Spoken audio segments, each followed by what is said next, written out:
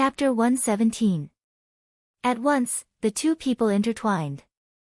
At the most crucial moment, Anna's eyes flashed with a touch of a cold glint. She turned around and embraced Traximus.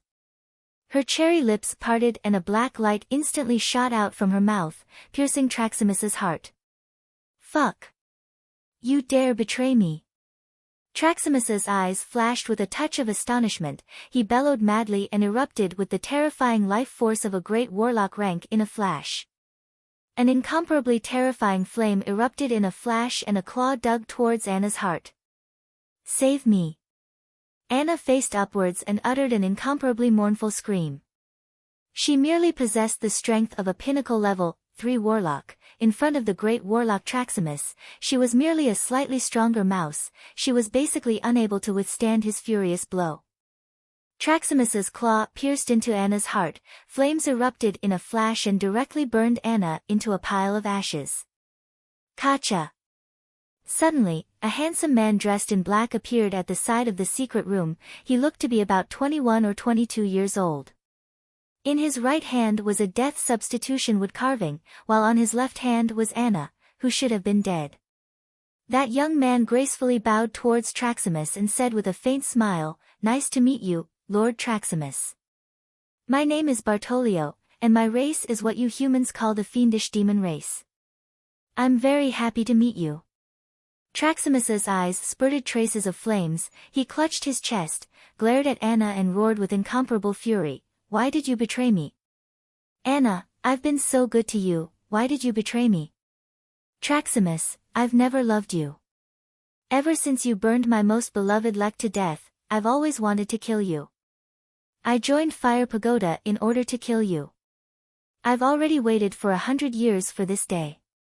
Under the support of these demons, I was able to quickly grow from an ordinary apprentice warlock with an intermediate level 4 soul aptitude to a genius with an inferior level 6 soul aptitude and promote to a level 1 warlock, thus entering your line of sight. I was the one who let these demons in. All of Fire Pagoda's spell nodes have already been destroyed. You can no longer draw support from the Warlock Pagoda's power.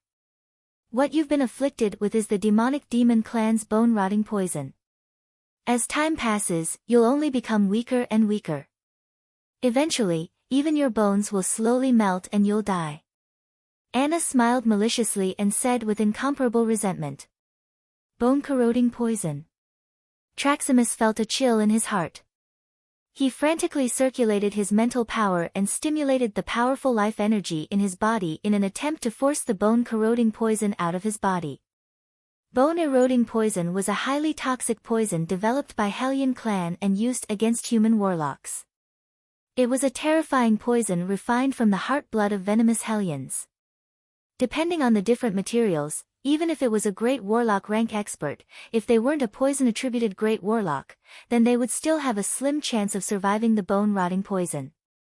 Too late. If you are given time, you might be able to neutralize the bone-rotting poison. However, I won't give you that chance." Badalio faintly smiled, and his body instantly dispersed and disappeared.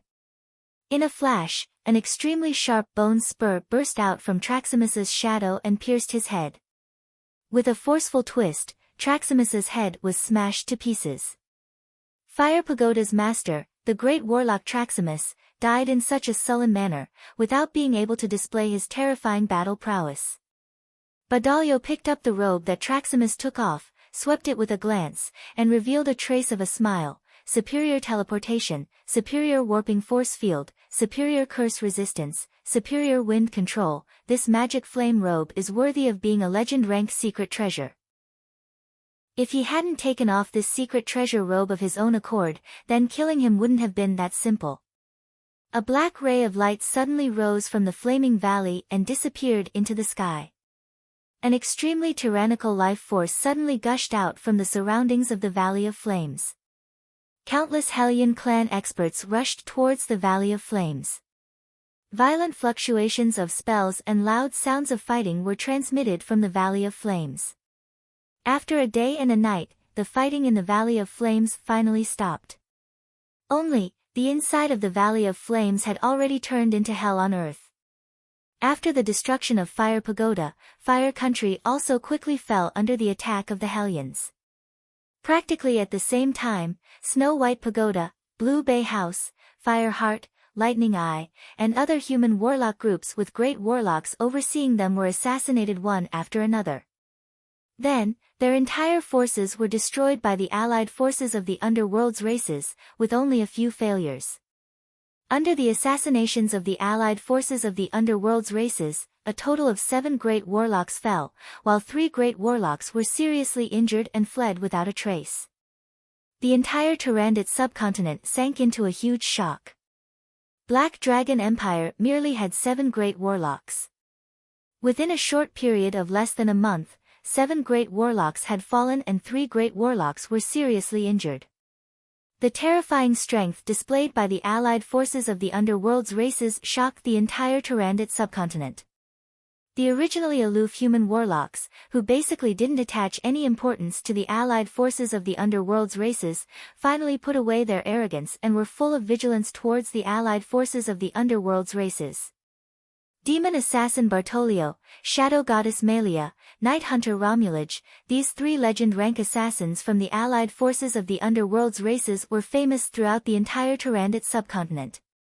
Tyrannid subcontinent's 10 great warlocks had suffered disastrous casualties under the assassinations of these 3 legend rank assassins. Apart from the 6 great warlock groups, practically all the human forces with great warlocks had already begun to shrink their defensive perimeter, concentrating their forces in their nests and frantically searching for and purging traitors and spies within their forces, not daring to dispatch their troops. Under such circumstances, the allied forces of the Underworld's races were like fish in water, occupying a large area of Tyrannid subcontinent's land and unceasingly exploiting all kinds of resources, obtaining tremendous benefits. Furthermore, they had begun to manufacture all kinds of weapons and expand their forces. Giant Stone City, inside the portable fortified stronghold. The current situation doesn't look good. Should I just run away and retreat to the main continent? Yang Feng looked at the intelligence reports coming from all over, his eyebrows creased slightly and thoughts of retreating arose in his heart. He had already built the portable fortified stronghold and had stockpiled a large amount of magic stones, steel and energy crystals inside. Even if he were to withdraw to the main continent, he would still be able to quickly develop it again. Within a short period of a month, 10 human great warlocks had already been killed or seriously injured. Tyrannid subcontinent's 6 great forces were still fighting on their own, they didn't join forces. Yang Feng felt that the human warlock's odds of success weren't great, he had already made preparations to flee. Chapter 118. Ever since the portable fortified stronghold was built, the battle potential of the primary battle robots in Yang Feng's hands suddenly skyrocketed by more than 100-fold. However, he also didn't have the intention to use his main battle robots to fight desperately for the humans of Tyrannid subcontinent. Now, after he dispatched his primary battle robots to help Tyrannid subcontinent's humans defeat the allied forces from the Underworld's races, then he might become the enemy of Tyrannid subcontinent's 6 great warlock groups, and then his development would be restricted by the 6 great warlock groups, without any benefits. Moreover, Yang Feng wasn't a native of Tyrannid subcontinent, he also didn't have the noble sentiment of risking his life for this subcontinent's people without asking for anything in return. Naturally, he would not be willing to throw his combat power into a dangerous war without any returns. Eunice, Judy, Shi Shui, the people that Yang Feng valued more had already returned to Giant Stone City. Yang Feng could start the portable fortified stronghold and flee at any time. A crisp bell suddenly sounded beside Yang Feng, he put on his helmet. The eyes of the liquid metal robot named Yang Yi glowed red as he walked towards the meeting hall. Greetings, City Lord. Alan, who was dressed in a silver-white warlock's robe with a silver thread on the cuffs, saluted respectfully towards Yang Feng.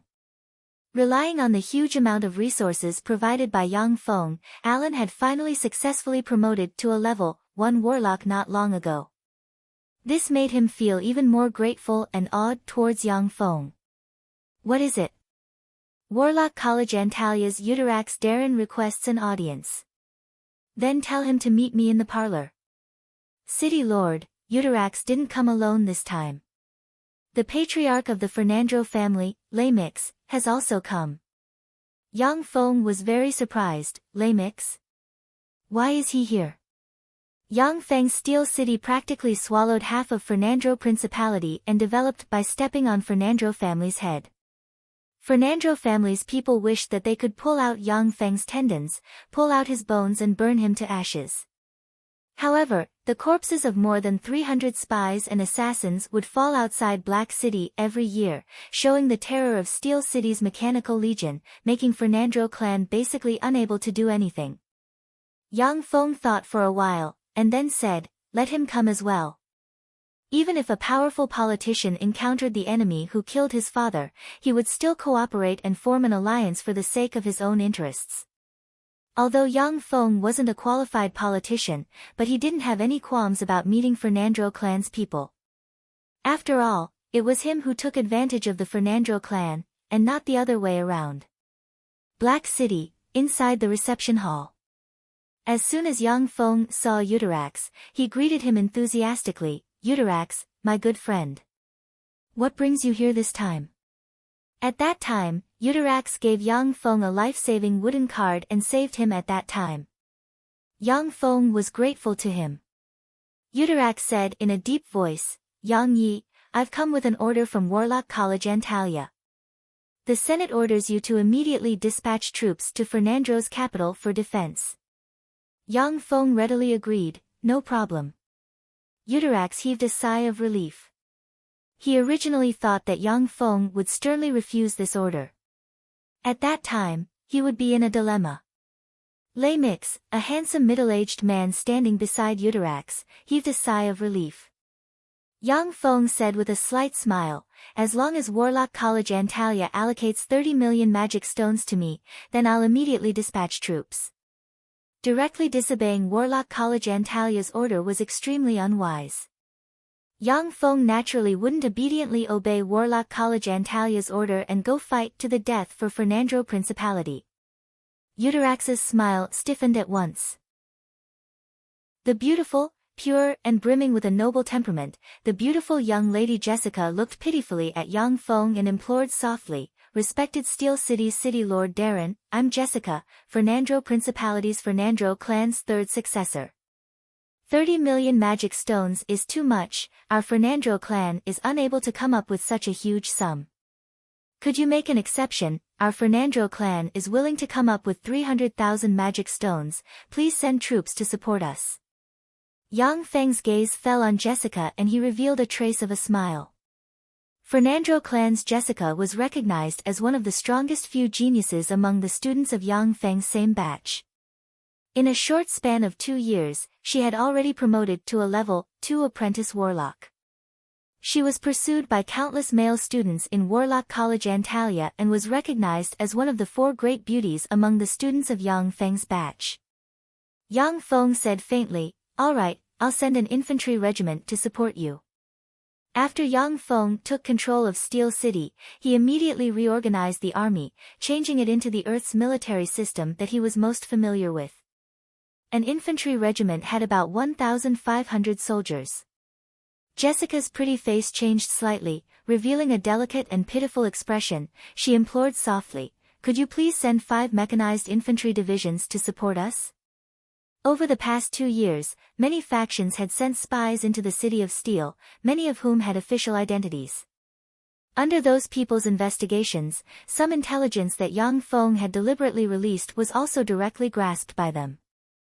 Only then did Jessica understand what a mechanized infantry division was. In Black Dragon Empire, the large number of heavy artillery sold by Yang Feng had already displayed a tremendous might in the war. Black Dragon Empire's aristocrats had placed a large number of orders with Yang Feng to purchase all kinds of heavy artillery. Now in Tyrannid subcontinent, many forces were aware of the might of Steel City's heavy artillery. In Tyrannid subcontinent, there were also a lot of formidable weapons manufactured by warlock advanced alchemists, many of which were even more terrifying than those heavy artillery. However, in terms of cost-effectiveness, Steel City's heavy artillery was the most cost-effective. One had to know that the price of a level 1 fireball spell scroll was more than 10,000 magic stones. In small-scale battles, a level 1 fireball could help a level 1 warlock defeat another level 1 warlock. However, in large-scale battles, the might of a fireball was far inferior to the might of a large-caliber heavy artillery shell. Yang Feng very conscientiously priced a large-caliber heavy artillery shell at 500 magic stones. Each of Yang Feng's mechanized infantry divisions was equipped with a large number of tanks, self-propelled artillery, rocket artillery, heavy-duty armed helicopters, bombers and transport aircraft. That was why Jessica wanted Yang Feng to send his mechanized infantry divisions to support them, instead of casually sending some cannon fodder.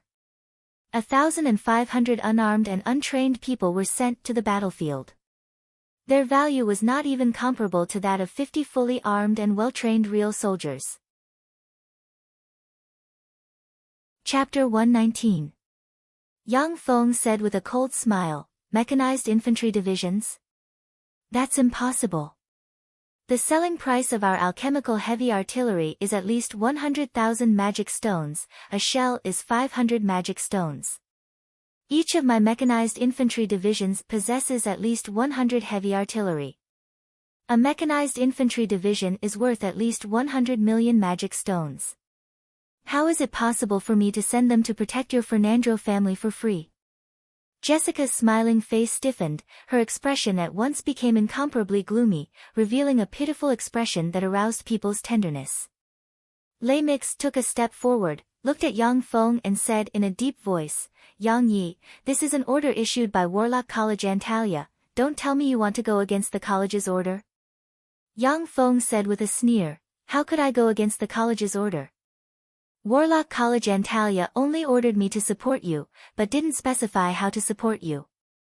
Uterax said in a deep voice, "Yang Yi, without the lips, the teeth will be cold. If Fernandro Principality is destroyed, then the next target of the allied forces of the different races will be you. If you send troops to guard Fernandro Principality, then the war will only break out in Fernandro Principality, it won't affect you much. Even if Fernandro Principality is destroyed, then you can still calmly organize a second line of defense."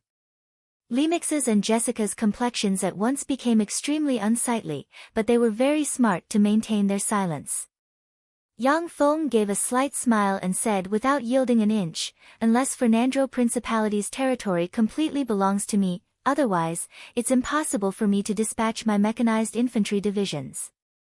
Jessica's pretty face surged with a touch of a holy radiance of self-sacrifice. She took a step forward, looked straight at Yang Feng and pleaded softly, "Respected Yang Yi Darren, if you're willing to dispatch 3 mechanized infantry divisions to reinforce Fernandro Principality, then I'll send 3 mechanized infantry divisions as reinforcements.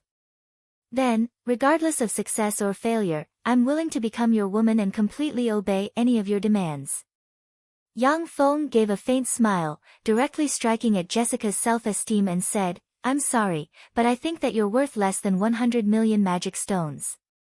Jessica's pretty face paled, her beautiful eyes surged with a touch of humiliation, she retreated and her eyes surged with traces of mist. In the slave market, 1 magic stone could already buy a rather beautiful virgin. With 1 million magic stones, one could even buy some level 1 warlock female slaves in some special slave markets. With such a huge sum of 100 million magic stones, Yang Feng could purchase enough resources to promote to a level 2 warlock. Uterax pondered for a while before slowly saying, "All right, I promise you. As long as you dispatch troops to defend the capital of Fernandro Principality, then the entire Fernandro Principality will be under your control in the future." Upon hearing this, Lei Mix and Jessica's expressions changed drastically. They stared at Uterax in disbelief. Fernandro Principality was the foundation of the Fernandro family. Although there weren't many magic stone veins within Fernandro Principality, but it was rich in natural resources and had a huge population. It could completely become the foundation and land of inheritance of a level 3 warlock clan. Previously, Yangfeng Steel City only had an annual income of 3,000 plus magic stones. That was because he didn't put much effort into managing his territory. At the same time, countless resources were used to manufacture the Mechanical Legion, which was why the income was so low. Yang Feng said with some surprise, "Eutirax, have you obtained Warlock College Antalia's authorization?" The Southern States Coalition was under the control of Warlock College Antalya. Every principality had a master. Any changes required the approval of Warlock College Antalya's Senate. I have authorization. This is the mainland's Holy War decree jointly issued by Warlock College Antalya, White Elephant's Ivory, Eyes of Justice, Rose Garden, Savage Claw and Black Dragon Pagoda. In this human's holy war, any force that defeats the Underworld's coalition and obtains a piece of land, as long as they can hold on until the end of the holy war, then that piece of land will become the force's territory. As long as you have the ability, then Cineris Principality and Potent Principality can be brought under your control. Eutirax said faintly. After the Underworld's allied forces led by the Dark Elves assassinated 10 human great warlocks, they swept through Tyrandot subcontinent like a whirlwind. Top forces with great warlocks keeping watch, as well as some level 3 warlock forces with powerful inheritances and at least 7-story tall warlock pagodas, could barely hold on to their foundations. Forces without level 3 warlocks simply couldn't resist the assault of the Underworld's allied forces. Cineris Principality and Potent Principality, the 2 great principalities had already been defeated by the Underworld's allied forces and annexed. Originally, Yang Feng didn't have any interest in dispatching troops to confront the Underworld's allied forces, but now he was extremely interested. The combined area of Cineris Principality and Potent Principality, the 2 great principalities, was more than 50 times that of Satsuma Marquisdom. Although the 2 great principalities' magic stone veins were far from that of Satsuma Marquisdom, but they were still rich in resources required for warlocks to practice cultivation. If the 2 great principalities were to be annexed, then Yang Feng's forces would once again surge by a large margin. Yang Feng said decisively, "All right. I'll dispatch troops tomorrow." Lamix was silent for a moment, then said unhurriedly, "Yang Yidaran, I have the corpse of an adult Moffin demonic polar bear, containing its fur, bones and crystal core. I'm willing to offer this Moffin demonic polar bear's corpse to you." Eutirax exclaimed, "Moffin demonic polar bear. That's an extraordinary life form capable of manipulating the power of the earth. After reaching adulthood, it possesses battle prowess comparable to that of a great warlock rank." Yang Feng couldn't help but be moved when he heard that. The corpse of a great warlock rank extraordinary life form, it was definitely a rare treasure.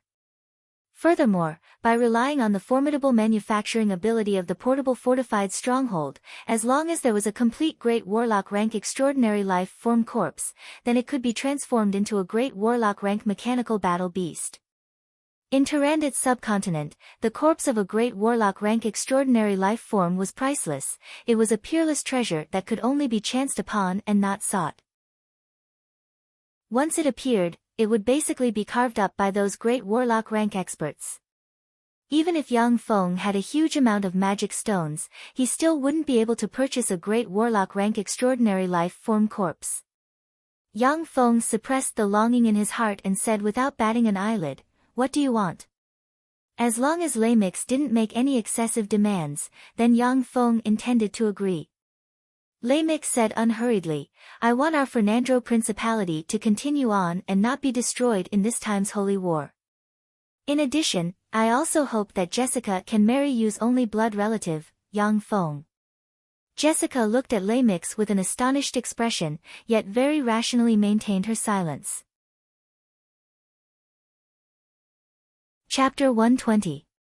Yang Feng thought for a moment, then immediately made a prompt decision and said, "All right, I agree." Immediately creating a great warlock rank mechanical battle beast could greatly enhance Yang Feng's overall strength. It would allow Yang Feng to have one more trump card to rapidly expand. After Yang Feng annexed a few principalities, Fernandro Principality would no longer be important to him. After all, Fernandro Principality didn't have a lot of resources. A trifling Satsuma Marquisdom's resources were several times more than it. Lamix gave Yang Feng a bronze-colored ring. Inside this space ring is the corpse of the Moffin demonic polar bear. This space ring was a level 3 secret treasure. It was extremely precious. It was also a treasure that had been passed down in Fernandro family for more than a millennium. Space treasures had always been rare in Tyrannid subcontinent. They were basically in the hands of some formidable existences at level 3 warlock rank and above. Fernandro family had once produced a level 3 warlock, only then could they possess a space ring. Yang Feng picked up the space ring, swept it with his spirit force and sensed that the space ring was a 10 by 10 by 10 cubic meter medium space ring. Inside the space ring, there was an enormous Moffin demonic polar bear's corpse covered in white fur. The Moffin demonic polar bear's corpse was obviously very well protected. Even though God knows how many years had passed, it still exuded formidable fluctuations of power that couldn't be underestimated. Good stuff. Yang Feng praised, his mind moved and he directly released the Moffin demonic polar bear's corpse, then pressed the dimensional crest on his chest and at once stored the Moffin demonic polar bear's corpse inside the dimensional crest. Euterax's pupils constricted slightly when he saw this scene.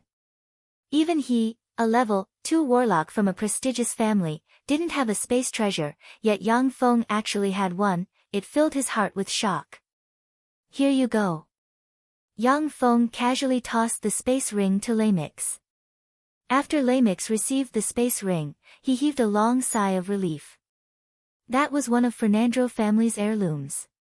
If it wasn't for Fernandro clan reaching a critical juncture, then he absolutely wouldn't offer such a treasure to Yang Feng. Yang Feng casually tossed a dimensional badge towards Jessica. Since you're my nephew's fiancée, then I'll give you this treasure. There are 5 mechanical golems with battle prowess comparable to level 2 warlocks. Remember to release them to protect your safety. After Jessica received the dimensional badge, she scanned the dimensional badge with her spirit force. After discovering the huge space inside the dimensional badge, a look of ecstasy welled up on her pretty face. She bowed to Yang Feng in salute and said respectfully, "Thank you for the treasure, sir." Euterax glanced at Jessica with envy flashing in the depths of his eyes. The mechanical golems with battle prowess comparable to that of a level 2 warlock, each one of them was of great use to a level 2 warlock like him. Euterax, my nephew Yang Feng has received your care in Warlock College Antalya. I hope you like this mechanical puppet. Yang Feng waved his hand. A level 2 bladed troop immediately walked out from the side hall and arrived beside Euterax. The bladed troop's eyes flashed with a red light. A formidable force field comparable to that of a level 2 warlock erupted in a flash, simultaneously activating a level 2 protective cover, completely protecting it. Great! This mechanical golem actually has a defensive force field comparable to that of a level 2 spell. It's truly perfect. Euterax stared fixedly at the level 2 protective cover, his eyes flashed with fanaticism and he repeatedly praised. For warlocks, defensive power was more important than offensive power. The value of defensive spells was also by far greater than offensive spells.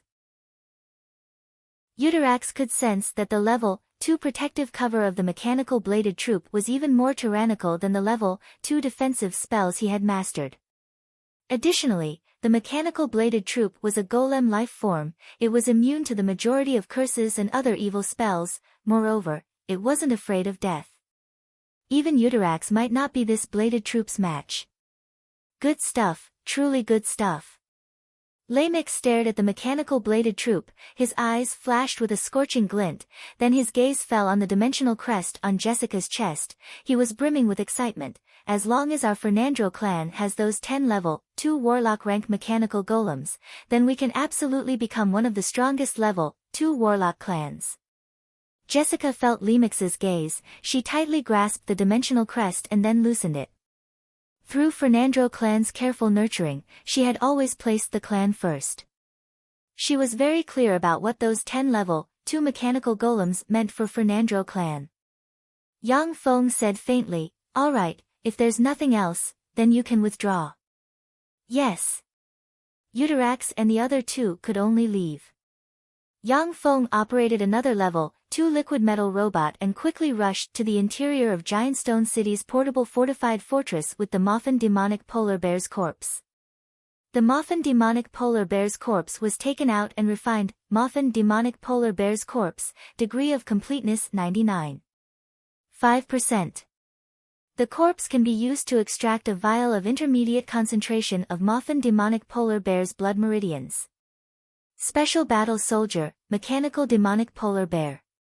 8 m tall, 65 tons in weight, equipped with a super magic core propulsion furnace, level 5 protective cover, combat radius of 10,000 kilometers, requires 1 million kun of energy, 10 units of dimensional crystal. General evaluation of battle prowess, level 10. No ability to continue evolving. Manufacturing time, 24 hours. Yang Feng revealed a trace of a gratified smile. That's great. Like this, I have 2 primary battle robots with battle prowess comparable to Great Warlocks. Even if I encounter a genuine Great Warlock rank enemy, then I can still put up a fight. In Tyrannid subcontinent, any Great Warlock rank expert was a peak existence. They could completely dominate a warlock group and establish a kingdom. Moreover, Great Warlock rank experts were known as legend rank experts in other planes. Any one of them could leave their name in history as a legendary figure. A lot of low-level planes' strongest experts were merely Great Warlock rank experts. Every single Great Warlock rank expert was extremely arrogant. They were basically loners. Yang Feng had 2 primary battle robots with battle prowess comparable to Great Warlocks. He could easily defeat many lone Great Warlock rank experts. Yang Feng thought somewhat regretfully, it's a pity that I don't have the Moffin demonic polar bear's cultivation method, otherwise I would soon have another Blood Meridian Warlock clan.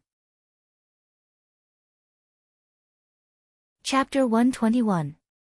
In order to become a Blood Meridian Warlock, one must possess the Blood Meridian essence of a formidable life form as well as a matching cultivation method. In Tyrannid subcontinent, the secret cultivation method of a Great Warlock rank extraordinary life form like the Moffin demonic polar bear was practically impossible to find. It was precisely because of this that Lei Mix had so easily handed over the vial of Moffin demonic polar bear's corpse to Yang Feng. Black City, inside a luxurious hotel room. Patriarch Darren, why do you want me to marry that waste Yang Feng? Jessica said somewhat puzzled. If we were to have a marriage alliance, then wouldn't it be better for me to marry Steel City's city lord? Jessica was very precocious. She understood that it was basically impossible for her to decide on her own marriage. She didn't choose to rebel against her fate, but rather asked very rationally. Steel City's city lord, Yang Yi, is a man with a pure heart and few desires, wholeheartedly pursuing knowledge and power. In these 2 years, he's been hiding in Black City, conducting all kinds of research, and hasn't used a single woman. If you marry such a man, you'll only become a widow. Besides, with him around, you won't be able to grasp any power. Yang Feng, that waste, is different. He's deeply loved by Yang Yi, and is fond of women. As long as you can control him, then through him, you'll be able to obtain Steel City's tremendous resources and grasp great power. Lemix's eyes flashed with a touch of wisdom and he said solemnly. In these 2 years, Yang Feng's embodiment, Yang Yi, had been hiding in Black City, not taking a single step. Any plot against Yang Yi was as helpless as a mouse pulling a tortoise. The assassins that came to assassinate Yang Yi were basically blasted into sieves, and their corpses were hung above the city wall as a warning to the public. Under such circumstances, the major forces could only choose to speculate on Yang Yi's character through a variety of information. In these 2 years, Yang Yi hadn't doted on a single woman. The major forces could only deduce that he wasn't fond of women. As for the beauties around Yang Feng, such a person was naturally a lecher, and was easily corrupted by beauty. Jessica thought for a moment, and then silently nodded. Lei Mix hesitated for a moment, and then said in a consulting tone, Jessica, those level 2 mechanical battle golems are very important to our family. Can I contribute 5 of them to the family? I can make the decision to slowly tilt the family's resources towards you. Within 100 years, I will pay you the corresponding magic stones for the 5 mechanical puppets. Jessica glanced at Lamix in surprise. Lamix was the patriarch of the Fernandro family, and he always had the final say in the family. Now that he was talking to her in a negotiating tone, she was very surprised. However, Jessica was also very smart. She immediately understood that her identity would be somewhat different from now on. She was already the fiancée of Steel City's city master Yang Yi, the only blood relative of Yang Feng. Steel City was a terrifying force that even level 3 warlocks were extremely fearful of. With such a terrifying force as her backing, she was no longer an existence that a trifling level 2 warlock family's patriarch could look down on. Just like when an ordinary woman married into the palace, that woman was definitely not an existence that a small county official could belittle. Looking at her grandfather's grandfather, Jessica sighed inwardly and nodded, okay. Fernandro family attentively cared for a genius like Jessica from a young age, and provided her with huge resources and support. Jessica also had a strong sense of identity with the family. Lamix was also very well behaved, and only asked for 5 mechanical golems from her. She naturally wouldn't refuse Lamix's request. Lamix heaved a slight sigh of relief inwardly. Fortunately, Jessica wasn't the kind of woman who would turn hostile after gaining power. Fernandro Principality's capital, Nerona City, was an enormous city with a population of 1,500,000. It was extremely prosperous. After the underworld's allied forces invaded the surface world, aristocrats and refugees from the 4 great principalities, Cineris Principality, Poten Principality, Najiro Principality, and Domvet Principality, poured into the enormous city in a steady stream, causing Nerona City to become somewhat overcrowded, with refugee camps appearing one after another. At the same time, the shadow of war shrouded Nerona City. Countless workers were frantically reinforcing Nerona City, and also starting to build inner cities inside Nerona City, preparing to withdraw into the inner city to defend after the outer city was breached.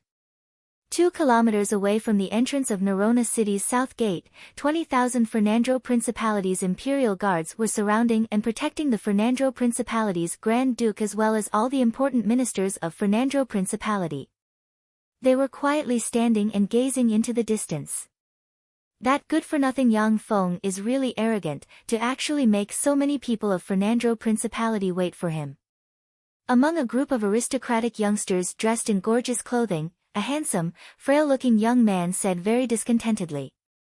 Jessica raised her eyebrows and snapped, "Shut up, Elton, you idiot. If you dare to speak ill of Yang Feng again, then I'll have my father teach you a good lesson."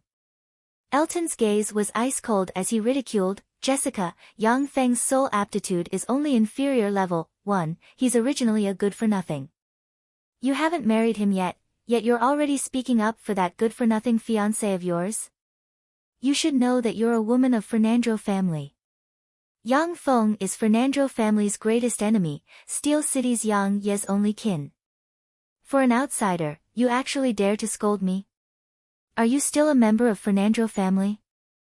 The group of Fernandro family's youngsters also shot ice-cold gazes at Jessica. Yang Feng's Steel City was established by cutting off half of Fernandro Principality. It could be said that he was stepping on Fernandro family to ascend.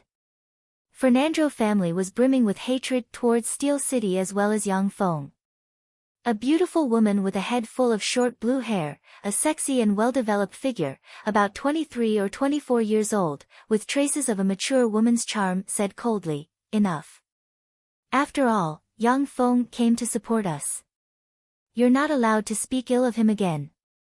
Elton creased his eyebrows and said, "Big Sister Helena, no one has seen the actual combat capabilities of Steel City's mechanized infantry division. No matter how strong those golems are, they're only trifling knight-rank mechanical golems. Is it necessary to greet them in such a grand manner?" Steel City's mechanized infantry division didn't have any actual combat achievements. The younger generation of Fernandro family didn't believe that those knight-rank golems could contend against the allied forces of the underworld's races. After all, those terrifying existences had successively destroyed more than a dozen principalities in the southern states coalition. Chapter 122. Omagudo Flying Snake. That's a scout from the Hellion Army's 3rd Corps, Snake Demon Corps. Their appearance here means that the Snake Demon Corps isn't far. Suddenly, a slightly fearful voice sounded from the crowd. Fernandro Principality's bigwigs raised their heads to take a look, their complexions at once became incomparably pale and their eyes flashed with a touch of fear. One after another, huge flying snakes up to 20 m long, covered in a layer of black scales, with 18 pairs of transparent fly-like wings were flying towards them from the sky. These huge flying snakes that could fly in the sky were Omagudo flying snakes. These flying snakes were a subspecies of Omagudo flying demonic snakes. Omagudo flying demonic snakes were extraordinary life forms that possessed terrifying battle prowess comparable to great warlock rank after reaching adulthood. After reaching adulthood, Omagudo flying snakes were merely comparable to level 1 warlocks. Some pure-blooded Omagudo flying snakes could even evolve to a level 2 warlock rank. These Omagudo flying snakes were beasts born from the mating of Hellion Clan's Snake Demon Clan. They were under the complete control of Snake Demon Clan's royal family. They were also one of Snake Demon Clan's most incisive weapons. Seeing the several hundred Omagudo flying snakes flying in the sky, the complexions of Fernandro Principality's bigwigs changed greatly. Many people's legs were even trembling, they were extremely afraid. Withdraw. Archduke Fernandro's complexion was pale as he decisively ordered. An Omagudo flying snake was enough to give Giant Stone City, such a large city, a huge headache. In a field battle, those several hundred Omagudo flying snakes could completely devour everyone here. Those Fernandro Principality's greater aristocrats had panic-stricken expressions, they practically tumbled and crawled as they fled towards Nerona City. The several hundred Omagudo flying snakes' speed suddenly soared, as if several hundred arrows, they pounced towards Fernandro Principality's greater aristocrats. The 5-story-tall warlock pagoda in the center of Fernandro Principality shone with radiance, for fireballs burst out in a flash, as if meteors, they bombarded the flock of Omagudo flying snakes in the sky.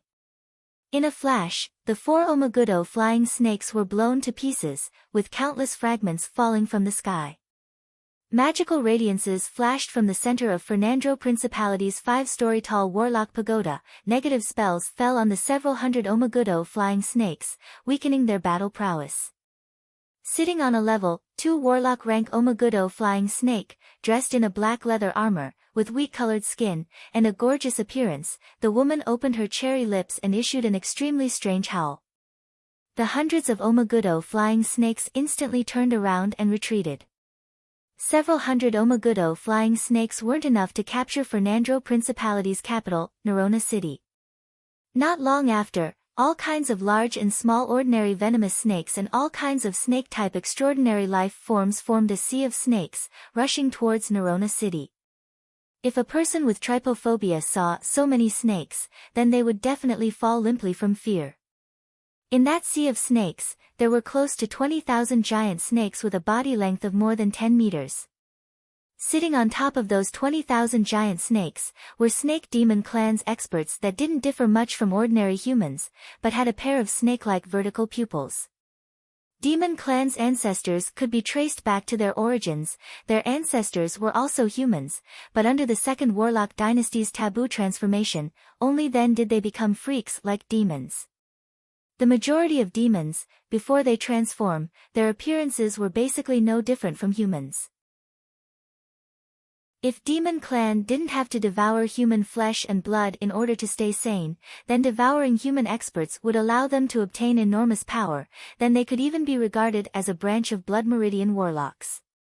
Above the city wall, when Fernandro Principality's experts saw that densely packed sea of snakes in the distance, their scalps went numb and their eyes flashed with fear. That lofty city wall could defend against the attacks of many extraordinary life forms, but its defensive effect against that sea of snakes wasn't great. Without the support of the lofty city wall, even with the protection of the 5-story-tall warlock pagoda and the terrifying might of a level 3 warlock, Fernandro Principality still didn't have the confidence to defeat the Snake Demon Legion that could enslave countless giant snakes. Among the 20,000 giant snakes, there was a Komodo silver-white demonic horned giant snake with a length of 40 meters, its entire body covered in a layer of silver, and a single horn. This was a terrifying giant snake that would directly promote to a level 3 extraordinary life form after reaching adulthood, and even had a trace of hope to evolve into a level 4 extraordinary life form, Komodo silver-white demonic horned snake king. On the head of that adult Komodo silver-white demonic horned giant snake, there was a soft sofa inlaid. On that sofa, there was a peerless beauty with skin as white as jade, an extremely beautiful appearance, blonde hair, blue eyes, plump buttocks and large breasts, brimming with the charm of a mature woman. This peerless beauty was Snake Demon Legion's commander, demonic snake maiden Illyria, an expert with the terrifying strength of a pinnacle level 3 warlock. She was also a peerless genius of Snake Demon Clan with the greatest hope of promoting to a great warlock. Snake Demon Clan's ancestor possessed the Snake Dowager's blood meridians. Snake Demon Clan also had a thin trace of the Snake Dowager's blood meridians. Therefore, within Snake Demon Clan, women were superior to men. Female experts emerged in an endless stream, while men were basically only there to breed and carry on the descendants. Their status was generally one rank lower than that of women. Illyria said faintly, "Attack." Shortly after, the densely packed common vipers, amounting to several 100,000, madly rushed towards Nerona City like a tide. Above Nerona City's city wall, magical radiances surged, blessing the elite soldiers and enhancing their battle prowess. Heavy-duty catapults quickly took their positions, before hurling kerosene cans towards the swarm of snakes. A large number of kerosene cans were thrown into the swarm of snakes, before shattering. A level 1 warlock extended his hand and pointed, before shooting out a rocket-like fireball, before exploding amidst the swarm of snakes, instantly igniting the kerosene, forming a huge sea of fire within the swarm of snakes. Countless vipers were incessantly rolling about within the sea of fire, before being burnt to death. Rain mist. From within Snake Demon Clan's army, 5 beautiful women quickly walked out. They at once erupted with the terrifying life force of level 2 warlocks, before silently reciting incantations and pointing towards the sky. Countless water elemental particles converged in the sky, forming a huge black cloud. A large amount of rain fell from the sky, before mixing with a large amount of mist and shrouding Nerona City. Under the pouring of the heavy rain, the huge sea of fire was extinguished one after another. Chapter 123. The complexions of everyone above the city wall suddenly changed. Under the heavy rain, the archers among them were practically crippled. Furthermore, fighting under the rain and fog, not only would the human warriors be greatly weakened, but the battle prowess of the various vipers would instead be greatly enhanced. Nerona City's Warlock Pagoda at the center of the city surged with extremely formidable magic fluctuations. A dispel instantly shrouded the black clouds in the sky. Under the power of dispel, the black clouds in the sky immediately disappeared. Not long after the black clouds disappeared, the Snake Demon Legion's warlocks once again cast rain and fog, once again condensing into a lump of black clouds. Nerona City's Warlock Pagoda unceasingly dispersed the black clouds in the sky. The magic powers of both sides unceasingly intertwined in the sky. The heavy-duty catapults on top of the city wall were still unceasingly hurling kerosene, then the level 1 warlocks cast fireball to ignite it. Waves of flames and thick smoke once again appeared in the midst of the snakes, devouring a large number of them. The densely packed snakes avoided the area enveloped by the flames, quickly swam past Nerona City's moat, and continuously climbed up along Nerona City's city wall. Shadow rays. Arcane projectiles. Negative energy rays.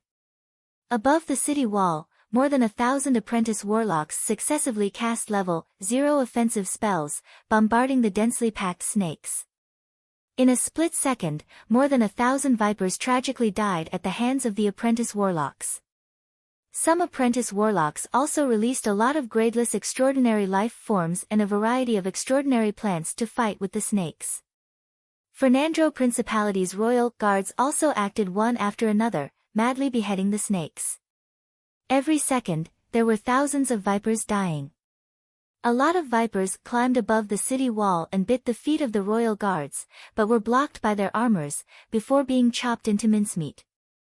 After a royal guard dressed in full-body armor brandished his sword and beheaded 2 vipers, suddenly, a 1-meter-long demonic snake suddenly erupted, ruthlessly biting the royal guard's thigh. Its extremely sharp venomous fangs at once penetrated the royal guard's armor, before piercing his thigh and injecting venom inside.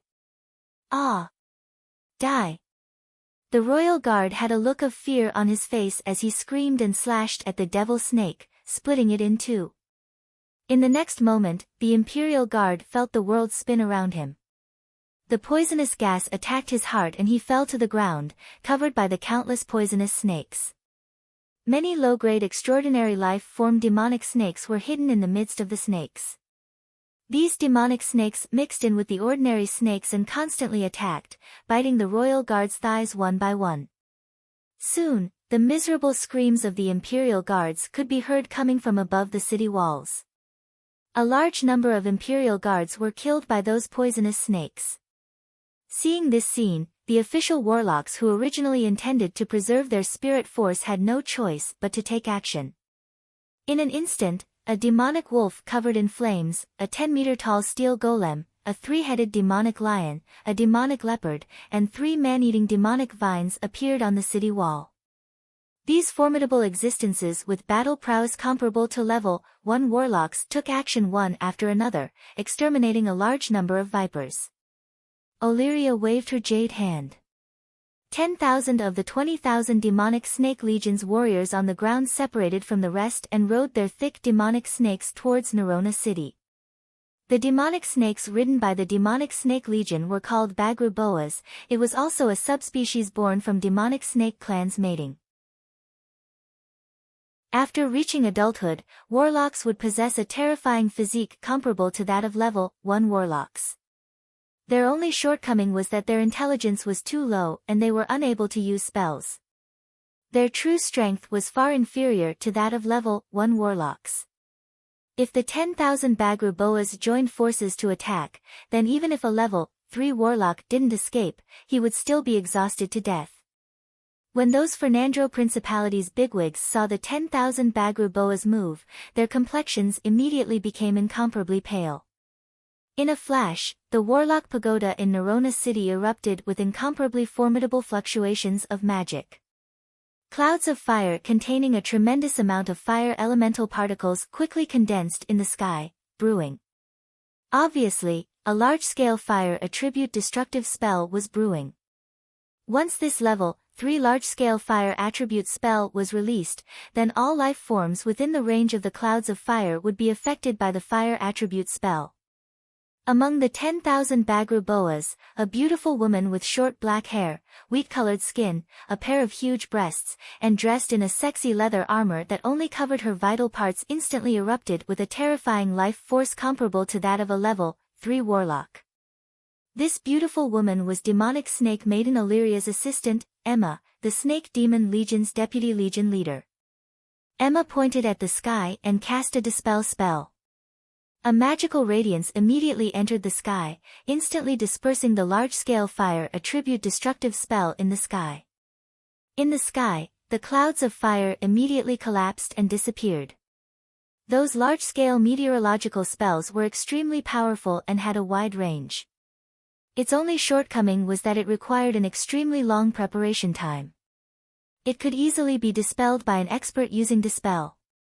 Of course, if there wasn't an expert proficient in dispel keeping watch, then once a meteorological spell was fully cast, its might would absolutely be world-shaking. Just like the meteorological spell prepared by Nerona city's Warlock Pagoda, if it was cast, then it could completely annihilate more than half of the ordinary vipers and inflict heavy damage to the 10,000 Bagru boas cavalrymen. After the meteorological spell was dispelled, Lamix, who presided over the Warlock Pagoda within the Warlock Pagoda, was so depressed that he wanted to spit blood.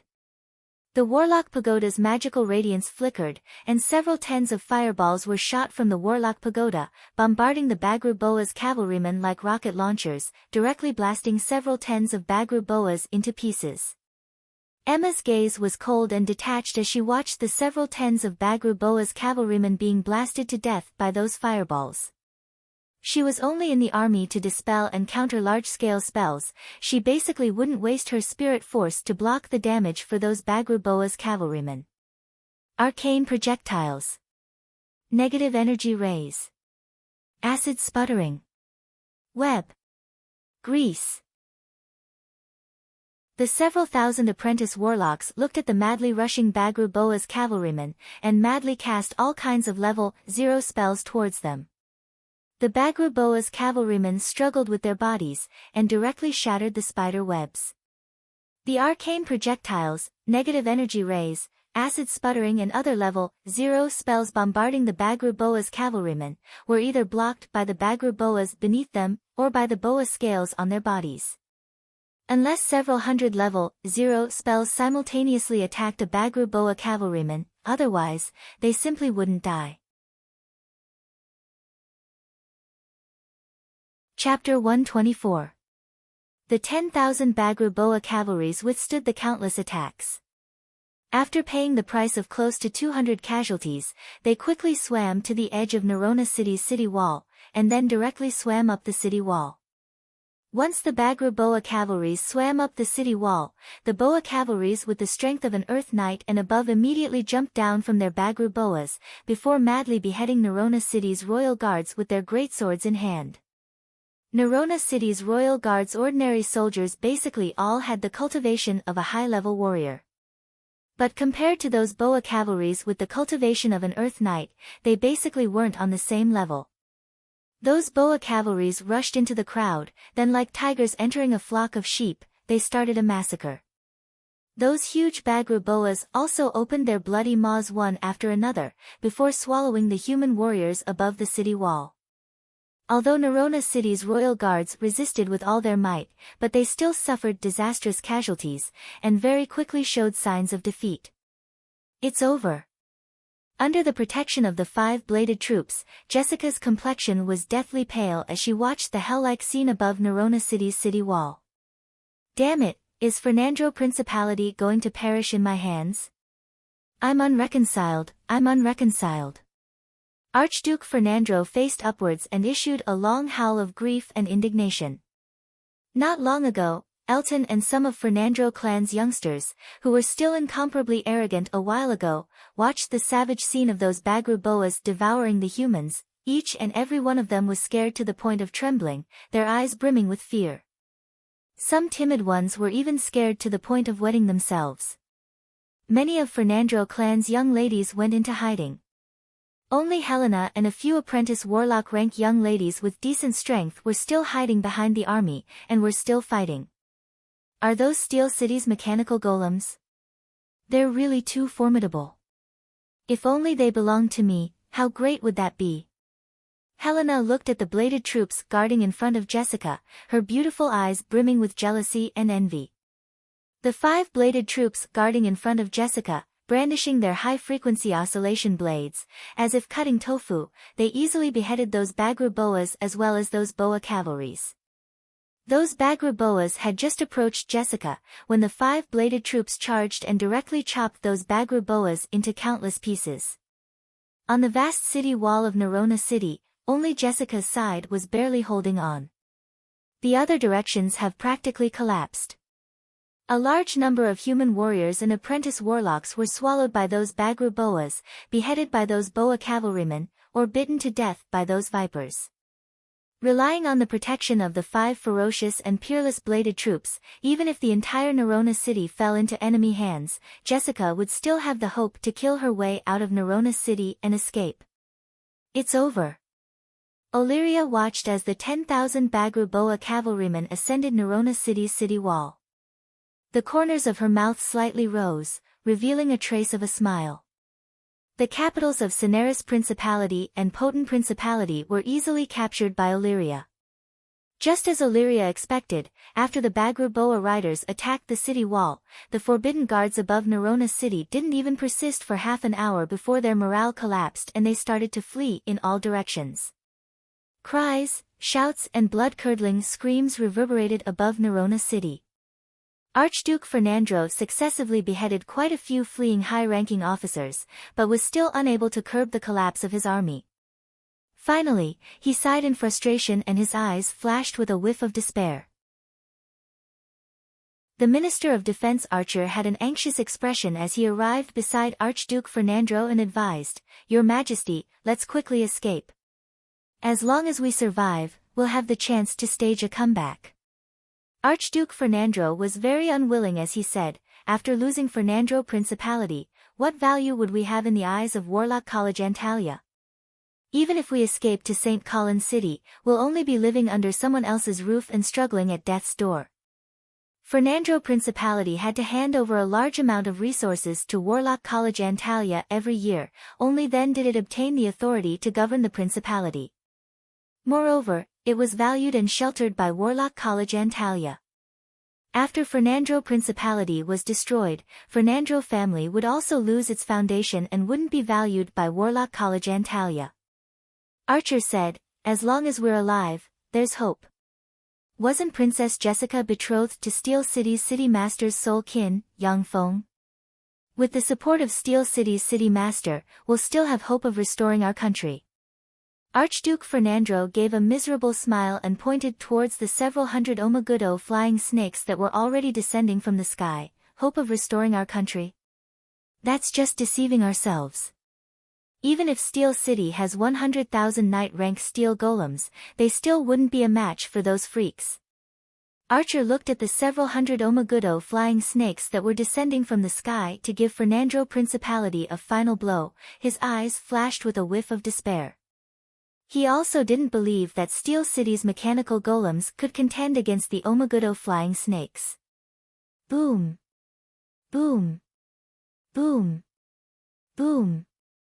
Just as Nerona City had sunk into despair and chaos, air-to-air missiles dropped from the sky, bombarding the flock of Omagudo flying snakes with incomparable precision and instantly exploding. One after another, Omagudo flying snakes were instantly torn apart under the bombardment of the air-to-air missiles, turning into countless fragments that scattered on the ground. Seeing this scene, Illyria's smile slightly stiffened, and then her eyes surged with endless fury. Those Omagudo flying snakes were variant species born from the mating of Snake Demon clan. They were also the Snake Demon Legion's most elite main force, every one of them was very precious. Illyria's status among Tyrandot subcontinent's Snake Demon clan was extremely high, yet she only had several hundred Omagudo flying snakes in her possession. She used these Omagudo flying snakes as scouts and trump cards to decide the outcome of the battle. Now that several dozen of them were killed, it immediately made her furious and her killing intent surged. "Who the hell is it? To actually dare to kill my Omagudo flying snakes? I definitely won't forgive you." Illyria raised her head and looked towards the direction where the missiles were fired. The terrifying life force of a pinnacle level 3 warlock erupted, issuing a terrifying whistle. In the distant sky, 100 Falcon heavy-duty assault helicopters were lined up and flying in her direction. Behind the protection of the Falcon heavy-duty assault helicopters, 120 Thunder Demon heavy-duty transport aircraft were flying. High in the sky, 100 Lightning supersonic fighters were flying, guarding 60 Colossus heavy-duty bombers. Hearing Illyria's shrill howl, above Nerona City's city wall, all the Fernando Principality's people who were still fighting had a trace of hope in their gazes as they looked towards the huge group of fighter jets. "I'm Steel City's emissary." Above a modified Thunder Demon heavy-duty transport aircraft, an elevator opened. Yang Feng stood on top of the elevator, overlooking the fierce battle between the two great forces below, revealing a trace of a smile as he said, Chapter 125. Gazes brimming with complex emotions shot from Nerona City and concentrated on Yang Feng. Fernando Principality's people looked up at Yang Feng's figure in the sky and their eyes surged with a touch of hope. In the sky, the Falcon heavy-duty assault helicopters were constantly firing air-to-air missiles, blasting the Omagudo flying snakes into countless pieces that scattered in all directions. "Stop!" Illyria barked sternly as she watched the several hundred Omagudo flying snakes being blasted into fragments. She felt a sharp pain in her heart. Yang Feng smiled slightly and snapped his fingers. "How is that possible?" As if laying eggs, the 60 Colossus heavy-duty bombers flying at an altitude of 5,000 m dropped the densely packed cluster bombs. Boom! Boom! Boom! Boom! As soon as the cluster bombs hit the ground, they set off earth-shaking explosions. The explosive power of each cluster bomb was equivalent to a small-scale level 3 spell, and an area the size of a football field was covered by the power of the explosion. Under the first round of bombardment of the cluster bombs, all kinds of vipers and snake-type extraordinary life forms on the ground were blasted into pieces and scattered everywhere. The Snake Demon Legion's experts as well as Fernandro Principality's experts were dumbstruck when they saw this scene, not daring to believe their eyes. Archduke Fernandro was somewhat dumbstruck, his eyes brimming with astonishment. So strong. Is this the battle prowess of Steel City's Mechanized Infantry Division? It's really terrifying. Steel City's City Master's alchemy has really reached the acme of perfection, to actually reach such a terrifying level. Helena looked at the vast expanse of vipers and snake-type extraordinary life forms disappearing from the battlefield, her beautiful eyes brimming with astonishment. Such a terrifying army, such formidable weaponry. No wonder they had the confidence to annex us within a month at that time. Such alchemical weaponry is really too terrifying. Jessica was somewhat delighted and excited, yet also somewhat complicated as she looked at Yang Feng in the sky. She sighed with some bitterness in her heart. Steel City's Mechanized Infantry Division is really too powerful. At that time in Warlock College Antalya, Jessica looked down on trash with low soul aptitude like Yang Feng. However, due to Steel City's great influence, she wouldn't take the initiative to provoke Yang Feng. When she first heard that Yang Feng was promoted to a level 3 apprentice warlock, she felt very upset. After all, in terms of soul aptitude alone, she was more than 100 times stronger than Yang Feng. Now that she had become Yang Feng's fiancée, it gave her an indescribable feeling. Elton and the other youths who originally looked down on Steel City and the Fernandro family were all dumbstruck, not daring to believe their eyes. "Stop! Do you hear me?" Illyria's beautiful eyes flashed with a touch of anger. She instantly erupted with the life force of a pinnacle level 3 warlock. A pair of dragon wings grew from her back. She lightly tapped her feet and turned into an extremely fast black ray shooting towards Yang Feng lightning fast. Yang Feng's mind stirred slightly. Soon after, 50 lightning supersonic fighters swooped down from the sky, their cannons rumbled and madly strafed Illyria with all their might. Illyria's figure flashed with a spell radiance, before more than 100 lifelike phantoms appeared in midair. Those lightning supersonic fighters did not use their eyes to identify their enemies, but instead used their radars to lock onto their enemies. Those more than 100 phantoms were basically unable to confuse them.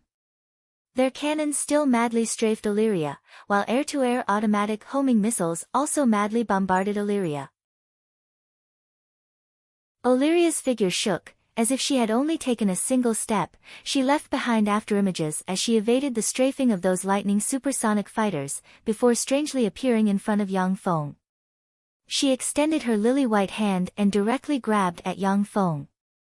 The 2 level 8 shield troops guarding in front of Yang Feng instantly raised their large shields, opened a level 3 protective cover and blocked in front of Yang Feng. Illyria gave a sweet smile. She instantly disappeared from where she stood and very strangely appeared behind Yang Feng. She extended her lily-white hand and grabbed at Yang Feng. When Illyria's lily-white hand had just come into contact with the level 3 protective cover, her pretty face changed slightly. She discovered that she was unexpectedly unable to break through the protective cover in an instant. Just as Illyria's figure slightly paused, those lightning supersonic fighters completely locked onto her figure, their cannons rumbled and countless cannons shells madly bombarded Illyria. Demonic snake morph. Illyria's pretty face changed slightly, she gave a shrill howl and in a flash, her whole body blossomed with black life force.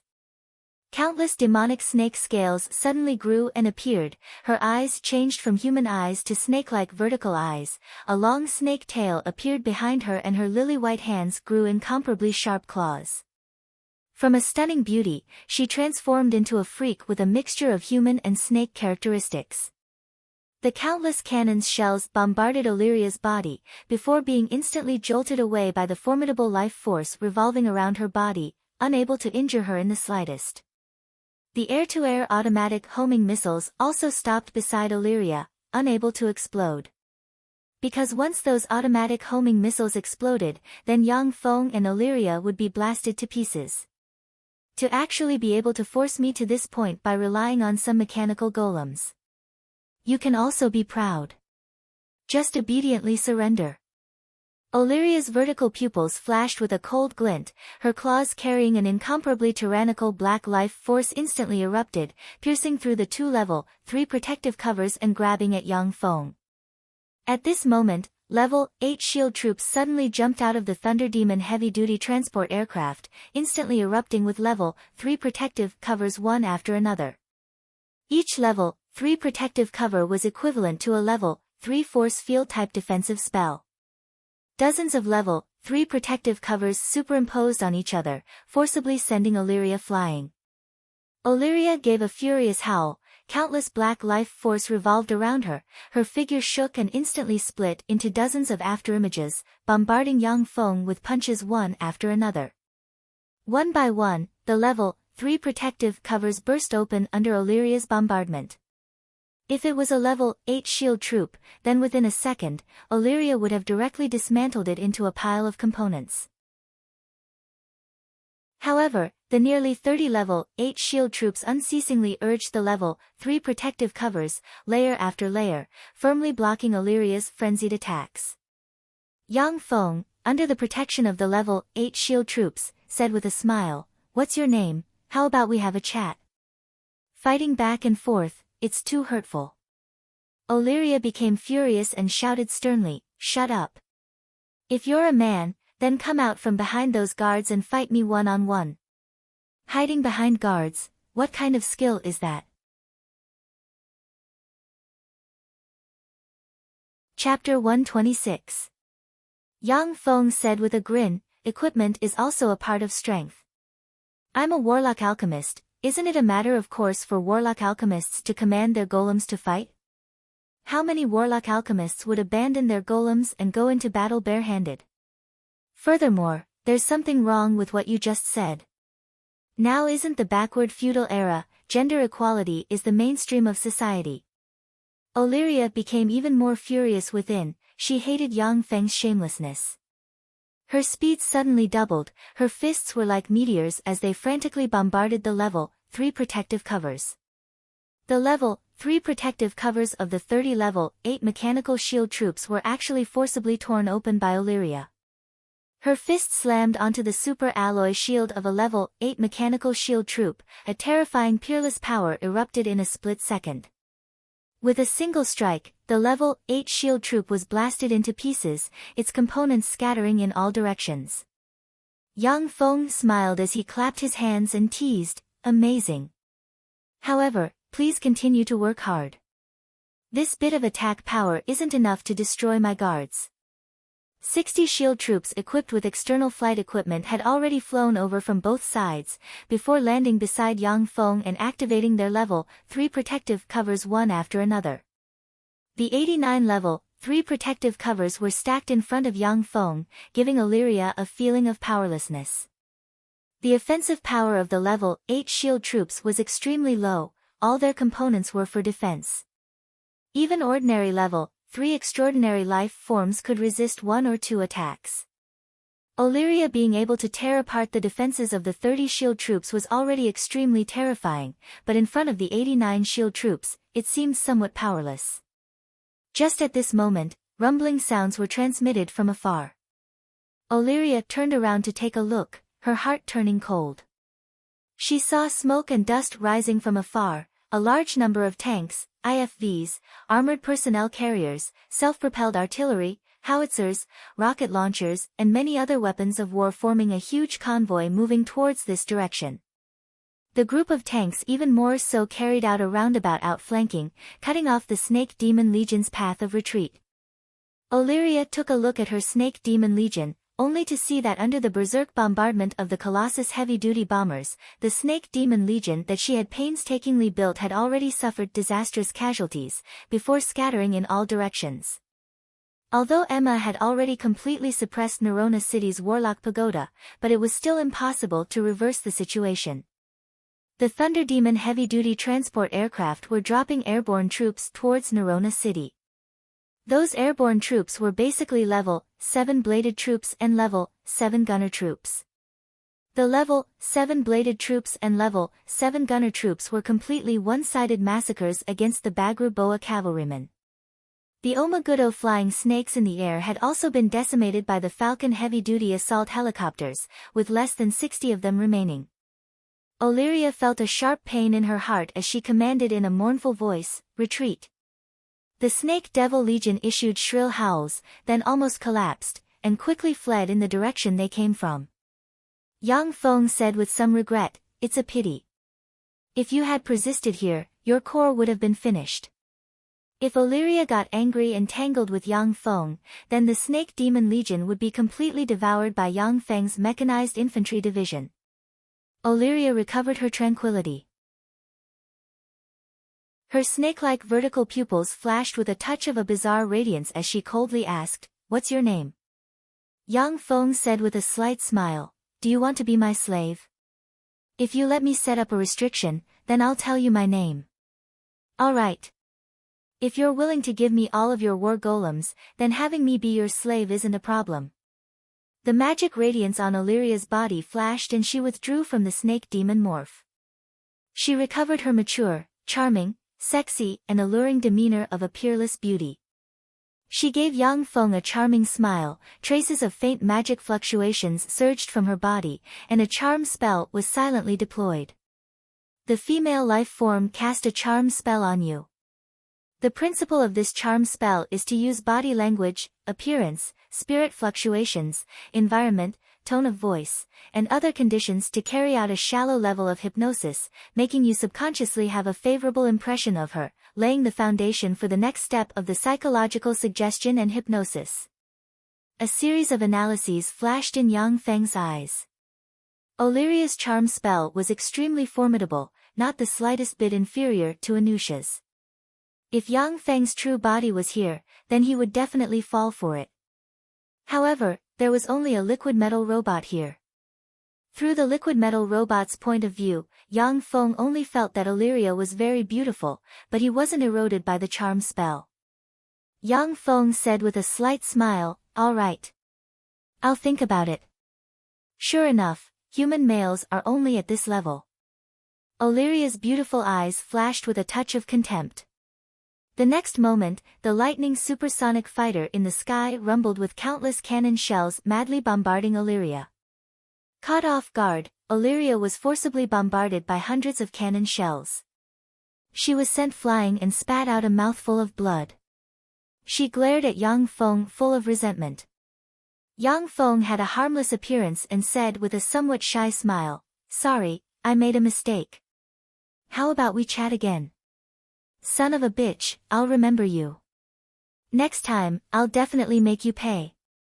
Illyria ferociously glared at Yang Feng, gave a furious roar and launched demonic snake morph. Her figure shook and she turned into a black stream of light, madly flying towards the group of tanks. After several dozen breaths of time, Illyria flew into the group of tanks. As if unparalleled, her claws were shrouded in a layer of black life force. She exerted her strength and tore a tank into two halves. Yang Feng's eyes flashed with a touch of shock, tearing a tank with bare hands, that's too fierce. Only in the world of warlocks, where individual strength has reached the pinnacle, can such a scene be seen. The two great level 3 warlocks, Illyria and Emma, joined hands and tore the group of tanks to pieces. They forcibly broke out of the encirclement of the group of tanks with the several thousand Snake Demon Legion's remnants. The 100 lightning supersonic fighters quickly chased after them, continuously diving and strafing from the air, hunting the Snake Demon Legion's remnants. At the same time, half of the huge mechanized convoy was also split into two, continuously chasing after the Snake Demon Legion from the rear. The Thunder Demon heavy-duty transport plane that Yang Feng was riding descended from the sky and directly landed above Nerona City's city wall. Archduke Fernandro along with a group of Fernandro Principality's ministers arrived beside Yang Feng, bowed solemnly towards Yang Feng and said, "Yang Feng, welcome to Nerona City. Thank you very much for saving Nerona City's 1.5 million people, thank you very much for saving Fernandro family. We, the Fernandro family, will never forget this kindness." Chapter 127. All the ministers also bowed extremely solemnly towards Yang Feng in salute. No matter what their thoughts were, Yang Feng had indeed saved them today. If not for Yang Feng's appearance, then they would have been reduced to Snake Demon Clan's slaves or even food. Although Hellion Clan was born from among humans, but they had already developed into humans' natural enemies. Hellion Clan viewed humans as pigs and dogs for food. And after humans discovered Hellions, they would basically kill them. Colluding with Hellions and raising them in captivity was an unpardonable felony in human society. They were just products of Second Warlock Dynasty's experiments on the fusion of all kinds of ancient life forms' blood meridians. They possessed a lot of ancient life forms' blood meridians as well as mutated blood meridians. Many human warlocks, in order to pursue power, would secretly raise Hellions in captivity or collude with Hellions in order to obtain formidable blood meridians. Under the enticement of Hellions, every year, there would be human warlocks who would degenerate, implanted with Hellion blood meridians and become Hellions. It was precisely because of this that Hellions couldn't be exterminated. After exchanging pleasantries, Archduke Fernandro personally led Yang Feng to a luxurious palace outside of Fernandro Imperial Palace to rest. The mechanized infantry division that Yang Feng brought, with its main force being level 5 humanoid primary battle robots, quickly built all kinds of fortifications within Nerona City, starting to fortify Nerona City. There were countless experts and legions within the underworld's allied forces, the Snake Demon Legion was just one of them. If they didn't prepare for battle, then Nerona City wouldn't be so easy to defend. At night, Nerona City's imperial palace, in a luxurious hall inlaid with countless magic lamps and the floor covered with marble, gathered the aristocrats of Nerona City. Yang Feng, dressed in a black formal attire, stepped into the palace, attracting the gazes of practically everyone within the palace. Steel City's mechanized infantry division had defeated the Snake Demon Legion with 2 level 3 warlocks with an absolute advantage, making everyone within Fernandro Principality aware of Steel City's deep foundation and formidable strength. In Tyrandot's subcontinent, the strong were respected. Moreover, during the invasion of the underworld's allied forces, an expert would receive the respect and attachment of countless people. Steel City had 10 mechanized infantry divisions, yet it had only dispatched 3 mechanized infantry divisions to defeat the Snake Demon Legion. From this, one could easily imagine how deep the reserves of the City of Steel was. Yang Feng was the only blood relative of Steel City's master Yang Yi. The power he possessed was enough to annihilate many small warlock families and make countless people attach themselves to him. "Hello, Yang Feng. I am Elena. May I know your name?" Dressed in a pitch-black, low-cut evening gown, revealing a large area of her snow-white skin, her slender legs faintly visible, and exquisite makeup, the beautiful Helena, appearing mature and charming, walked up to Yang Feng and said with a sweet smile. Yang Feng said with a light smile, "It's nice to meet you." Helena was one of the most beautiful women in the banquet. Yang Feng naturally wouldn't refuse the good intentions of getting to know such a beauty. "Hello, big brother Yang Feng, I am nice. Thank you very much for saving us today." A 13 or 14-year-old little girl with dazzling blonde hair, a petite figure, ample twin peaks, beautiful and pure, yet somewhat sexy, and snow-white skin arrived in front of Yang Feng. Her big, Limpid eyes were filled with adoration as she said with a sweet smile. Yang Feng said with a light smile, "It's what I should do." Fernando Principality's aristocratic young men and women successively moved towards him, courteously greeting him and surrounding him in the center like stars surrounding the moon. Standing on either side of Yang Feng, Elena and Nissa calmly engaged in an open and veiled struggle with the aristocratic young ladies who surrounded them. His Majesty the Archduke has arrived. Along with a resonant voice, Archduke Fernando stepped into the reception hall under everyone's attentive gazes. Beside him stood a beautiful young lady Jessica, dressed in a pure white evening gown, with light makeup, snow-white skin, picturesque eyebrows, and a sexy figure. Under the illumination of the magic lamps, her entire body seemed to blossom with a layer of faint fluorescence. As soon as Archduke Fernando entered the reception hall, gazes focused on him. At the same time, a lot of gazes also focused on Jessica beside him.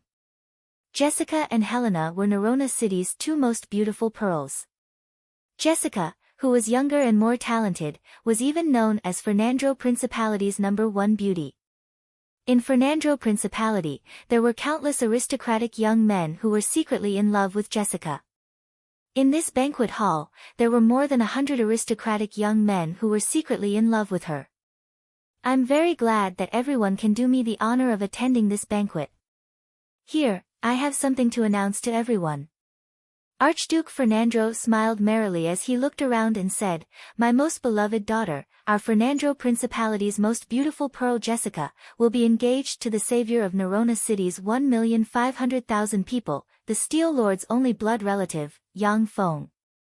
The banquet hall at once resounded with earth-shattering applause. Archduke Fernando said with a smile, "Yang Feng, come here." Yang Feng also smiled as he walked up to the dais and stood beside Jessica.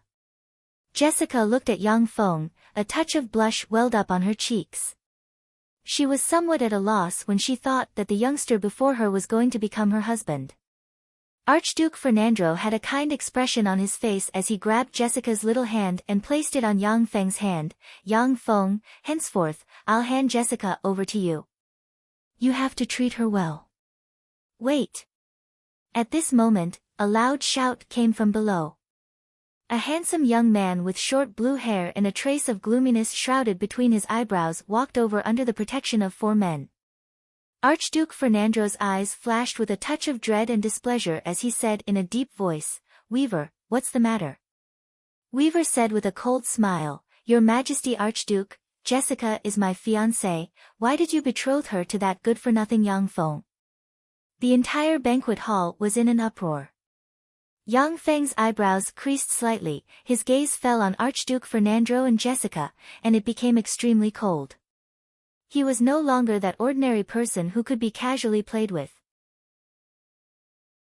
If Fernando family dared to play with him, then he would make the entire Fernando family pay a painful price. Jessica was greatly alarmed and promptly asked, "Father, why didn't I know about this?"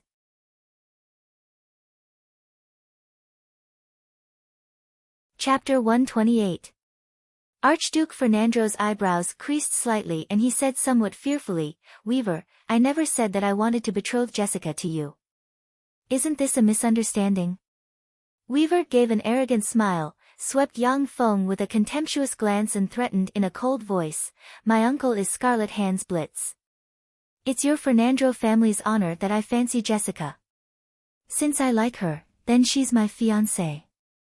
Yang Feng, you good-for-nothing, now scram. If you dare to fight with me over a woman, then I'll let you die without a burial ground. Even your city of steel will be destroyed." After hearing Weaver's words, everyone's complexions changed greatly. The aristocrats who originally wanted to speak up for justice turned silent at once. Scarlet Hans Blitz was a peerless expert in Warlock College Antalya, second only to the few great warlocks. Warlock College Antalya's several great warlocks were basically practicing closed-door cultivation and researching all kinds of knowledge, with Blitz presiding over the daily affairs. It could be said that before the great warlocks appeared, Blitz was the uncrowned king of Warlock College Antalya. His status was comparable to that of Black Dragon Empire's Emperor Solomon. As far as the Southern States Alliance's many states were concerned, Blitz's orders couldn't be violated. The warlock families that disobeyed Blitz's orders were already massacred by him. His fierce reputation as Scarlet Hands was obtained after massacring 6 or 7 warlock families. Archduke Fernandro's complexion at once turned green and red, his face distorted due to anger, yet he couldn't speak. Fernandro family's biggest backer was Warlock College Antalya. Blitz's nephew, they didn't dare to offend him. In fact, within the Southern States Alliance, there weren't many people that dared to offend Blitz's nephew. Jessica was also angered to the point that her pretty face alternated between green and white. She secretly clenched her silver teeth, yet she didn't know what to do. As a level 2 apprentice warlock of Warlock College Antalya, she was very clear about how powerful and terrifying Scarlet Hands Blitz was. Fernandro family wasn't as powerful as the few families he had massacred. The entire banquet venue sunk into a peculiar silence. Weaver gave a proud smile and said, "Yang Feng, I'm very fond of the mechanized infantry division in your hands. Hand over control of them and you can get the hell out of here." Yang Feng, who had been watching coldly from the sidelines, suddenly revealed a smile. "I think that under these circumstances, Bloody Hands Blitz Darren will definitely look at the bigger picture." With that, Yang Feng flipped his hand, a hand cannon appeared in his hand, and he aimed at Weaver's head. "Stop!" Bang! With the sound of a gunshot, Weaver's head instantly exploded. Red and white matter splattered all over the ground, and the headless corpse collapsed to the ground. Even in death, he could not believe that someone actually dared to kill him. A figure flashed, and Lamix appeared with a gloomy face. Looking at Weaver's corpse, his eyes flashed with endless horror and despair. Scarlet Hand Blitz's anger could completely destroy the whole Fernandro Principality. "Young Master! Damn it, you actually dared to kill the young master. I'll fight you to the death." The complexions of the 4 guards next to Weaver suddenly became extremely pale, and bursts of life force comparable to that of a level 3 apprentice warlock erupted from their bodies. They silently recited incantations and prepared to cast spells. Yang Feng gave a faint smile and ordered, "Lamix, get rid of them." In other words, your Fernandro family wants to be enemies with our Steel City. What Bloody Hands Blitz can do, our Steel City can also do. Lamix quivered, and at once erupted with the terrifying life force of a level 2 warlock. With a point of his hand, 4 gray radiances at once hit the 4 guards. In a split second, the 4 guards withered, their life force completely disappeared, and turned into 4 mummies. Lamix had a bitter expression on his face, and gave a long sigh. "Yang Feng, you were too impulsive." Although Weaver was arrogant and despotic, but he was a blood relative of Bloody Hands Blitz. Now that he was killed by Yang Feng in public, Blitz would never let Yang Feng off. Even Fernandro Principality would be implicated. Yang Feng said with a slight smile, "Lamix, I need your help. Kill all of Weaver's guards, and then return their corpses to Blitz. I think that in the face of humanity's life and death, he should put the overall situation above all else and bear with it. My subordinates are rather bellicose. If you don't do as I say, then my subordinates might be very dissatisfied. If a riot breaks out, then I won't be able to stop them from acting on their own." Lamix felt a slight chill in his heart, and gave a bitter smile. He knew that he was now faced with a dilemma. Yang Feng was forcing him to make a choice, either choose to join Steel City, or choose to remain loyal to Warlock College Antalya. If Fernandro family continued to remain loyal to Warlock College Antalya, then the mechanized infantry divisions stationed in Nerona City might immediately turn around and massacre all of Fernandro family in Nerona City. Lamix hesitated for a moment, and then clenched his teeth and said, "Yang Feng, there's a great warlock over there." Great warlocks were the pinnacle and most powerful existences in Tyrannid subcontinent. A great warlock alone could destroy a small principality like Fernandro Principality.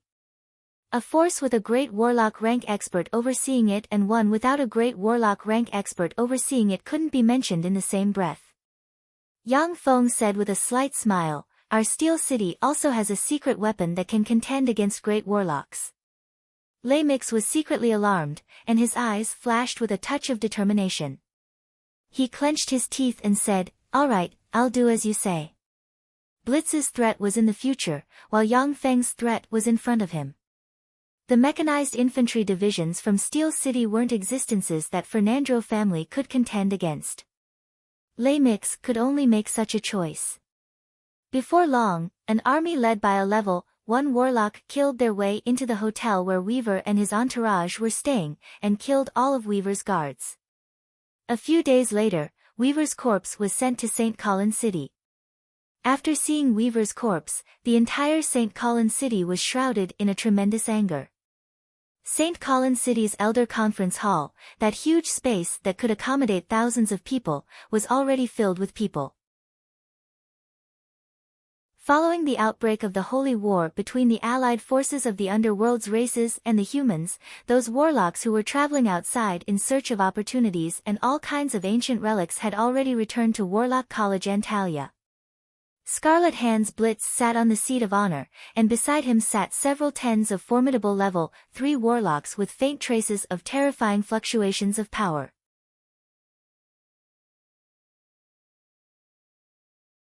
Chapter 129.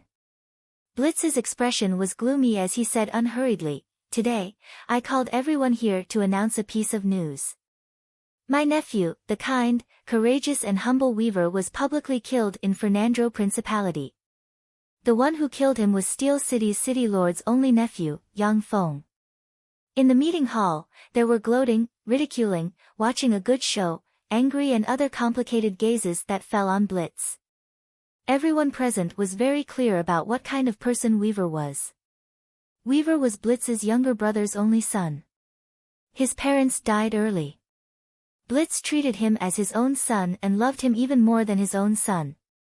However, Blitz was busy dealing with Warlock College Antalya's various affairs and still had to practice cultivation, therefore, he didn't manage Weaver too much. This gave him the temperament of a hedonistic overlord. God knows how many women were abandoned after being toyed with by him. If Weaver wasn't Blitz's nephew, then he would have been killed long ago. He was extremely daring, even many of the warlocks in the Council of Elders were harassed by him.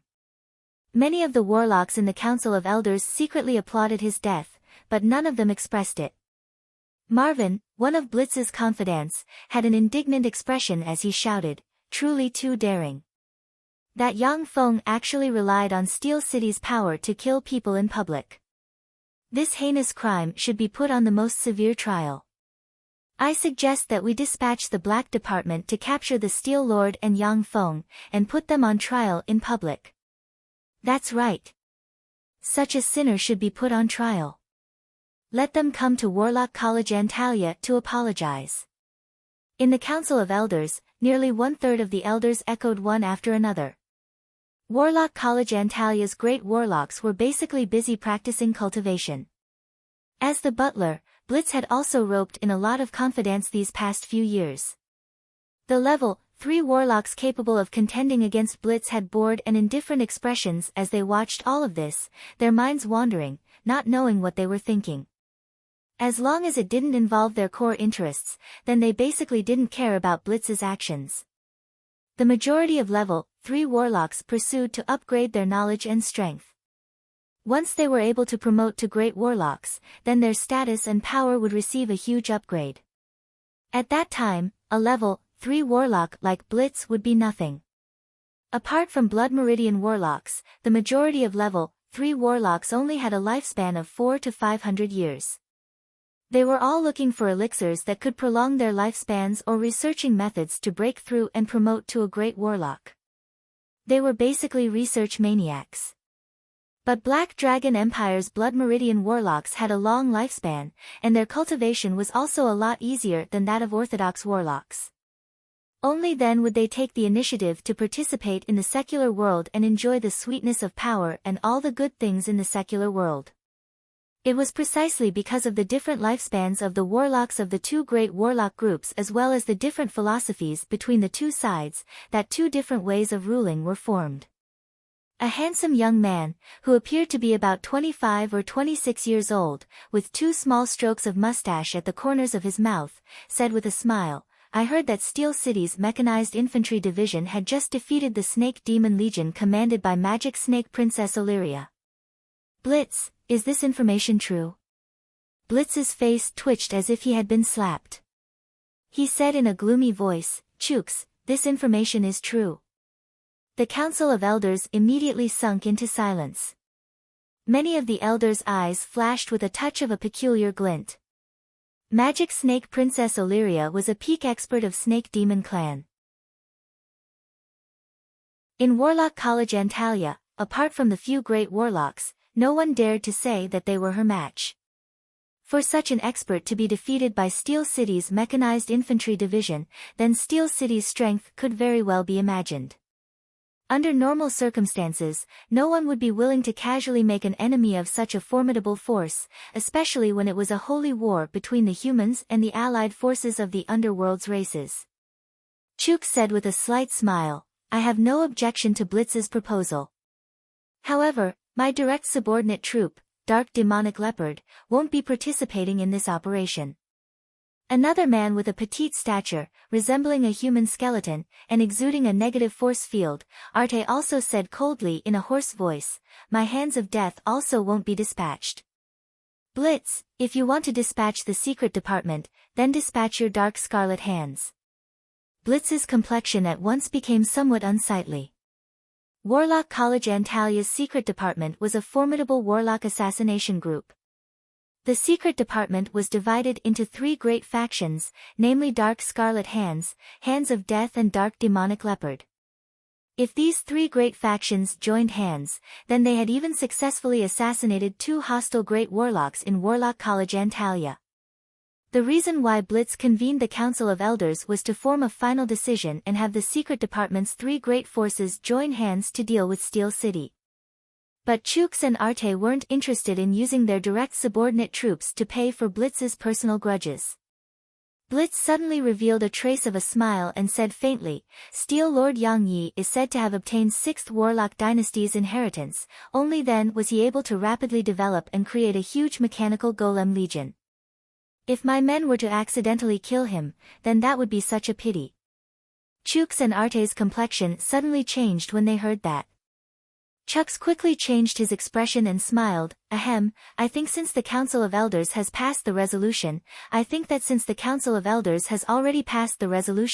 then my Dark Demonic Leopard should also advance and retreat together with the Dark Scarlet Hands."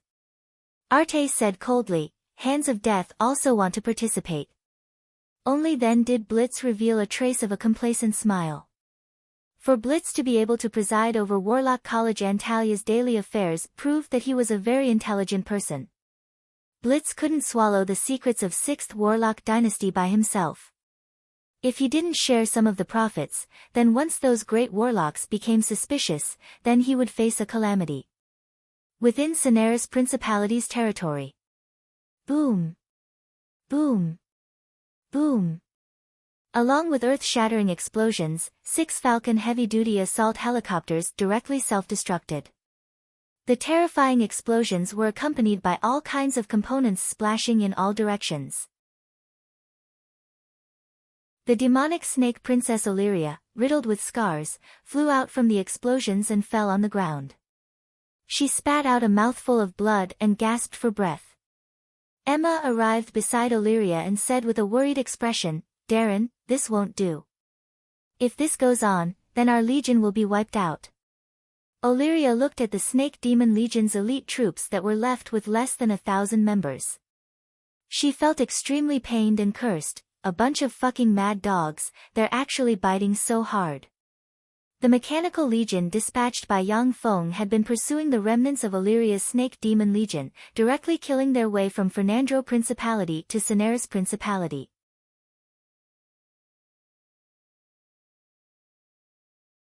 Chapter 130. Illyria and the Mechanical Legion fought hundreds of times. The more she killed, the lesser her forces became. Were it not for her being a powerful pinnacle level 3 warlock, she would have already been killed by the Mechanical Legion. Even so, Illyria was still riddled with scars under the Mechanical Legion's non-stop attacks. Her physical strength and spirit force had fallen to the lowest point. Unless Illyria and Emma abandoned the Snake Demon Legion that they had spent close to 100 years of painstaking effort to build, otherwise, they wouldn't be able to escape the Mechanical Legion's pursuit. Illyria hesitated for a moment, then clenched her teeth and said, "Follow me." Illyria took her Snake Demon Legion and changed direction, no longer fleeing towards Potent Principality, but rather towards the west of Cineris Principality. The Mechanical Legion dispatched by Yang Feng was in hot pursuit, unceasingly chasing after Illyria and her Snake Demon Legion. After a whole day of fighting and stopping, a valley covered in ice and snow suddenly appeared before Illyria and her entourage. The Mechanical Legion dispatched by Yang Feng had also chased them all the way to the vicinity of the valley. Suddenly, incomparably tyrannical auras flew out from the valley covered in ice and snow. 3 dragon-winged demonic fire apes with a pair of dragon wings on their backs, around 5 meters tall and covered in red fur issued tyrannical roars, instantly flew out from the valley and rushed into the sky. Boom! Boom! Boom! Boom! The flying speed of the 3 dragon-winged demonic fire apes was comparable to supersonic fighters. They rushed into the midst of the lightning fighters, before brandishing their fists and madly tearing the lightning fighters to shreds. The 3 dragon-winged demonic fire apes shot fireballs from their mouths, bombarding the Falcon heavy-duty assault helicopters, completely blowing them to pieces. As if unparalleled, the 3 dragon-winged demonic fire apes madly slaughtered the Mechanical Legion dispatched by Yang Feng. Within a short half an hour, the lightning fighters and the Falcon heavy-duty assault helicopters in the sky were directly destroyed by the 3 dragon-winged demonic fire apes. Incomparably formidable fire elemental particles madly condensed in the sky, forming clouds of fire containing endless fire elemental particles. 5 seconds later, fireballs fell from the sky like raindrops, madly exploding towards the mechanized infantry divisions dispatched by Yang Feng. Under the bombardment of the terrifying fireball, tanks, IFVs, flamethrowers, self-propelled artillery, and many other weapons of war exploded, burned, and turned into countless pieces of scrap metal. The 10,000 primary battle robots with level 5 battle prowess were also blasted apart by the endless fireballs, and were completely annihilated. Warning! Warning! The 3rd Mechanized Infantry Division was completely annihilated.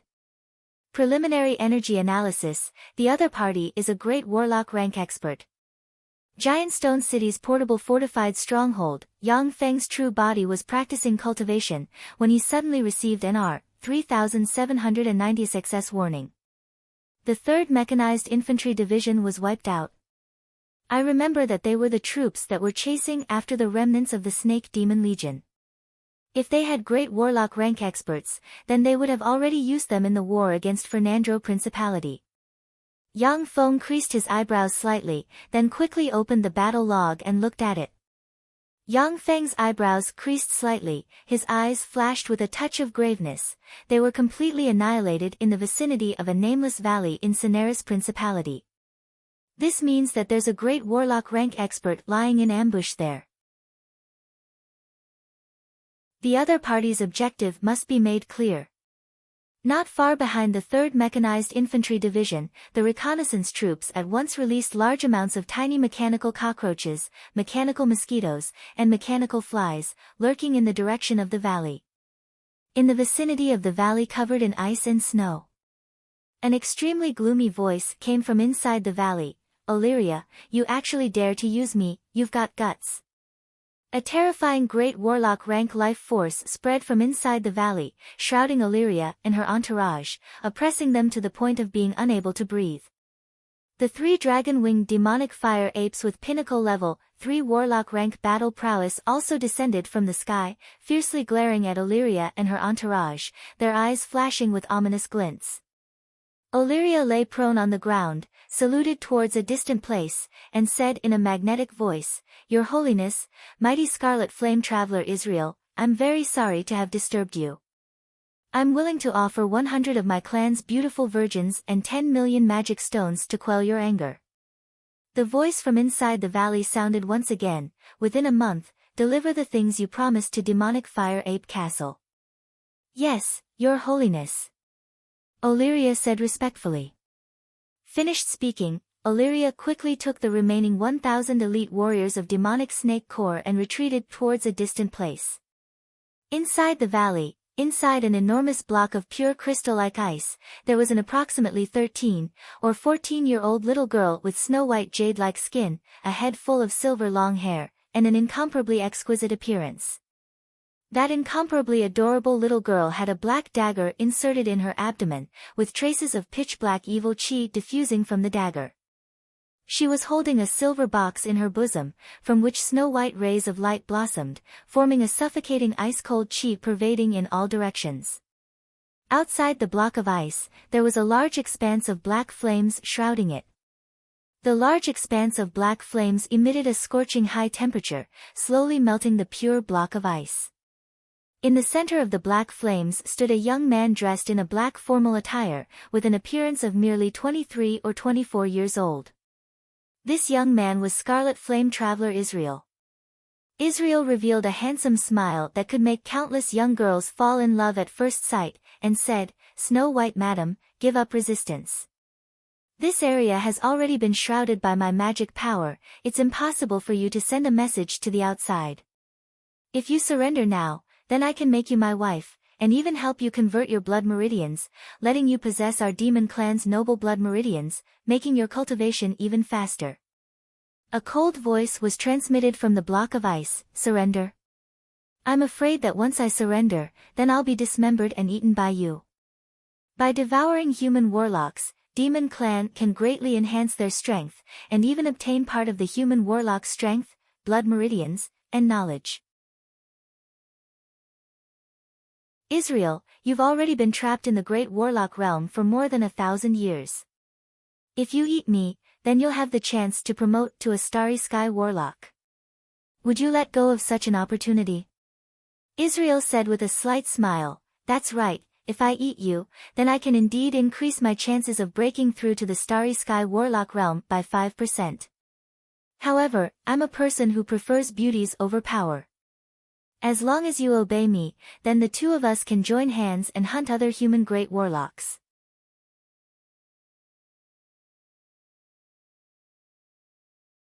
Chapter 131. Israel said cruel words with a smile, "Snow White Madam, I know that Savage Claw's great warlock Iseto admires you very much. As long as you join hands with me, then we can easily assassinate him with a little trick. Afterwards, we'll eat him equally, that way, our strength can obtain a huge upgrade." Although great warlock rank demons didn't need to rely on eating human flesh to stay sane.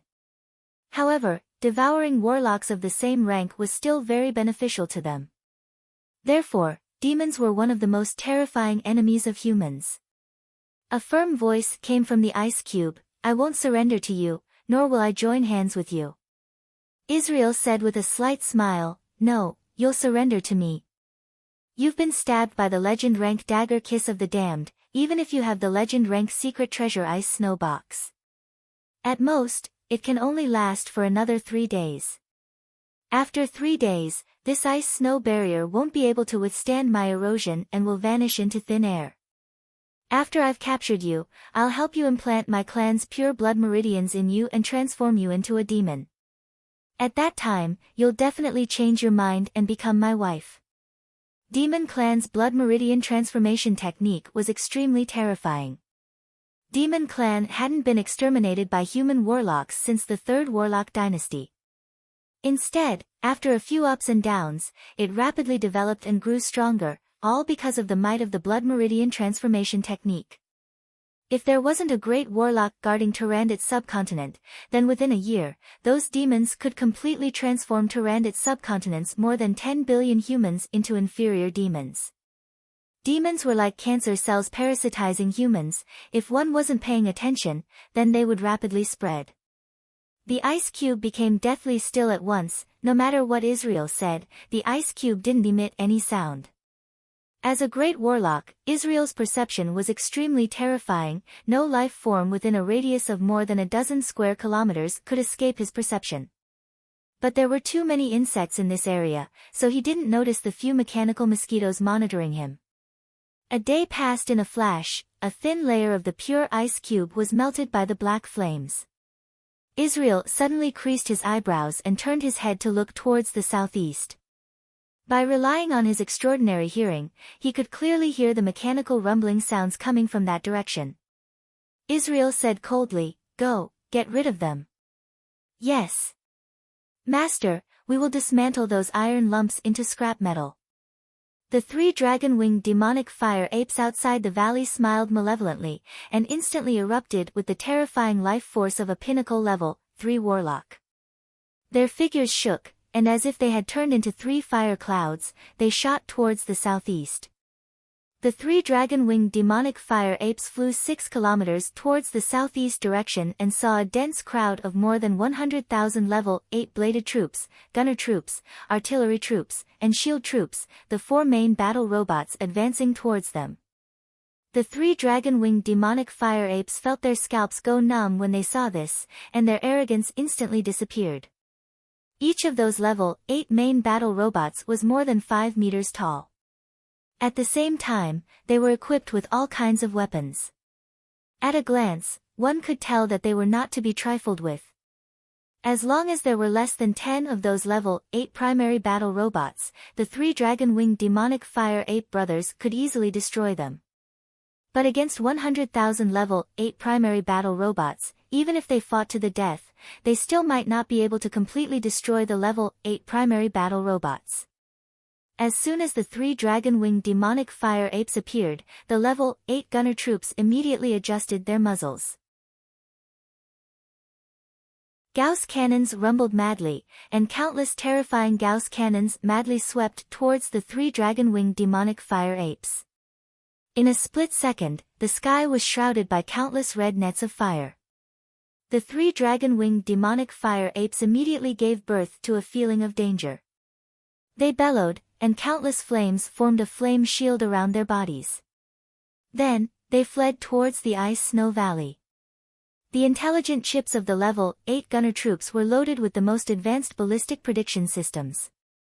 Under the calculations of the portable fortified stronghold super-optical computer, the escape routes of the dragon-winged demonic fire apes were completely sealed.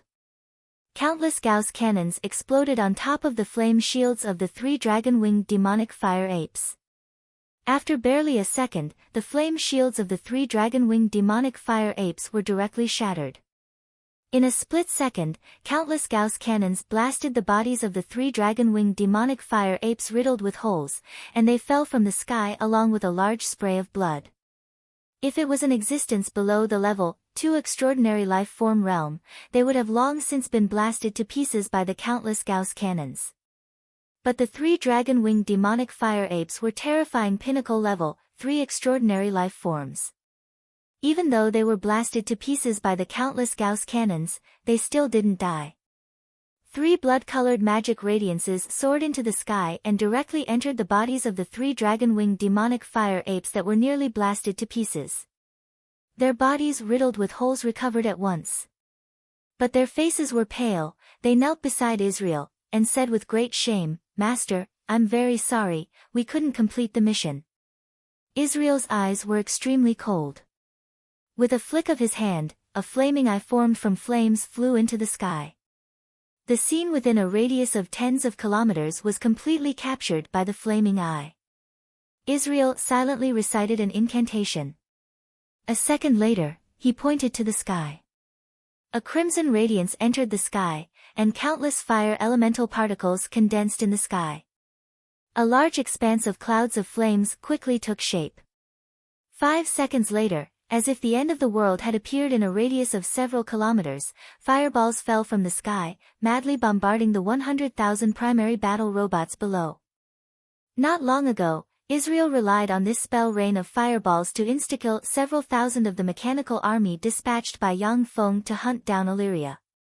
The shield troops standing among the primary battle robots raised their shields, and in a split second, level 3 protective covers enveloped them and the primary battle robots they were guarding.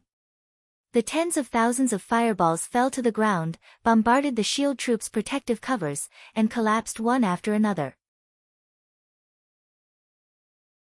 Then, very strangely, they were directly absorbed by the level 3 protective covers, and transformed into energy for the level 8 shield troops.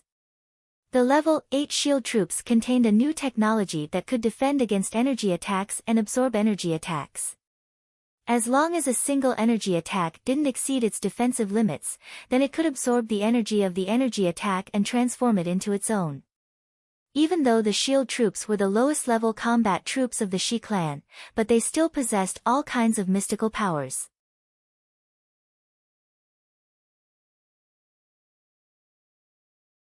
Chapter 132.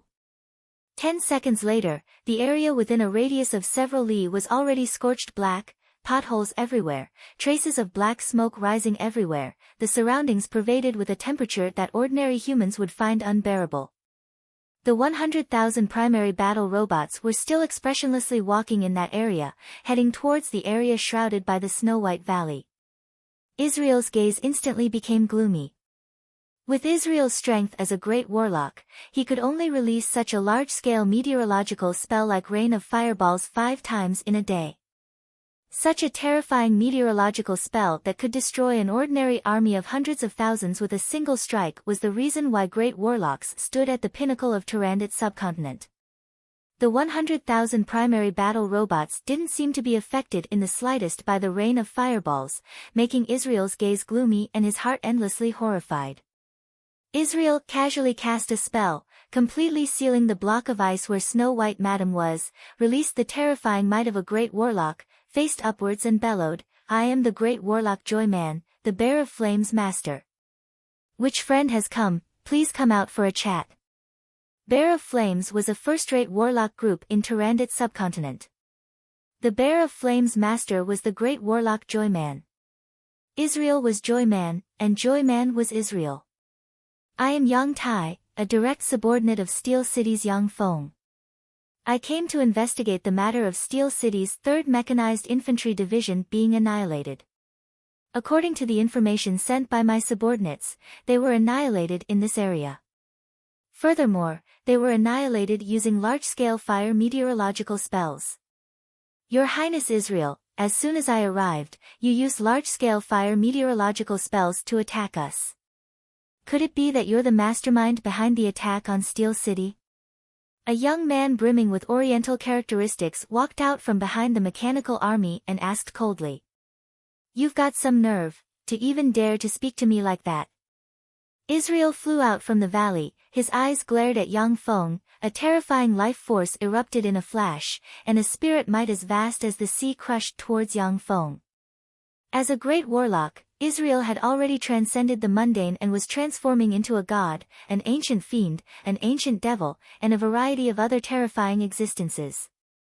A single gaze from him possessed the terrifying might to kill an existence below the level 1 warlock rank.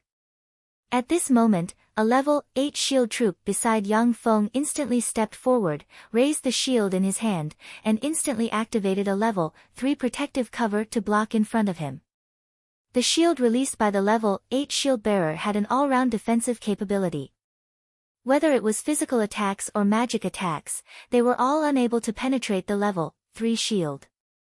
The gunner troops among the 100,000 primary battle robots instantly adjusted their position, and countless Gauss cannons roared madly, blasting towards Israel. The artillery troops also adjusted their cannons, and countless missiles and artillery shells rained down on Israel. Israel didn't expect that Yang Feng would suddenly attack him. The countless Gauss cannons instantly destroyed the level 4 life force field surrounding his body, as countless Gauss cannons bombarded his body, sending him flying, directly embedded in the valley. Countless artillery roared, and all kinds of artillery shells and automatic homing missiles were fired from the artillery troops, bombarding Israel as well as the 3 dragon-winged demonic fire apes. The 3 dragon-winged demonic fire apes simply didn't have time to react, and were immediately turned into sieves by the countless artillery shells. Three level, 8-bladed troops frantically flickered amidst the hail of bullets, and within a breath, appeared in front of the three heavily injured dragon-winged demonic fire apes, and beheaded them with a single slash. The three dragon-winged demonic fire apes were terrifying extraordinary life forms with battle prowess comparable to pinnacle level, 3 warlocks, and their battle prowess was tyrannical. However, due to a moment of carelessness, they were directly killed by the huge mechanical legion. Every time the Shizu technology was unlocked by a level, the battle prowess of the mechanical legion would increase by a terrifying geometrical degree. Stop! I'm the Bear of Flames Master, Joy Man. Don't tell me you want to be enemies with the Bear of Flames? Along with a furious roar, a storm of flames instantly gushed out from the valley, forming a pillar of flames, blocking the long-range attacks of the 100,000-strong mechanical legion. Israel's hair was disheveled, and blood spilled from the corners of his mouth. Standing in the middle of the storm of flames, he looked just like a fiery god of flames, and glared at Yang Feng with extreme fury. In Tyrannid's subcontinent, every great warlock rank expert was a pinnacle expert. In Tyrannid's subcontinent, Israel's previous incarnation of the great warlock Joyman was a man of his word, and was revered by countless people. Yang Feng waved his hand, and stopped his attacks. With a fierce expression, he bellowed overbearingly, "You actually dare to attack me, if you don't give me an explanation. I'll get rid of you here, and then lead my mechanical legion to flatten your Bear of Flames." Israel's eyebrows creased slightly, and he felt a bit of a headache. Why would I come across such a silk-pants idiot at this time? Doesn't he know that even if he's hiding inside those mechanical golems, I only need 3 moves to kill him? If it was any other time, Israel would have definitely charged into the mechanical legion, killed Yang Feng, and then swaggered off. No matter how formidable the 100,000-strong mechanical legion was, it still wouldn't be able to detain a great warlock who was bent on leaving. However, the great warlock Snow White Madam was sealed within the valley. If she was released, then Israel would be in big trouble. In Tyrannid's subcontinent, there were no more than 4 level, 4 secret treasures such as the legendary dagger Kiss of the Damned, which were used by assassins. Without such legend rank secret treasures, even a level 3 warlock wouldn't be able to injure a great warlock. But with legend rank secret treasures, even an apprentice warlock might be able to assassinate a great warlock. Legend rank secret treasures were very rare, and even great warlock rank experts might not have one. A lot of great warlocks without a strong background could only use level 3 secret treasures.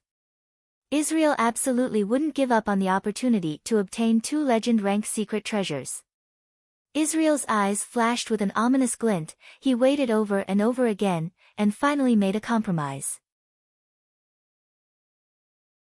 He dispersed the protective firestorm, swallowed his anger, and casually threw a bottle of elixir to Yang Feng. "I'm in the wrong. This is Nin's soul elixir. It's one of the ancient elixirs capable of improving one's soul aptitude. It can also be used to break through bottlenecks. It can increase the chances of a level 1 warlock promoting to a level 2 warlock by 30%. Yang Feng quickly received the bottle of elixir, opened it, and let a mechanical tentacle pierce into the elixir. Initiating the elixir analysis. Carrying out the feasibility analysis. The elixir can be analyzed and synthesized. Initiating the model analysis. Analysis progress 0.1%. With the current computing power, it's estimated that the elixir can be completely analyzed after an hour.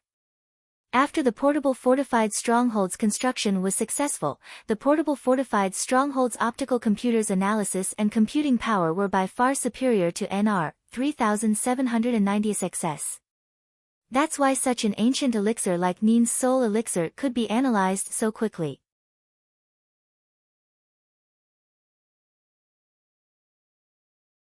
Chapter 133. Yang Feng put away the Nin's soul elixir, revealed a look of greed and said overbearingly, "This bit of compensation isn't enough. I want a complete corpse of a great warlock rank extraordinary life form. At the very least, its crystal core and bones must be included. If there's blood meridian essence, then it couldn't be any better." Israel's eyes flickered with a fierce glint. He suppressed his anger and said coldly, "A complete corpse of a great warlock rank extraordinary life form. Are you kidding me? Such a precious treasure, even if your entire steel city was added up, it still wouldn't be worth this price."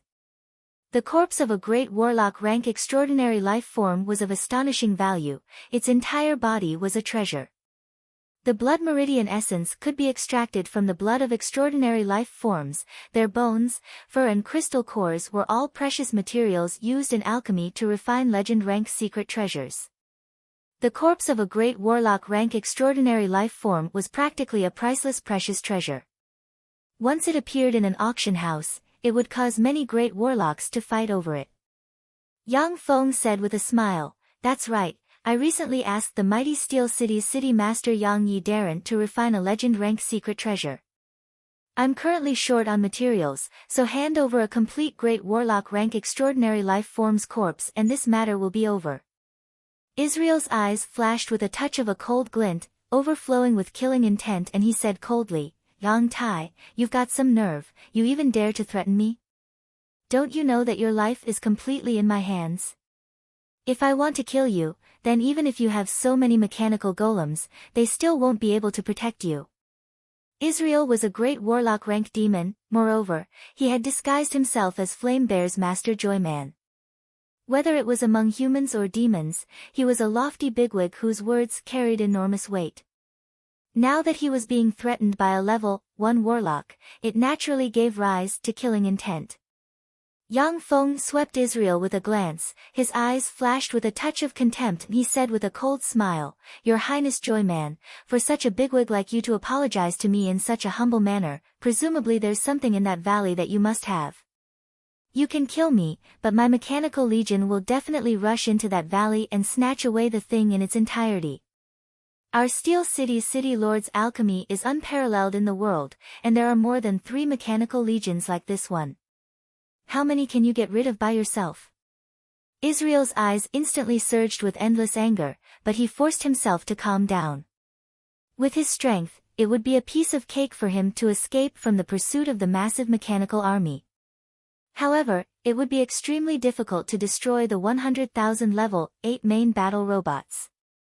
It was true that great warlocks were the most formidable existences in Tyrandit subcontinent. However, so long as one's strength reached a certain level, then the human wave tactic could also drown a great warlock. Israel was silent for a moment, then casually waved his hand and an up to 5 m long giant wolf corpse with blue fur flew towards Yang Feng. "This is the corpse of a blue Dokfen demonic ice wolf. It contains a crystal core and blood meridian essence. Take it and go." Yang Feng received the blue Dokfen demonic ice wolf's corpse and carefully looked at it, his eyes flashed with a touch of satisfaction. Although the blue Dokfen demonic ice wolf was the weakest level, for extraordinary life form, its strength was by far inferior to that of formidable human great warlocks and dragons.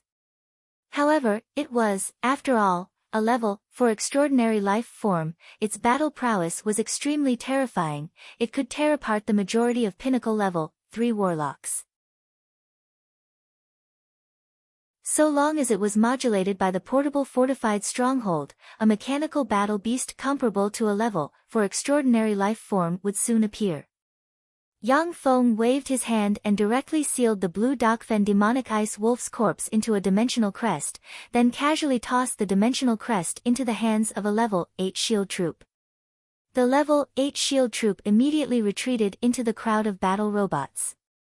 Israel's eyes surged with killing intent. He forcefully suppressed his anger, squeezed out a trace of a smile and said, "Can you go now?" Yang Feng revealed a look of pity as if he was looking at an idiot, stared at Israel and said with a light smile, "Joy man, why are you so stupid? Do you believe everything I say? Since even you are tempted by the treasures in the valley, then I naturally can't let them go." Practically at the same time, the countless gunner troops and artillery troops opened their firepower and bombarded Israel with countless Gauss shells. The countless frightening Gauss shells instantly destroyed Israel's life force field, before bombarding his fleshly body, directly piercing through it and embedding it into the valley. The endless artillery fire, as if without pause, locked onto Israel and madly bombarded him. Yang Tai, I'll kill you. No one in the entire continent can save you. Not only will I kill you, but I'll also kill every single person in Steel City, leaving no one alive. In a flash, a flame storm took shape, forming a flame storm barrier. All of Yang Feng's mechanical legion's artillery bombarded the flame storm barrier, but were easily resisted by the flame storm barrier. Israel stood loftily in the center of the flame storm, as if a fire demon god. His eyes spurted out two streams of flames, the depths of his eyes flashing with unresolvable anger. Ever since he was a child, he had never been toyed with like this. Today, he was actually toyed with by a trifling level 1 warlock, making his anger rise to the extreme.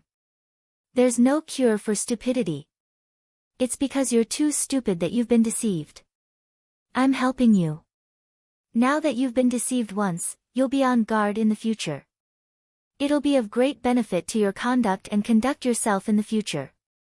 You should be thanking me. Now that you want to kill me, you're really biting the hand that feeds you, heartless and unscrupulous.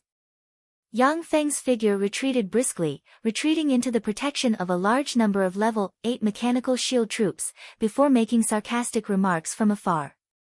Alright, I'll properly thank you, and cut you into pieces to repay your kindness. Israel's eyes spurted flames of anger, as he said each syllable.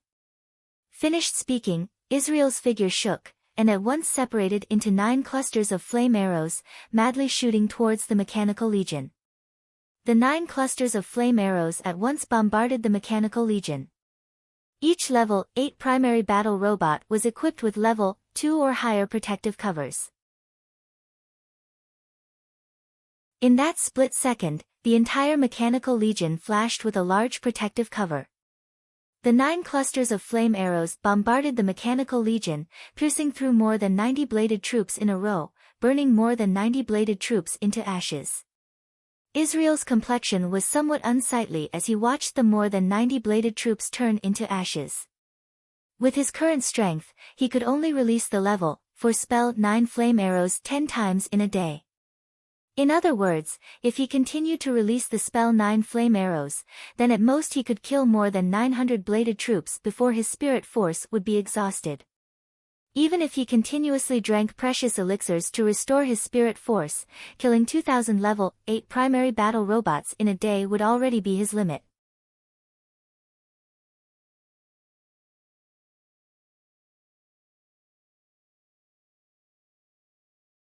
In a split second, the eyes of the 50,000 level 8 primary battle robots flickered with red light, and they instantly detonated the self-destruct bombs within them. Boom! Boom! Boom! Boom! The terrifying shock wave formed by the crazy self-destruct of 50,000 level 8 primary battle robots enveloped an area of several kilometers in radius. A huge mushroom cloud soared into the sky, and countless components and stones splashed in all directions. A violent hurricane suddenly blew from within the mushroom cloud, blowing away countless smoke and dust. Israel, whose arm had been blown off, his face covered in scars, and his body covered in scorch marks, walked out of the explosion with a look of alarm on his face. He was both alarmed and furious, this madman. He actually detonated so many mechanical golems. He's really crazy. The value of this mechanical golem legion is much higher than 3 to 5 legend rank secret treasures. After all, the might of the 50,000 level 8 primary battle robots self-destruct wasn't concentrated at a single point, which was why Israel was only seriously injured. If the might of the 50,000 level 8 primary battle robots self-destruct was concentrated at a single point, then it would definitely be able to blast Israel to pieces. Even so, the 50,000 level 8 primary battle robots self-destruct still directly blew off Israel's right arm. Israel had just walked out of the smoke and dust of the explosion, when an 8 m tall mechanical demonic polar bear drilled out from the ground behind him, and fiercely slapped at Israel. Moffin demonic polar bear. Israel's complexion changed greatly, he raised his left palm, and collided with the mechanical demonic polar bear's right palm. The Moffin demonic polar bear was a terrifying extraordinary life form on the same level as dragons, it could manipulate the power of the earth. Its all-out attack instantly once again inflicted heavy damage to the already seriously injured Israel. Israel was furious, he opened his mouth, and in a flash, a cloud of demonic flames pounced on the mechanical demonic polar bear. The mechanical demonic polar bear's whole body flashed with an earth-yellow radiance, and a thick layer of rock armor instantly appeared on its body. At the same time, it once again fiercely slapped Israel away. Israel was slapped away, when he suddenly felt pain in his back. In a split second, more than a dozen long blade scars appeared, and a large amount of blood sprayed out from his back. Invisible freak. Fuck. Israel's battle experience was incomparably rich. With a backhand slap, a dozen specter hunters were directly smashed by his slap. The mechanical demonic polar bear once again stepped forward. Taking advantage of Israel's split second of distraction, it slapped him with its palm, breaking several dozen bones in his chest. After Israel was seriously injured by the mechanical demonic polar bear, he spat out a mouthful of blood, before recovering his human form.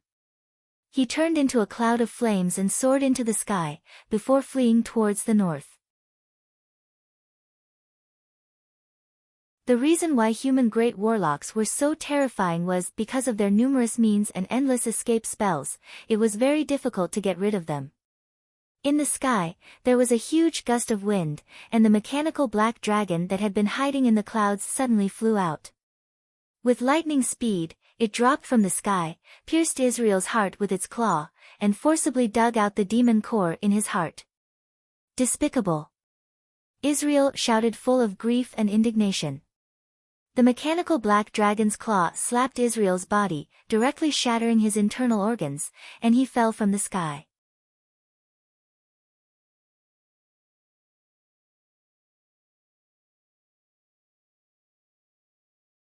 If you insist on being stubborn, then after you give in, then your status won't be as high as when you join us. An angry voice came from the ice block. You bastard, taking advantage of people's difficulties. Alright, I'm taking advantage of people's difficulties. You're shameless. If you say that I'm shameless, then I'll be shameless. Snow White Madam's curses came from inside the ice block. It was just that she was obviously well educated.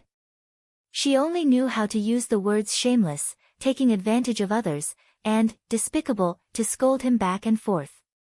Yang Feng was thick-skinned and let her curse. Snow White Madam cursed for a while, then stopped for a while and said weakly, "Stop the attack. I agree to join your city of steel." The pure ice barrier couldn't withstand the attacks of Yang Feng's mechanical legion. At most in a few hours, the ice barrier would collapse. Yang Feng raised his hand and all the attacks stopped. The ice around Snow White Lady's body quickly dissipated, and she weakly fell to the ground. A deathly still aura spread from her abdomen and quickly spread to her pretty face, making her look extremely haggard. The legend rank dagger kiss of the damned carried an extremely terrifying curse. Even if it was a great warlock rank expert like Snow White Madam, her life force would slowly be cleansed by the kiss of the damned and she would eventually die. A great warlock like Snow White Madam originally had a way to deal with the kiss of the damned merely by being stabbed by the kiss of the damned. However, Israel had seized the opportunity to launch a sneak attack and she had suffered serious injuries. After fleeing here, she was no longer able to suppress the powerful curse of the kiss of the damned, only then did she choose to seal herself in ice. Such a powerful curse, I'll think of a way to help you dispel it. Yang Feng's eyebrows rose slightly, he pressed the dimensional crest on his chest and a liquid metal nanorobot elixir appeared in his hand. He then directly stabbed Snow White Madam's right hand and injected the liquid metal nanorobot elixir into her body. Once the liquid metal nanorobots entered Snow White Madam's body, more than half of them were directly destroyed by her formidable life force. Formidable beings of the Great Warlock rank had extremely terrifying immunity and their formidable life force could destroy many foreign objects. Many poisons were ineffective against Great Warlocks. Yang Feng was slightly startled, so fierce. Great Warlock rank experts are really terrifying. It seems like I have to obtain more warlock knowledge or build a level 2 portable fortified stronghold to upgrade the level of science and technology. Otherwise, the liquid metal nanorobots won't be able to continue to control even more formidable beings. The liquid metal nanorobots were Yang Feng's means of controlling people. They were practically always successful. But now, when used on Snow White Madam, more than half of them were actually destroyed in an instant. This made him greatly alarmed and full of vigilance. But Snow White Madam had suffered serious injuries, her physique had dropped to an extremely large extent and her life force had also suffered heavy damage. The liquid metal nanorobots that had invaded her body hadn't been completely destroyed. Those liquid metal nanorobots absorbed Snow White Madam's strength and life force and quickly grew. As if they had become a part of her body, they entered every nook and cranny of her body. When Yang Feng saw this scene, he heaved a slight sigh of relief and revealed a trace of a smile. The evolution of the liquid metal nanorobots allowed Yang Feng to obtain first-hand data. Relying on this first-hand data, NR 3796 would soon be able to develop a liquid metal nanorobot elixir capable of controlling great warlocks.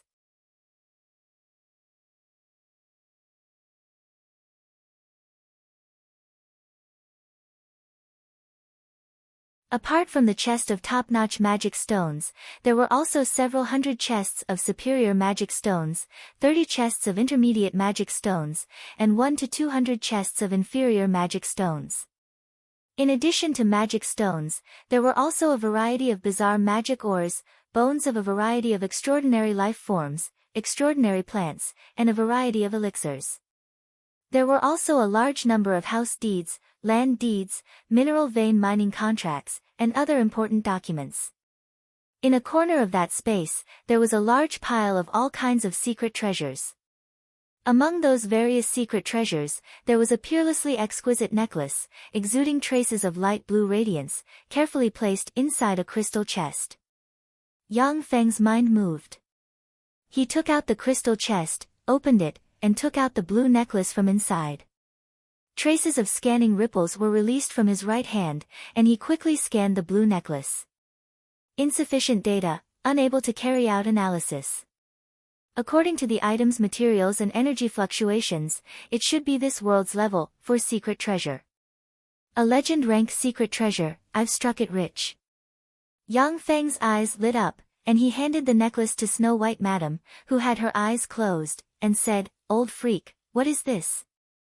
The always ice-cold Snow White Madam, as if a cat had its tail stepped on, at once widened her eyes and shouted, "What old freak? I'm not old. I'm only 180 years old this year, a young lady in her prime. Do you understand? I'm still a young lady in her prime, 180 years old is still not old. At this age, a woman can already be a great-great-grandmother of many people. Uncultured people are really scary. In this world, there are a lot of extraordinary races whose lifespans are naturally much longer than that of humans. Like pure-blood elves, their average lifespan is 1,000 years. A 180-year-old elf is merely equivalent to an 18-year-old human young lady, and has just reached adulthood. Dragons, on the other hand, have a lifespan of several thousand years, and a 180-year-old dragon is still a minor. I'm currently a great warlock, and have a lifespan of 1,100 years. A 180-year-old is equivalent to an 18-year-old human young lady. If you don't understand, then don't speak irresponsibly. This will make you look very uncultured, like a country bumpkin." Snow White Madam gave Yang Feng a disdainful glance. "Oh, an 18-year-old young lady, then I'll call you Little Snow White." "What Little Snow White? I also have a name, I'm called Dephilia." While chatting with Dephilia, Yang Feng discovered that the Snow White Pagoda's master seemed somewhat simple-minded, and was easily led away by him, not at all like an old freak who had lived for 180 years and had rich experiences. Yang Feng guessed inside, she might have been in seclusion for too long, and didn't understand the ways of the world, and didn't know how sinister people are, and thus was ruthlessly stabbed by a traitor. In the world of warlocks, being powerful didn't mean that one had rich experience and was cunning. On the contrary, a lot of powerful warlocks were research madmen, and had simple minds. Dephilia hid inside the snow-white pagoda and wholeheartedly practiced cultivation. Although she was the snow-white pagoda's master, and her status was incomparably lofty, but she didn't manage the daily affairs, and naturally wasn't as cunning as Yang Feng.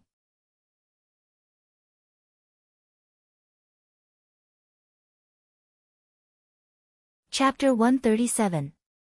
Yang Feng handed the blue necklace to Dephilia and asked, "Dephilia, what is this?" As soon as Dephilia picked up the blue necklace, her beautiful eyes shone with a dazzling light. She caressed the blue necklace lovingly and said, "Legendary rank secret treasure, Heart of Azure. Every day, it comes with 2 level 4 defensive spell, Water Curtain Heaven. The power of water spells below level 4 will be increased by 100%, the power of level 4 water spells will be increased by 50%, and the power of level 5 water spells will be increased by 20%. It can also nourish the body and spiritual power of the wearer." Yang Feng's eyes flashed with joy, and he grabbed the Heart of Azure. "What a great treasure. It fits me perfectly." Dephilia ridiculed with a bit of jealousy, "This is a lady's necklace. As a man, don't you feel ashamed wearing such a necklace?" The blue heart was obviously a lady's necklace, and it conflicted with Israel's fire magic. That was why Israel did not wear this legendary necklace. Dephilia was very fond of the exquisite and powerful azure heart. That was a legendary rank secret treasure necklace. It was extremely rare. In the entire Tyrannid subcontinent, there were only 4 known legendary rank necklaces. Yang Feng said with a light smile, "It doesn't matter. My current strength is meager, the most important thing is to preserve my life. In the world of warlocks, only by surviving would one have unlimited possibilities." The Heart of the Azure could activate 2 rank 4 defensive spells every day, which was equivalent to having 2 lives. Humph. Dephilia snorted coldly, turned her small face to the side, and ignored Yang Feng. Yang Feng also began to reflect on the gains and losses of this battle. Self-detonation tactics are still too weak against great warlock rank experts. The main reason was that the power of the explosion could not be concentrated at a single point. The range was large enough, but the power was far from enough. Next time, I might as well just bury a small nuclear bomb in my clone. From the current data, a small nuclear warhead was enough to kill a great warlock rank expert. However, this tactic could not be easily exposed. Once it was used, the enemy had to be killed. Otherwise, it'll be useless if it's exposed. The reason why human warlocks were able to suppress countless planes and defeat countless extraordinary life forms, gods, fiends, devils and other terrifying existences was because of this. This was because they had mastered countless spells and could use different spells to deal with enemies in different situations. Once Yang Feng's self-detonation tactics were seen through, it would be very difficult to threaten great warlock rank experts. If those great warlock rank experts were to thoroughly study Yang Feng's battle robots or nuclear warheads, then they would be able to thoroughly study them. Without waiting for Yang Feng to get close, the nuclear warhead inside him would be detonated.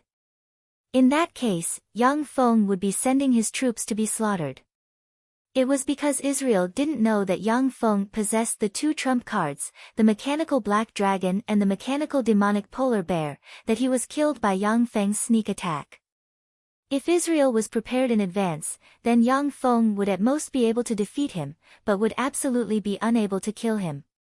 Because they had once dominated countless planes, the warlocks had a high degree of acceptance towards all kinds of knowledge. As long as there were enough warlock research teams, then they would be able to crack any knowledge and make the corresponding response. The reason why Yang Feng hadn't previously exposed the 2 trump cards, the mechanical black dragon and the mechanical demonic polar bear, to deal with the snake demon legion, was because he wanted to keep his trump cards to deal with great warlock rank experts. Now, sure enough, his attack had succeeded. Yang Feng also intended to keep the nuclear warhead self-detonation tactic as a trump card, to be used at the most critical moment. Cineris Principality's capital, Bailu City. Darren, it's bad. Steel City's mechanized infantry division has caught up. Illyria had just taken a nap and arrived at the Hall of Affairs, when Emma hurriedly came before her and reported a piece of bad news. Illyria's pretty complexion changed and she exclaimed, "Damn it, wasn't their mechanized infantry division already annihilated by Israel Darren?" Emma said with a bitter expression, "It was Steel City's 3rd Mechanized Infantry Division that was annihilated. Steel City's 5th Mechanized Infantry Division is now pursuing us." The Snake Demon Legion could be considered as a very formidable legion within Hellion clan. But now, they were being chased all the way to their lair, making Emma very angry and helpless. But when she thought of the Mechanized Infantry Division's terrifying battle prowess, Emma couldn't help but feel slightly terrified. When Emma and Illyria were leading the Snake Demon Legion to flee, they relied on their terrifying battle prowess to kill God knows how many warriors of the Mechanized Infantry Division. But the warriors of the Mechanized Infantry Division were all robots. No matter how many they killed, those robots wouldn't be terrified, nor would their morale drop. They would only attack, continuously attack, and slaughter their subordinates. The Snake Demon Legion's warriors were also battle-hardened warriors, but when faced with such a fearless and tyrannical firepower system, the nearly inexhaustible Mechanical Legion, they were similarly terrified. Illyria promptly made a decision: immediately take our clansmen and evacuate Cineris Principality. Elder sister, you don't have the authority to issue such an order now. Following a seductive laughter, a beautiful woman with an extremely enchanting appearance that was 80% similar to Illyria walked over with a smile. She had a slim waist and perky buttocks, twin peaks that were as large as 2 small cantaloupes, and a blue ponytail that was tied up. Illyria took a step forward, her eyes instantly becoming snake-like vertical eyes. The terrifying life force of a pinnacle level 3 warlock revolved around her body and she said coldly, "Tatiana, do you want to disobey my orders?" Tatiana took out a document with a beaming smile and threw it at Illyria. "This is an order from the Council of Patriarchs. Due to your defeat, you're no longer the Snake Demon Legion's commander. And I'm the new Snake Demon Legion's commander." Illyria took the document and carefully looked at it, her beautiful eyes surging with a touch of bitterness. She had been stripped of all her authority. Now, Snake Demon Clan's highest commander in the surface world had become her younger sister Tatiana. Illyria advised bitterly, "Tatiana, all the warriors of Steel City's Mechanized Infantry Division are mechanical golems. Those mechanical golems can operate Steel City's various alchemical weapons, they're definitely not that easy to deal with." Tatiana's complexion turned cold and she said coldly, "All right, Illyria, I'm now the Snake Demon Legion's commander, please call me Commander Darren. You're my subordinate, you must obey my orders and follow me into battle to annihilate Steel City's 5th Mechanized Infantry Division. If you disobey, then I can only capture you, seal your power, and escort you back."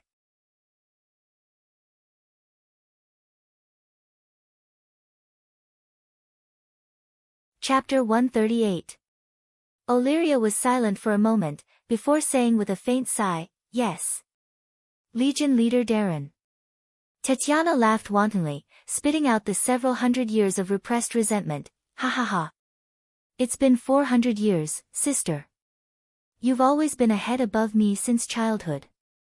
Just because you were born an hour earlier than me, all the good things, all the glory belonged to you. I could only live in your shadow. Today, I've finally surpassed you. I'll let you know the disparity between us. Snake Demon Clan's strongest genius is me, not you." Illyria creased her eyebrows slightly and said unhurriedly, "I'm sorry." Tatiana snorted coldly, before turning around and leaving with large strides, "I don't need your apology, and you haven't let me down. I'll prove to you that I, Tatiana, am Snake Demon Clan's strongest expert. In the future, Snake Demon Clan's patriarch will be me." Bailu City was in an uproar. Countless Boa cavalrymen madly gushed out of Bailu City, before quickly forming a 30,000-strong Bagru Boa cavalryman legion in the wilderness. Countless large and small venomous snakes also gushed out of Bailu City, forming a sea of snakes on the ground. Tetiana, Illyria and Emma, the three great level 3 warlocks of Snake Demon clan, stood loftily on top of a level 3 extraordinary life-form Kamado silver-white demonic horned boa. Cineris Principality was a human country that Snake Demon clan had captured. According to Demon clan's rules, this principality belonged to Snake Demon clan's domain. The fiendish Demon clan was just like the human race, they were constantly fighting and killing each other. Although under the command of Royal Demon Clan, all the demons had united to kill their way out of the underworld, but there was still a clear division between them, with each having their own sphere of influence. Only in the area occupied by Royal Demon Clan would the experts of the various great demon clans converge. They're here. A group of ant-like mechanical golems can beat the two of you into a sorry state. The two of you are really trash. Tetiana stood on top of the Kamado silver-white demonic horned boa's head, her eyes transformed into a pair of vertical pupils, easily seeing the 5th Mechanized Infantry Division more than 20 li away. She sneered and ridiculed. Emma's eyes flashed with anger, and she was about to open her mouth to refute. Illyria stretched out her hand and pulled her adjutant. Boom! Boom! Boom! As soon as Tetiana's words fell, flames flashed and a self-propelled artillery shell landed on the neatly arranged Snake Demon Legion. Huge explosions rang out one after another as hundreds and thousands of powerful Snake Demon soldiers were blown to pieces by the artillery fire. Blood splashed everywhere. When Tetiana saw the Snake Demon Legion's elite warriors being blasted apart by the artillery fire and blood splattering everywhere, her eyes turned bloodshot, and she screamed in horror, "Fuck!" There were still more than 20 li to go. What was that thing? Could it be a human warlock's magic cannon? But aren't human warlocks' magic cannons unable to be used in the field? It was the first time Tetiana had seen a war weapon that could strike from a distance of more than 20 kilometers. When she saw hundreds and thousands of Bagru Boa cavalrymen being blasted to death, she was so angry that she almost wanted to spit blood. Illyria, who was rich in battle experience, immediately shouted, "Those are Steel City's war weapons, we have to go and destroy them." The self-propelled artillery had a long range and formidable might, but once it got close, it was just a lump of scrap iron. "I don't need you to teach me. Follow me, let's destroy that scrap iron." Tetiana's eyes were bloodshot. She screamed, magic radiances flickered all over her body, and a pair of fleshy wings sprouted from her back. She flapped her fleshy wings and swiftly flew towards the 5th Mechanized Infantry Division at a terrifying speed. Illyria and Emma glanced at each other before also flying in Tetiana's direction. The 5th Mechanized Infantry Division's Level 5 humanoid robots took out Gauss rifles one after another, before madly firing towards the sky.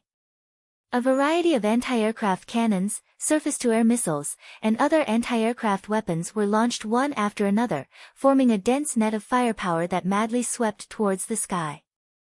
Tetiana directly transformed into a half-human, half-snake monster. Her whole body was shrouded in an incomparably formidable life force. She evaded the majority of the Gauss bullets with her ghost-like agility. At the same time, a small portion of the Gauss bullets were directly deflected by her life force. Magic radiances continuously flickered in Illyria's and Emma's hands. Black rays of light shot towards the surface-to-air missiles, directly shattering them. There was a burst of rumbling in the sky. Lightning supersonic fighters descended from the sky, their cannons rumbling, madly strafing towards Tetiana's trio. The lightning supersonic fighters were the war weapons that chased Illyria and Emma, forcing them to flee in a sorry state. If they didn't have the super-fast war weapons like the lightning supersonic fighters, they could have easily torn all the battle robots below to shreds. Under the pursuit of 100 lightning supersonic fighters, countless cannons bombarded Illyria's trio, unceasingly causing the life force protecting their bodies to tremble, tottering on the verge of collapse. Highly poisonous mist. Tatiana's beautiful eyes flashed with a touch of cold light. With a sharp whistle, she opened her mouth and sprayed out a cloud of green mist. It rose against the wind and turned into a huge green poisonous mist, enveloping the 5th Mechanized Infantry Division's main battle robots below. Highly poisonous mist was the strongest level 3 area of effect poison spell that Tatiana practiced. Once contaminated by the mist of highly poisonous mist, even an Earth Knight rank powerhouse would be poisoned to death. However, the 5th Mechanized Infantry Division was made up entirely of robots. The green poisonous mist enveloping those robots didn't seem to have the slightest effect. No effect? Sure enough, but my spell isn't that simple. Tatiana smiled coldly, then faced upwards and let out a sharp whistle. When the giant snakes under the Bagru Boa cavalrymen heard that whistle, they opened their bloody mouths one after another, spitting out clouds of black venom and flying towards the sky. Tatiana pointed with her finger. A powerful suction force quickly converged with her as the core, gathering the countless black venom together and surging. Corrosive snake venom rain. Tatiana waved her lily-white hand. Countless black venom fell from the sky, scattering on the ground like raindrops. When the drops of black venom fell on the 5th Mechanized Infantry Division's main battle robots that were already contaminated by highly poisonous mist, the 5th Mechanized Infantry Division's main battle robots emitted bursts of white smoke, before strangely dissolving and turning into lumps of scrap iron.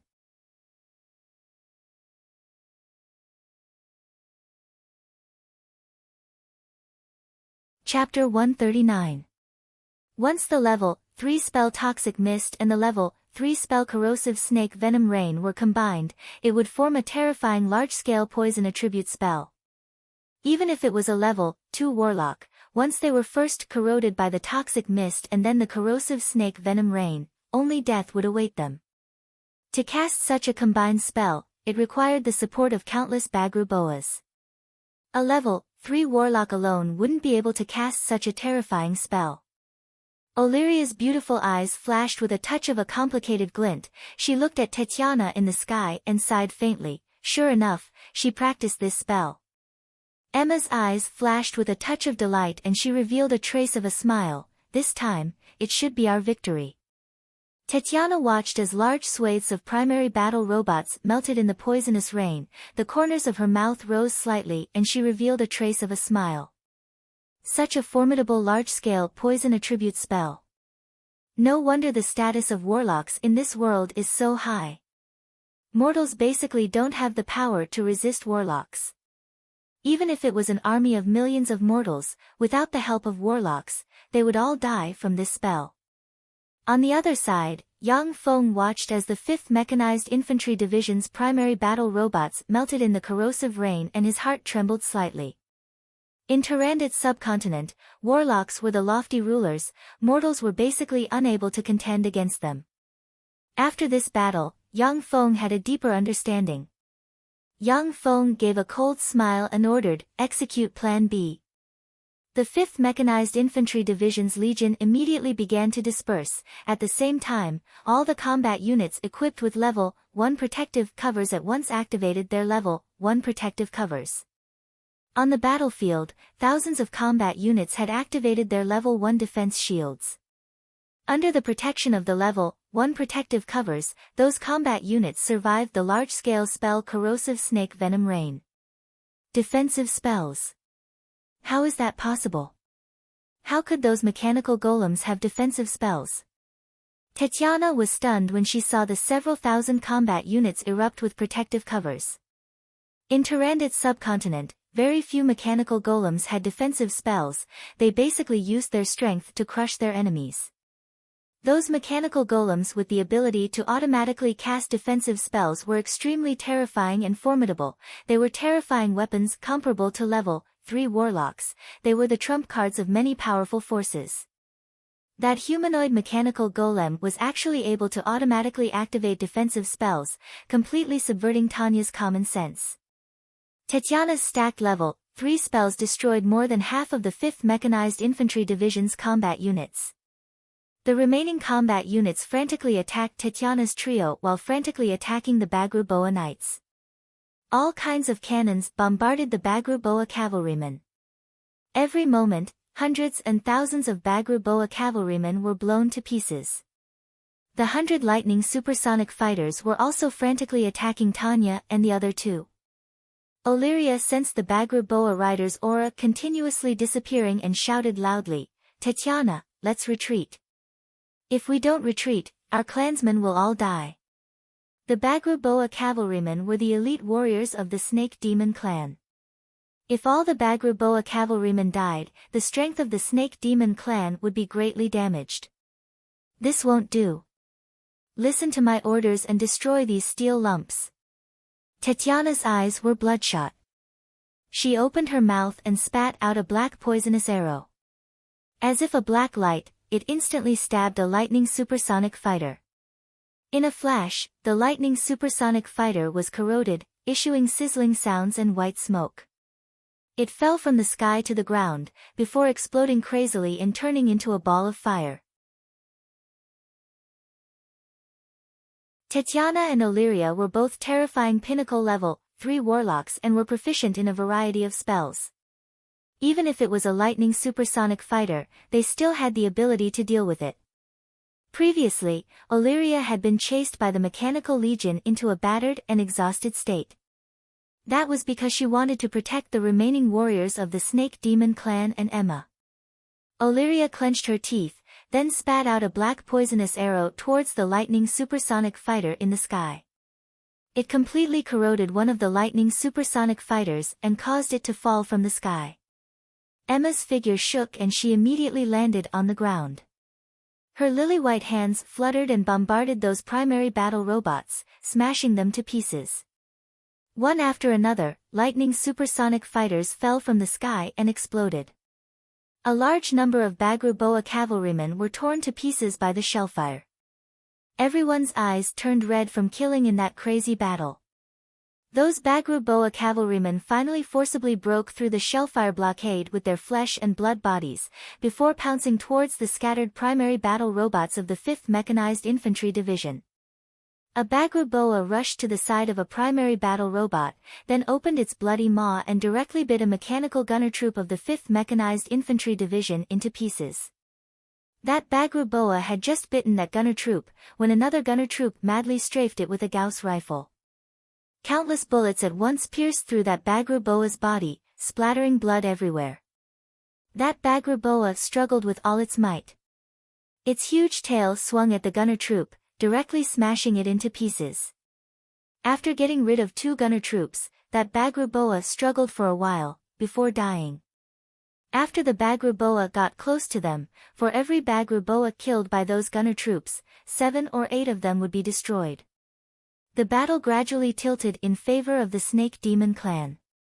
The fierce and cruel battle lasted for a full 2 hours. After Tatiana destroyed the last lightning supersonic fighter, her complexion was pale. Gasping for breath, she clutched the wound on her abdomen and laughed wildly, "Haha, I did it. Steel City's 5th Mechanized Infantry Division was annihilated by me. Ha ha ha, Illyria, my dear sister, did you see that? I annihilated Steel City's 5th Mechanized Infantry Division, I won. I'm much stronger than you." Illyria's pretty face was devoid of happiness. She spat out a mouthful of blood, took a glance below, and sighed faintly. "However, the price we paid was too disastrous. Of the 30,000 Bagruboa cavalrymen, only 3,000 remained." Illyria's adjutant, Emma, was also seriously injured by the bombardment. Of the 1,000 Omagudo flying snakes, only 135 remained. Cineris Principality's Snake Demon clan could be said to have been crippled. Even so, I'm still victorious. As long as I'm victorious, I'll get a steady stream of reinforcements.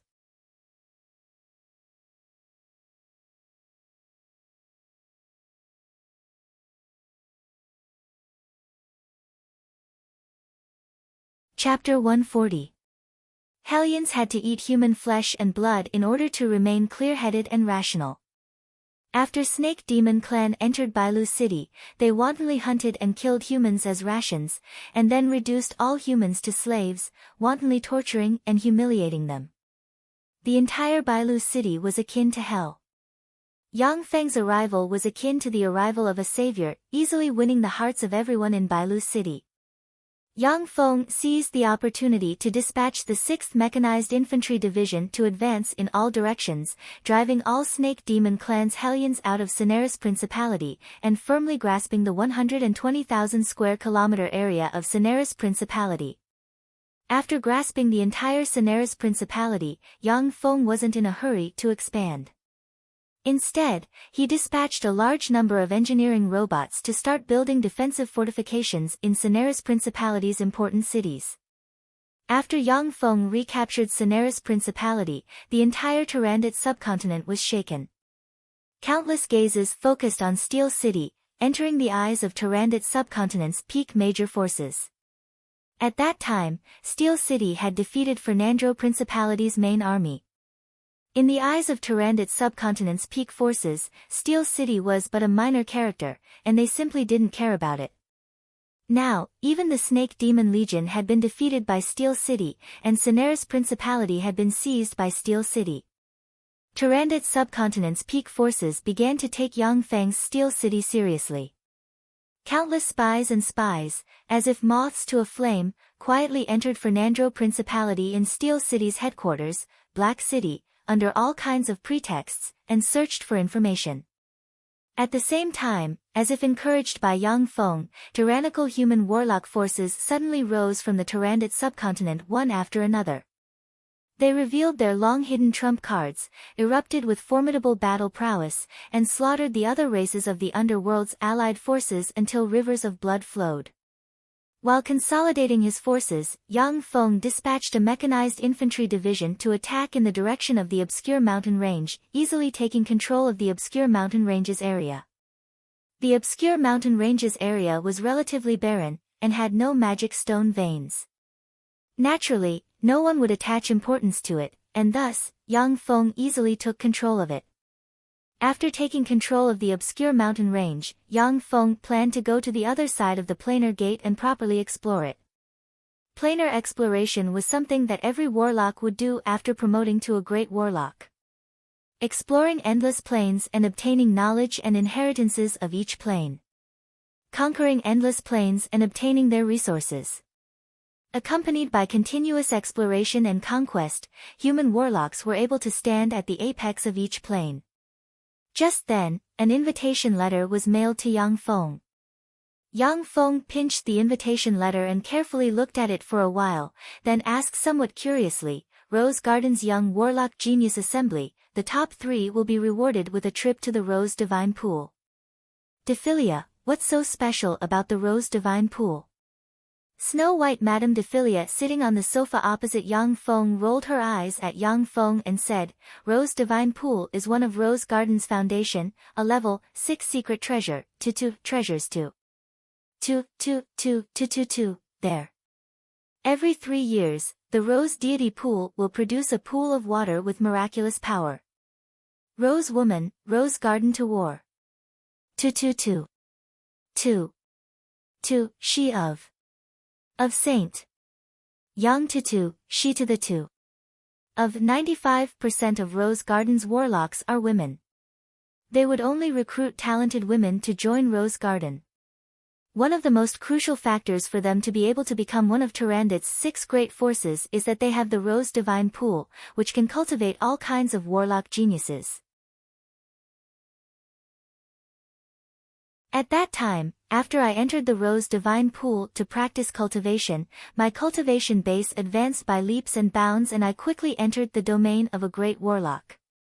If I hadn't entered the Rose Divine Pool to practice cultivation, then I would at most be a level 3 warlock. Perhaps it would take another 100 years before I could promote to a great warlock. That's why I owe Rose Garden a big favor. Yang Feng, if you want to go further on the warlock path, then this is definitely a good opportunity that you can't miss. Warlock College Antalya, White Elephant's Ivory, Eyes of Justice, Savage Claw, and Black Dragon Pagoda all have similar treasures. However, in terms of effect, the Rose Divine Pool is the best for warlocks below the Great Warlock rank. Moreover, the other 5 Great Warlock forces wouldn't let their non-core members use such treasures. Dephilia said faintly. Yang Feng's eyes flashed with a touch of a peculiar glint as he said slowly, "It seems that I have to go to Rose Garden." Yang Feng was very surprised that Rose Garden actually had a divine armament. The so-called divine armaments were treasures that were personally forged by gods from other planes. They were treasures that had mystical powers and were refined from countless precious materials. In other planes, there were many kinds of formidable beings that could be called gods. Even the weakest gods possessed strength by far surpassing that of starry sky warlocks. Each of the divine artifacts created by the powerful gods possessed terrifying abilities. Moreover, not all gods possessed the power to forge divine armaments.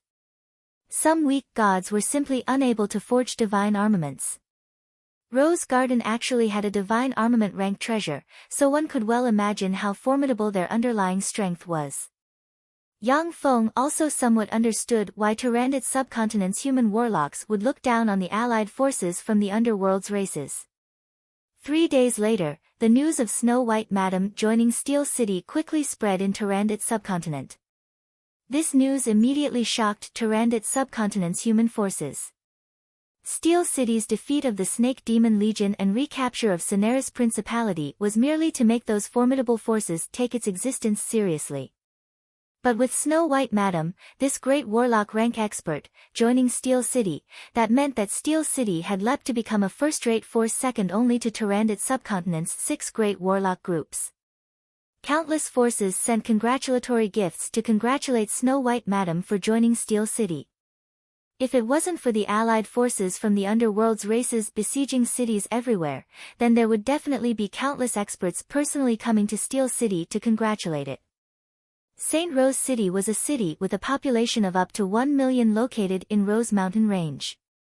Rose Garden was located in the depths of Rose Mountain Range. Outsiders weren't allowed to enter Rose Garden, only apprentice warlocks and warlocks of Rose Garden could enter. St. Rose City was a city that provided apprentice warlocks and warlocks of Rose Garden to enjoy secular pleasures. Aristocratic youngsters who longed to enter Rose Garden, merchants who wished to do business with Rose Garden, as well as people with all kinds of objectives, all gathered here, making St. Rose City extremely prosperous. The residences of peak warlock groups are really high-end. Yang Feng looked at St. Rose City's towering skyscrapers, spacious streets, and speeding magic sports cars, as if he was situated in a world that was even more advanced than Earth's technology. "Hey, beauties, do you want to hitch a ride?"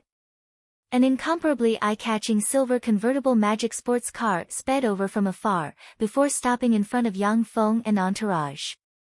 A charming woman with jade-white skin, long red hair and wearing large sunglasses frivolously revealed a charming smile towards the few girls beside Yang Feng. "I've long heard of Rose Garden's Lalados, but I didn't expect that I would actually encounter such a superb product." Yang Feng looked at that sexy red-haired beauty and was somewhat speechless. Rose Garden was the only formidable warlock group led by women among Tyrannid subcontinent's 6 great warlock groups. Rose Garden's successive masters were all extremely outstanding beauties. At the same time, Rose Garden's Rose Empire's emperor was also an empress. Rose Garden's Rose Garden had more women than men, therefore, the number of Lalas was always high. According to legend, Rose Garden's successive generations were all Tyrannid subcontinent's most formidable Lalas.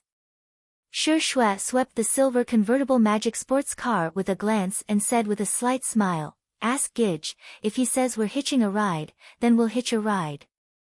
We have a car." Yang Feng gave a slight smile and pressed the dimensional crest on his chest. A gold-plated 10-seater convertible luxury sports car embedded with countless gems appeared on the main road. Yang Feng gave the red-haired beauty a somewhat provocative glance and snapped his fingers. The convertible luxury sports car embedded with a large number of gems automatically opened its door. Shi Shui and the other girls boarded the convertible luxury sports car. The guards following beside Yang Feng pressed the dimensional crest on their chests one after another. In a flash, silver sports cars appeared on the main road. Very quickly, a fleet of luxury cars appeared on the spacious passageway. The red-haired beauty took off her sunglasses, revealing a peerlessly beautiful complexion that could turn all living things upside down. She asked curiously, "Is this Steel City's sports car? It looks pretty good. What's the power source? Is it Steel City's newly developed high-energy crystal, Yang Feng?" Yang Feng's eyes flashed with a whiff of vigilance as he said, "Who are you?" The red-haired beauty said with a slight smile, "I'm called Angelina, the eldest daughter of Her Majesty the Empress of Rose Empire and the first successor of Rose Empire. May I have the honor of becoming friends with you?" Yang Feng said with a smile, "It's my honor to be your friend." Angelina asked curiously, "What's the maximum speed of your sports car?" Yang Feng said somewhat proudly, "My Type 1 Lightning Dragon Speedster sports car can reach a maximum speed of 600 km per hour. In Tyrannid subcontinent, the maximum speed of magic sports cars was around 80 km per hour to 150 km per hour. The maximum speed of magic sports cars manufactured by Level 3 Warlock Alchemists could reach a speed of 300 km per hour to 400 km per hour. However, the number of Level 3 Warlock Alchemists was relatively small. The number of magic sports cars refined by Level 3 Warlock Alchemists could also be counted on one's fingers. As for Great Warlock rank Warlock Alchemists, they basically wouldn't refine toys like magic sports cars.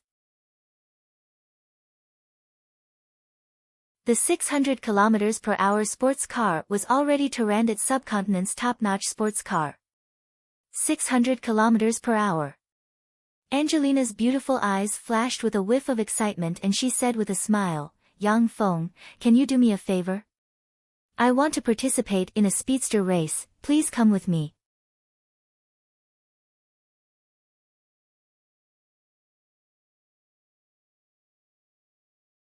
Chapter 141.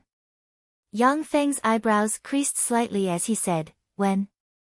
I might not have the time." Angelina's eyes shone and she said with a sweet smile, "Now, let's go to the Fiery Dragon racetrack. It'll only take half a day, I think you'll have a great experience." Yang Feng directly sat on the Type 1 Lightning Dragon. The Type 1 Lightning Dragon automatically closed its door and said towards Angelina with a smile, "Then what are we waiting for? Let's go." The Fiery Dragon racetrack was St. Rose City's most famous racetrack. It was more than 450 kilometers long. The long racetrack contained slopes, sharp turns, cliffs, mountains, sand, hills and other kinds of terrains. It was the favorite gathering place of St. Rose City's second-generation warlocks and car racing enthusiasts. Each magic sports car's selling price was more than 10,000 magic stones. Moreover, it consumed an inferior magic stone every 200 kilometers. Only formidable warlocks or extremely wealthy second-generation warlocks were qualified to have the financial resources to play with magic sports cars. Yang Feng followed behind Angelina and arrived at the entrance of the Fiery Dragon racetrack. At the entrance of the Fiery Dragon racetrack, there were several tens of extremely eye-catching magic sports cars parked. Next to those magic sports cars gathered many youngsters, handsome men and beautiful women could be seen everywhere. At the same time, those youngsters involuntarily emitted formidable life force. The majority of them were apprentice warlock rank life force, but there was no lack of level 1 warlock rank life force. In a small state like Fernandro Principality, level 1 warlocks were considered to be extremely rare experts. But in St. Rose City, they were nothing. Yang Feng's Type 1 Lightning Dragon arrived at the Fiery Dragon racetrack. It attracted the gazes of countless people. The Type 1 Lightning Dragon's exquisite design and luxurious 10-seater convertible was still very rare on the Fiery Dragon racetrack. Gold sports car, so unsophisticated. Why would a 10-seater convertible magic sports car come here? This is the Fiery Dragon racetrack. I don't know where this bumpkin came from, to actually drive such an unsophisticated car here and make a fool of himself. Ridiculing voices came from the crowd. The Type 1 Lightning Dragon sports car plated with a thick layer of gold and inlaid with countless gems. If it was on Earth, it would definitely make countless young girls scream and countless beautiful women kneel and lick it. But in the world of warlocks, gold was merely a slightly more advanced currency than silver and copper. What was truly valuable were the high-level magic cores and magic crystals of various magical beasts, demons, and extraordinary beings. Yang Feng listened to the surrounding ridicule, his face twitched, he turned around and looked at Eunice and the other women behind him. The aesthetic standards of different worlds are really different, I'm actually being looked down upon by these fellows. No wonder Angelina's gaze was so strange. Eunice covered her mouth and giggled. Dephilia, who was like an iceberg lowly, also revealed a trace of a smile. Coming from a warlock aristocratic family, they naturally knew that the appearance of the Type 1 Lightning Dragon sports car would seem tacky among genuine magic sports car enthusiasts. As soon as Angelina stepped out of the car, numerous gazes were attracted to her. They were filled with admiration, envy, jealousy, and all sorts of complicated emotions. A blonde-haired, blue-eyed girl with a golden ponytail and an extremely good figure, somewhat similar to Angelina's, dressed in a black tight-fitting outfit, yet her appearance appeared somewhat immature. From her appearance, she appeared to be approximately 15 or 16 years old. She walked over with a beaming smile. "Big sister Angelina, you've come. If I'm not mistaken, then the man beside you should be Steel City's Yang Feng." The girl's words had just fallen, when gazes shot from all directions and concentrated on Yang Feng. "That's Steel City's sole successor, Yang Feng. That lucky good-for-nothing Yang Feng." After Snow White Madam joined Steel City became a force second only to the 6 great warlock groups. He's actually Steel City's sole successor. What a lucky bastard. With Steel City's city master's love for him, even if he's a good-for-nothing, he can still practice cultivation and become a warlock. Yeah. Reportedly, all of Steel City's resources are tilted towards him. Could it be that he came to St. Rose City for the Rose Divine Pool's cultivation quota? Whispered discussions came from the group of youngsters. Practically all the youngsters looked at Yang Feng with gazes brimming with envy and jealousy. After Snow White Madam Dephilia joined Steel City became a first-rate warlock group second only to Tyrannid Subcontinent's 6 great warlock groups. As Steel City's sole successor, Yang Feng naturally received the envy and jealousy of those young princeling warlocks. The more powerful a life form was, the more difficult it was to reproduce. Once a human promoted to a warlock, their life form would undergo a terrifying evolutionary transformation, and their entire level of life would undergo a transformation. After evolving into an official warlock, the success rate of official warlocks giving birth to offspring would begin to drop rapidly. The more powerful a warlock was, the more difficult it was to produce offspring. However, in this world of warlocks, human warlocks had already overcome numerous difficulties and researched elixirs that could increase the success rate of producing offspring. They could increase the success rate of warlocks giving birth to offspring to the apprentice warlock rank. Therefore, in Tyrannid Subcontinent, the majority of the leaders of the forces had countless descendants. It was practically impossible to become the sole successor of those forces. As Steel City's sole successor, Yang Feng's status became incomparably noble, even higher than Rose Empire's first successor, Angelina. Angelina, as the first successor, still had to face the competition from Rose Empire's many successors. And Yang Feng was already certain that he would inherit Steel City, this terrifying force. Angelina's beautiful eyes flashed with a touch of a peculiar glint as she said with a smile, "Younger sister Bess, that's right, he's from Yang Feng." A tall and sturdy young man with a head full of scarlet short hair, exuding a valiant aura, with a ridiculing smile on his face, arrived beside Bess and said with a sneer, "Yang Feng, that good-for-nothing Yang Feng with an inferior level 1 soul aptitude?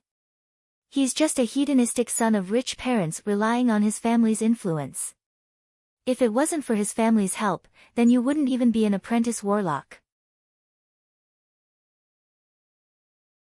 A slender and handsome young man dressed in a white warlock's changpao smiled as he walked over and threatened without a trace of anger, "Yang Feng, you good for nothing, stay away from Angelina. Otherwise, I don't mind getting rid of you and sending your corpse to your uncle. Presumably, it'll be very interesting." More than a dozen youngsters faintly exuding official warlock rank life force quickly gathered beside the scarlet short-haired man and the man dressed in a white warlock's changpao, looking at Yang Feng with ridiculing expressions.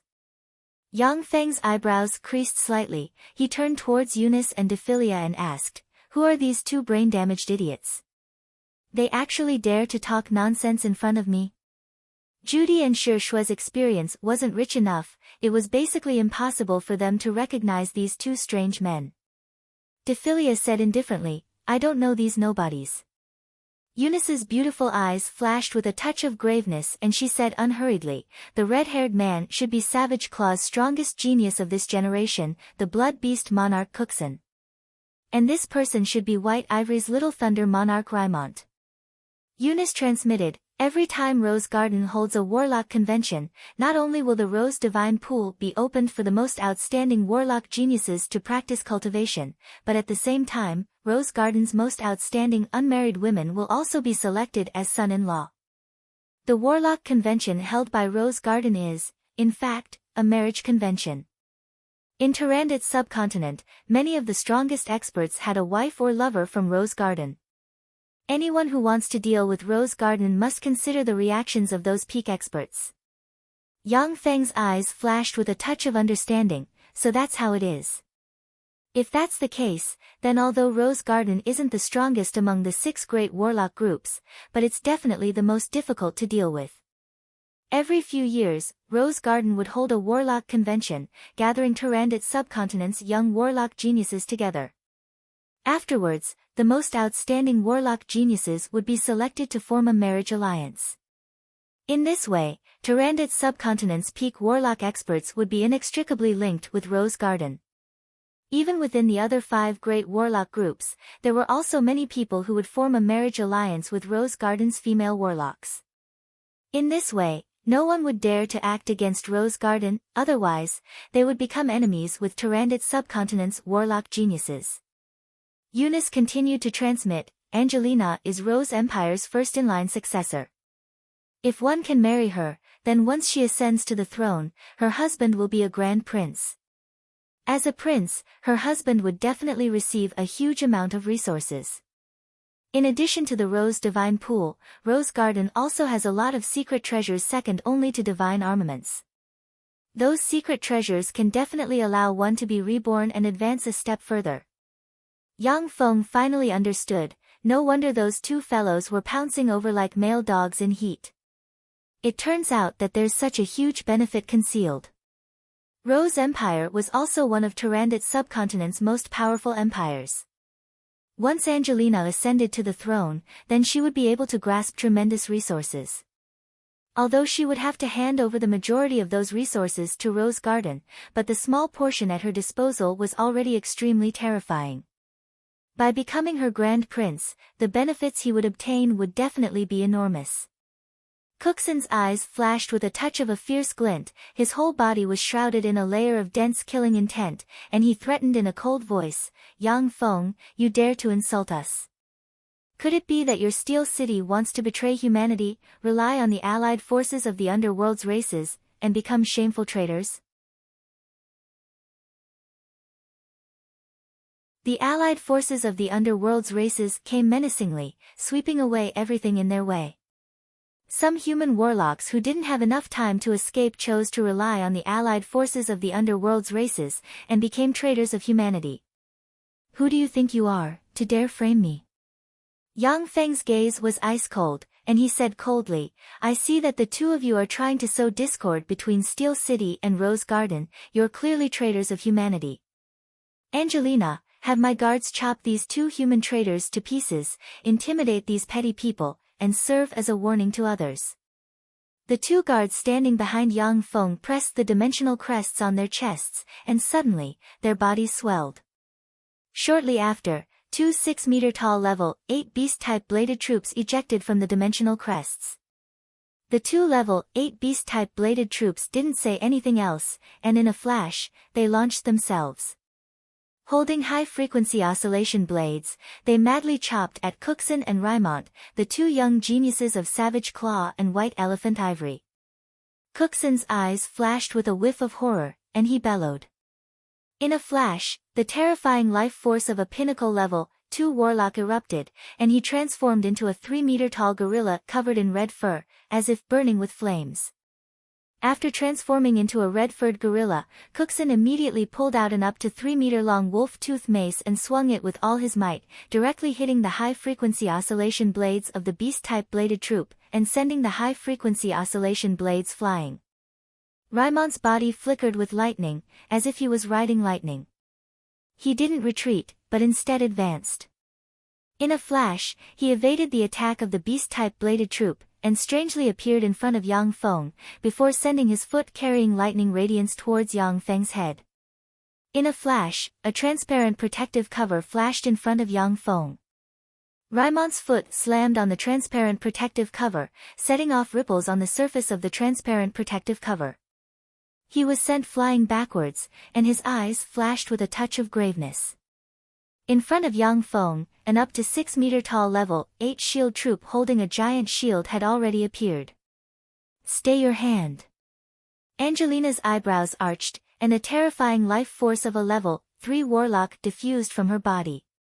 She swept Yang Feng's group of 3 with a gaze brimming with dignity, and said coldly, "This is St. Rose City. In St. Rose City, you must abide by Rose Empire's laws. If you have any grudges, you can leave St. Rose City and settle them privately outside. Outside St. Rose City, I don't care how you fight. But if you fight in St. Rose City, then you're Rose Garden's enemy. Did you hear that, you two idiots? Still not staying your hand?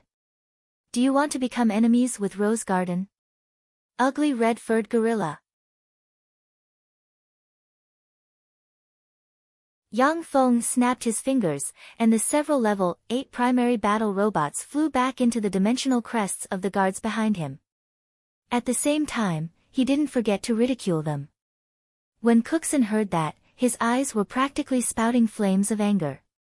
He clenched his fists, killing intent surged all over his body, and he took a step forward.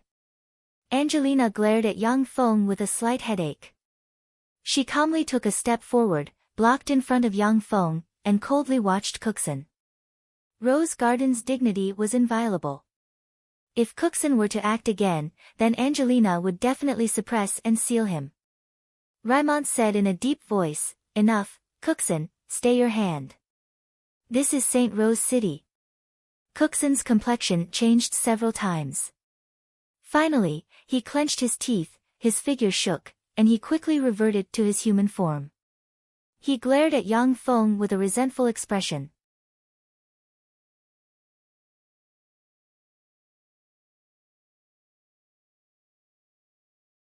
Chapter 142. Rymont's eyes flashed with a touch of gloominess and he said coldly, "Yang Feng, this is the Fiery Dragon racetrack. The way to resolve all grievances here was through a race between magic sports cars. Do you dare to make a bet with us? If you don't dare, then get the hell out of St. Rose City." The storage ring in Yang Feng's hand flashed with radiance and a chest fell to the ground. It opened, revealing a chest full of top-notch magic stones. "Make a bet?" "Interesting, I'm only worried about one thing, that is, you can't come up with the corresponding stake. This is a chest full of top-notch magic stones. You know the value of top-notch magic stones. You two poor wastrels, if you can't come up with the corresponding stake, then get the hell out of St. Rose City. Those are the legendary top-notch magic stones. Top-notch magic stones contain the purest magic energy. If the magic energy contained within a top-notch magic stone is completely absorbed, then it's enough to promote a level 2 warlock to a level 3 warlock. It's the first time I've seen a top-notch magic stone. It's a treasure that only great warlocks are qualified to use. A top-notch magic stone is worth at least 2 million inferior magic stones.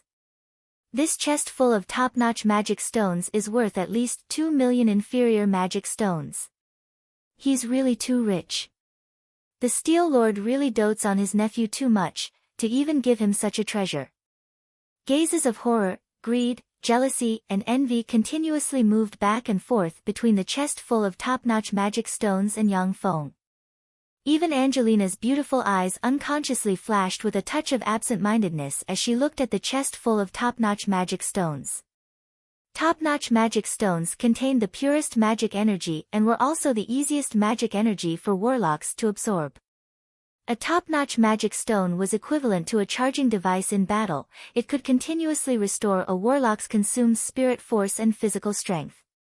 A top-notch magic stone was equivalent to a terrifying elixir that could stably restore a certain amount of spirit force and physical strength. Such top-notch magic stones were priceless. They would generally fall into the hands of great warlocks and be used for cultivation. Ordinary warlocks would never even see one. The majority of the youngsters around the Fiery Dragon racetrack were incomparably wealthy second-generation warlocks, but only a few of them had seen top-notch magic stones. Many young beauties looked at Yang Feng with shining eyes, as if they had seen a super-rich husband. The complexions of Cookson and the other man became extremely unsightly. That chest of top-grade magic stones was worth more than 2 billion low-grade magic stones.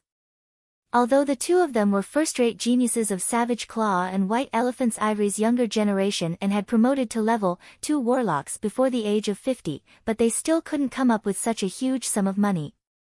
Yang Feng sneered and ridiculed, "You two poor wastrels, if you don't have the ability to take out the corresponding treasures, then fuck off from St. Rose City."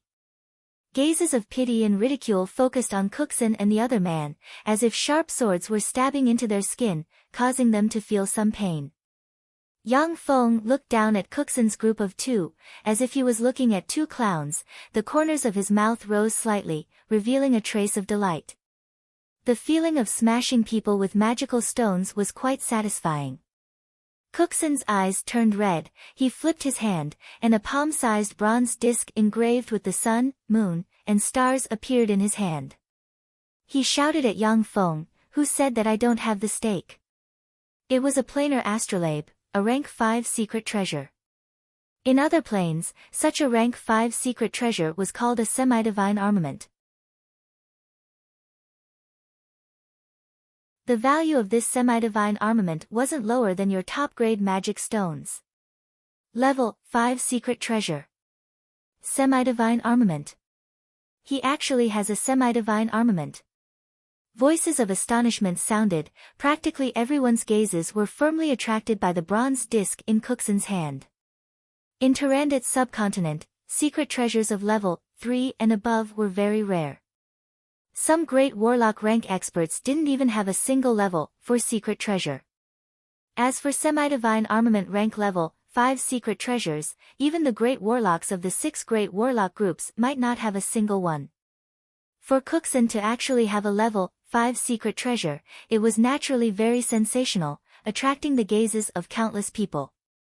Even Dephilia's pretty face, which had always been indifferent, had a slight change as she stared fixedly at that planar astrolabe.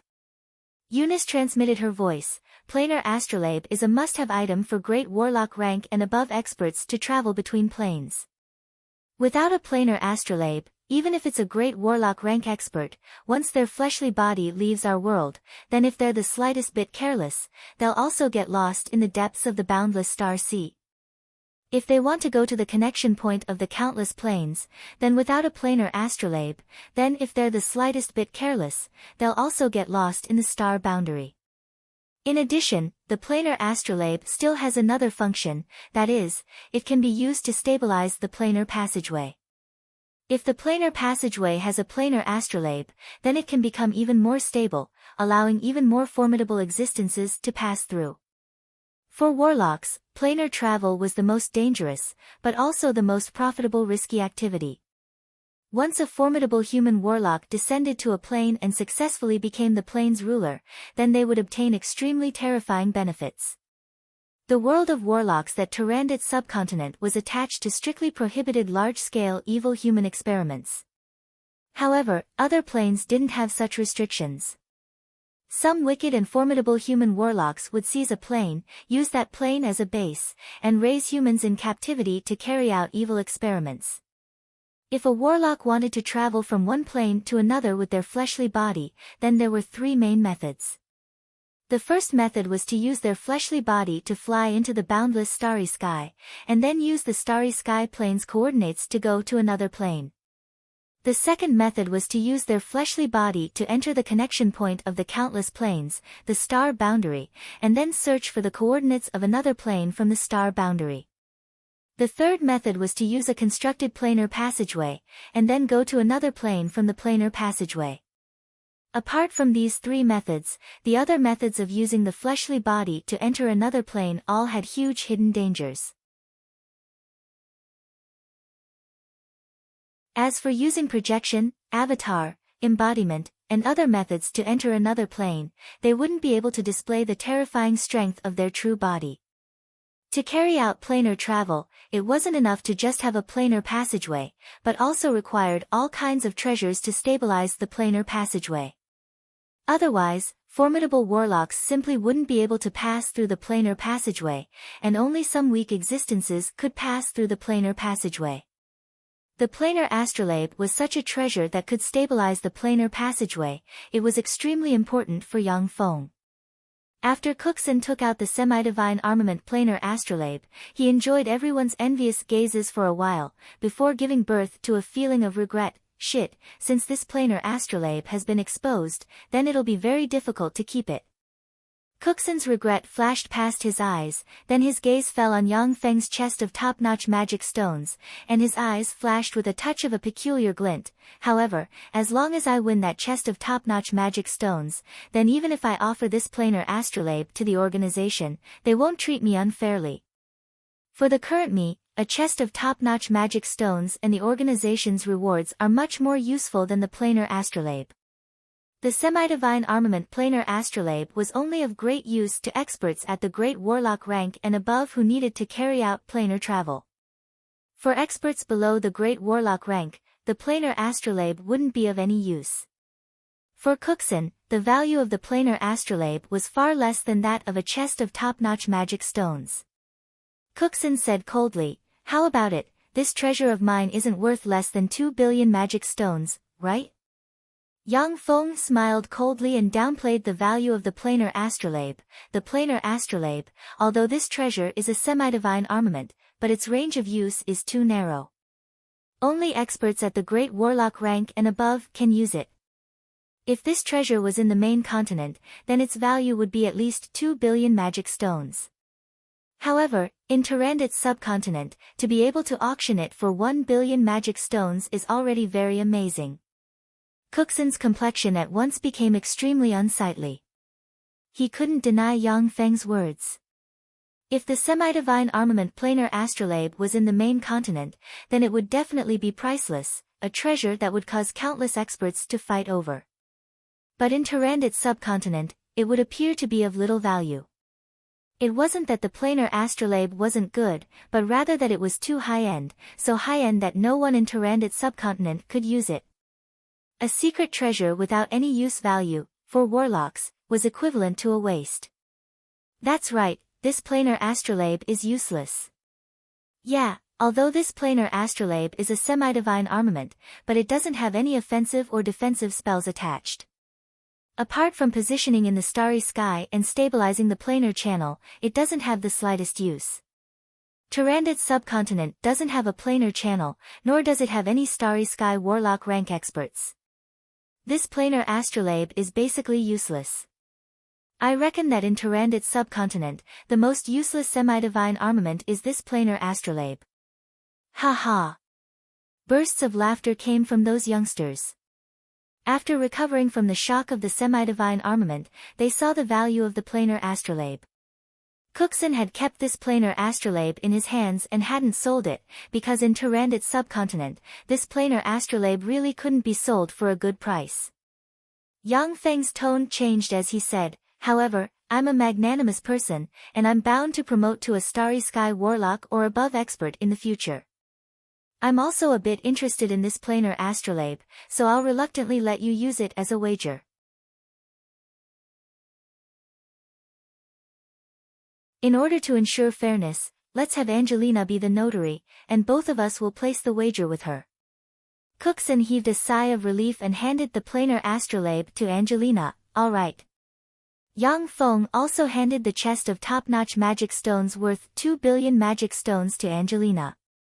Angelina was Rose Empire's first-in-line successor, and in St. Rose City, she represented Rose Garden's face. She naturally couldn't embezzle Yang Feng's and Cookson's wager.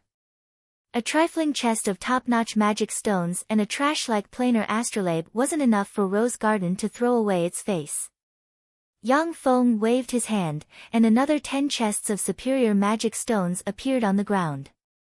He said with a cold smile, "Raimont, these are 10 chests of superior magic stones. They're worth approximately 150 million inferior magic stones. If you want to wager with me, then take out the corresponding treasure. If not, then please get the hell out of St. Rose City, and don't stay here to make a fool of yourself."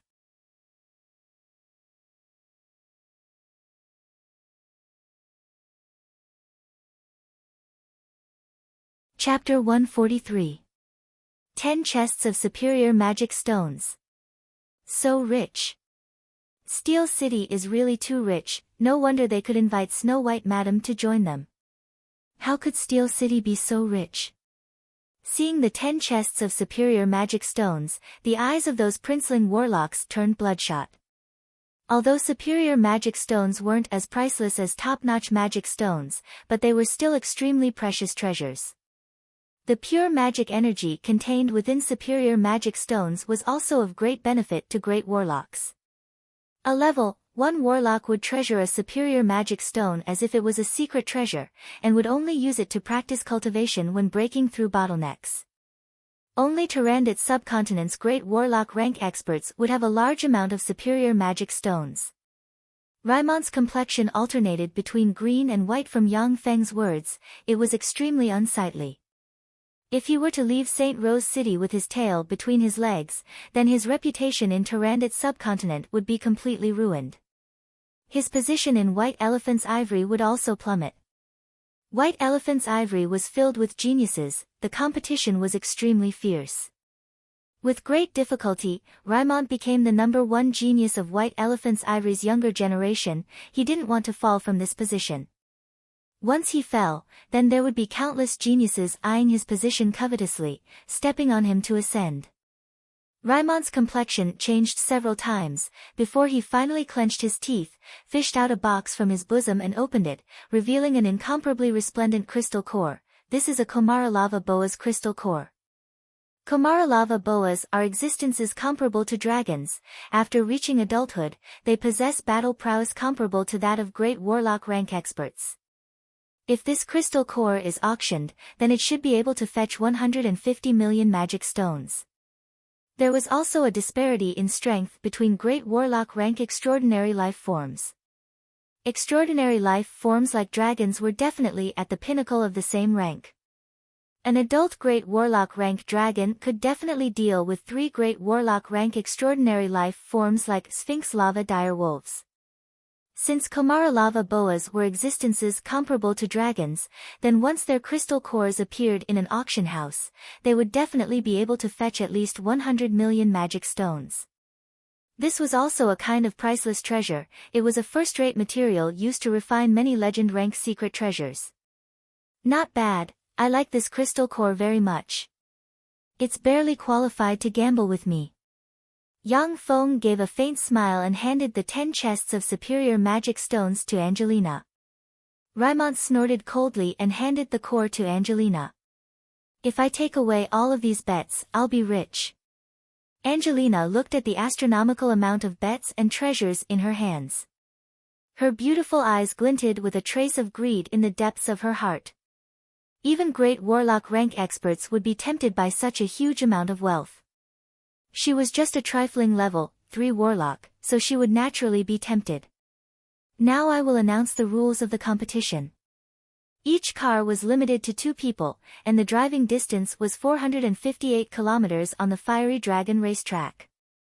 While driving, you are not allowed to directly use magic to attack the other party's driver or vehicle. Can use the vehicle's attacks to attack the enemy. The first one to finish the race wins. Angelina quickly calmed herself down and said with a smile. The Magic Sports Car race was different from the races on Earth. In the Magic Sports Car race, it was possible to use the vehicle's attack system to attack the enemy's vehicle and driver. This kind of race was more cruel, but also more exciting. It was deeply loved by princeling warlocks. I'll open the bets. I'll only accept bets on me to lose. Those who want to bet on me to lose, feel free to do so. Magic stones, secret treasures, gold, as long as it's valuable, it can be used as a wager. Yang Feng gave a faint smile and waved his hand. Shortly after, 10 chests of superior magic stones appeared before everyone's eyes. The superior magic stones' resplendent demonic radiance dazzled people's eyes. He said extremely heroically, "These are 10 chests of superior magic stones, you don't have to worry that I won't be able to pay up. I'll bet 10,000 magic stones. I'll bet 30,000 magic stones." The princeling warlocks gathered in the vicinity of the Fiery Dragon racetrack were all hot-blooded youngsters who wished for the world to be in chaos. They came to Yang Feng's side one after another and bet with him. Eunice gave an extremely flirtatious smile, attracting the gazes of nearly 90% of the male princeling warlocks. "Those who want to bet with my young master, come and register." The princeling warlocks in the vicinity of the Fiery Dragon racetrack came to Eunice's side and began to register. Dephilia transmitted her voice, "Are you short on magic stones? Although these little fellas' families are rich, but taking out 10,000 to 20,000 magic stones is already their limit. If these little fellas come and bet with you, you'll at most be able to earn a few million inferior magic stones." Yang Feng had a worried look on his face as he sighed in disappointment. A mosquito is still meat, no matter how small it is. I have to support such a large family, so I can't do without magic stones. After the registration was completed, dozens of magic sports cars appeared on the Fiery Dragon racetrack. Angelina looked at Dephilia beside Yang Feng, her beautiful eyes flashed with a touch of a peculiar glint and she asked curiously, "Yang Feng, are you sure you want to bring people on board?" Even great warlocks would be tempted by this world-shaking magic sports car wager. The rest of the people wished that there was nothing on board. Yang Feng actually brought along a living person. He looked like an idiot who didn't understand anything. Yang Feng said with a slight smile, "That's right." In such a world-shaking wager, he still doesn't forget to pick up girls. This Yang Feng is indeed a sex fiend among sex fiends. Amazing, he's even picking up girls in such a wager. This method is really brilliant. In this way, I'm afraid that the girl will be dead set on him. Such a brilliant method of picking up girls. However, that chick seems to be a bit too young. He actually likes this kind of taste, what a pervert. Whispers sounded from the side. Quite a few princeling warlocks revealed looks of sudden realization. They followed suit and quickly invited their female companions to board their vehicles. Cookson sneered and said with ridicule, "You're really an idiot. In such a race, even if you reduce the weight by 1 kilogram, it might decide the outcome of the race. I'm really happy to see that you're so stupid." Yang Feng gave a faint smile. Without saying a word, he took Dephilia towards the Type 1 lightning dragon. Dephilia suddenly transmitted, "You actually chose me as your companion, that's really shameless." Dephilia was a great warlock rank expert. If they fought head-on, then she would definitely die. Even if one of her hands was tied, she would still be able to easily beat up everyone here. The corners of Dephilia's mouth suddenly rose slightly, and she transmitted, "However, I like this kind of shamelessness. I've helped you so much, so give me 50 of the top-notch magic crystals." Yang Feng also revealed a trace of a smile, and transmitted, "Deal." The Fiery Dragon Extreme Speed Racetrack was extremely spacious. It could accommodate 20 Magic Sports cars simultaneously. However, the number of Magic Sports cars participating in this race was as high as 153, therefore, the vehicles of Yang Feng, Cookson, and Raimond, the three great experts, were arranged in the last row. The first few rows were arranged for Magic Sports cars with generally acknowledged poor performance. Such an arrangement was mainly to give those Magic Sports cars with poor performance a huge advantage, and to give those Magic Sports cars with poor performance a chance. Next to Yang Feng's Nouveau Riche 10-seater Type 1 Lightning Dragon, there were 3 sports cars parked. One was Cookson's beloved White Tiger Behemoth Chariot, the other was Raimond's beloved Thunderbolt Chariot with countless lightning symbols, and the last one was a pure red rose chariot with a rose motif. Yang Feng swept the red rose chariot with a glance and said, "Angelina, why are you also participating in this race?" Angelina, dressed in red tights, gave a tender and charming smile, her beautiful eyes seemingly burning with a fierce fighting spirit. "I'm very fond of Magic Sports car races." "Yang Feng, even if it's you, I still won't lose. However, I don't have any malice towards you, I'm only betting 3,000 magic stones. Unfortunately, you're bound to lose." "That's not necessarily true. Let the race officially begin." Bisca waved her hand. Her words had yet to fall, when the Magic Sports car at the forefront flickered with intense fluctuations of magic and, with a rumble, rushed forward like a hurricane. "Take a look at how awesome I am." Cookson gave a furious roar, and his tremendous spirit force quickly poured into the White Tiger Behemoth Chariot. 2 huge wings quickly extended from the front of the White Tiger Behemoth Chariot. Simultaneously, the White Tiger Behemoth Chariot only took a second to accelerate to 110 km per hour, before flapping its wings and riding a hurricane to rise. It rushed above the Magic Sports cars in front of it, crushed the top of the Magic Sports cars, and charged forward. Raimond's Thunderbolt Chariot instantly flickered with lightning, a gale billowed, and like a streak of lightning, it rushed forward, crushing the Magic Sports cars in front of it and rushed into the sky. "Yang Feng, I'll be going first." Angelina gave a sweet smile, operated her magic power, and countless red rose petals suddenly extended from the Rose Chariot, forming a rose bridge. The Rose Chariot crushed the rose bridge, easily crossed the Magic Sports cars in front of it, and sped into the distance. The obstacles that seemed insurmountable on Earth were easily crossed by the Magic Sports cars with different extraordinary powers. After Cookson's group of 3 sped from the rear to the front, the more than 20 Magic Sports cars very tacitly slowed down and firmly blocked in front of Yang Feng's Type 1 Lightning Dragon. "A bunch of idiots, get out of my way." Yang Feng's eyes flashed with a whiff of excitement, he fiercely stepped on the accelerator and pressed a button. Shortly after, the Type 1 Lightning Dragon's engine issued rumbling sounds akin to a giant beast's roar. Within a second, the Type 1 Lightning Dragon's speed instantly soared to 200 km per hour, before fiercely crashing into the rear of a Magic Sports car in front of it. Boom! Along with a loud sound, the Magic Sports car was forcibly sent flying by Yang Feng. It tumbled several times in midair, before crashing outside the racetrack.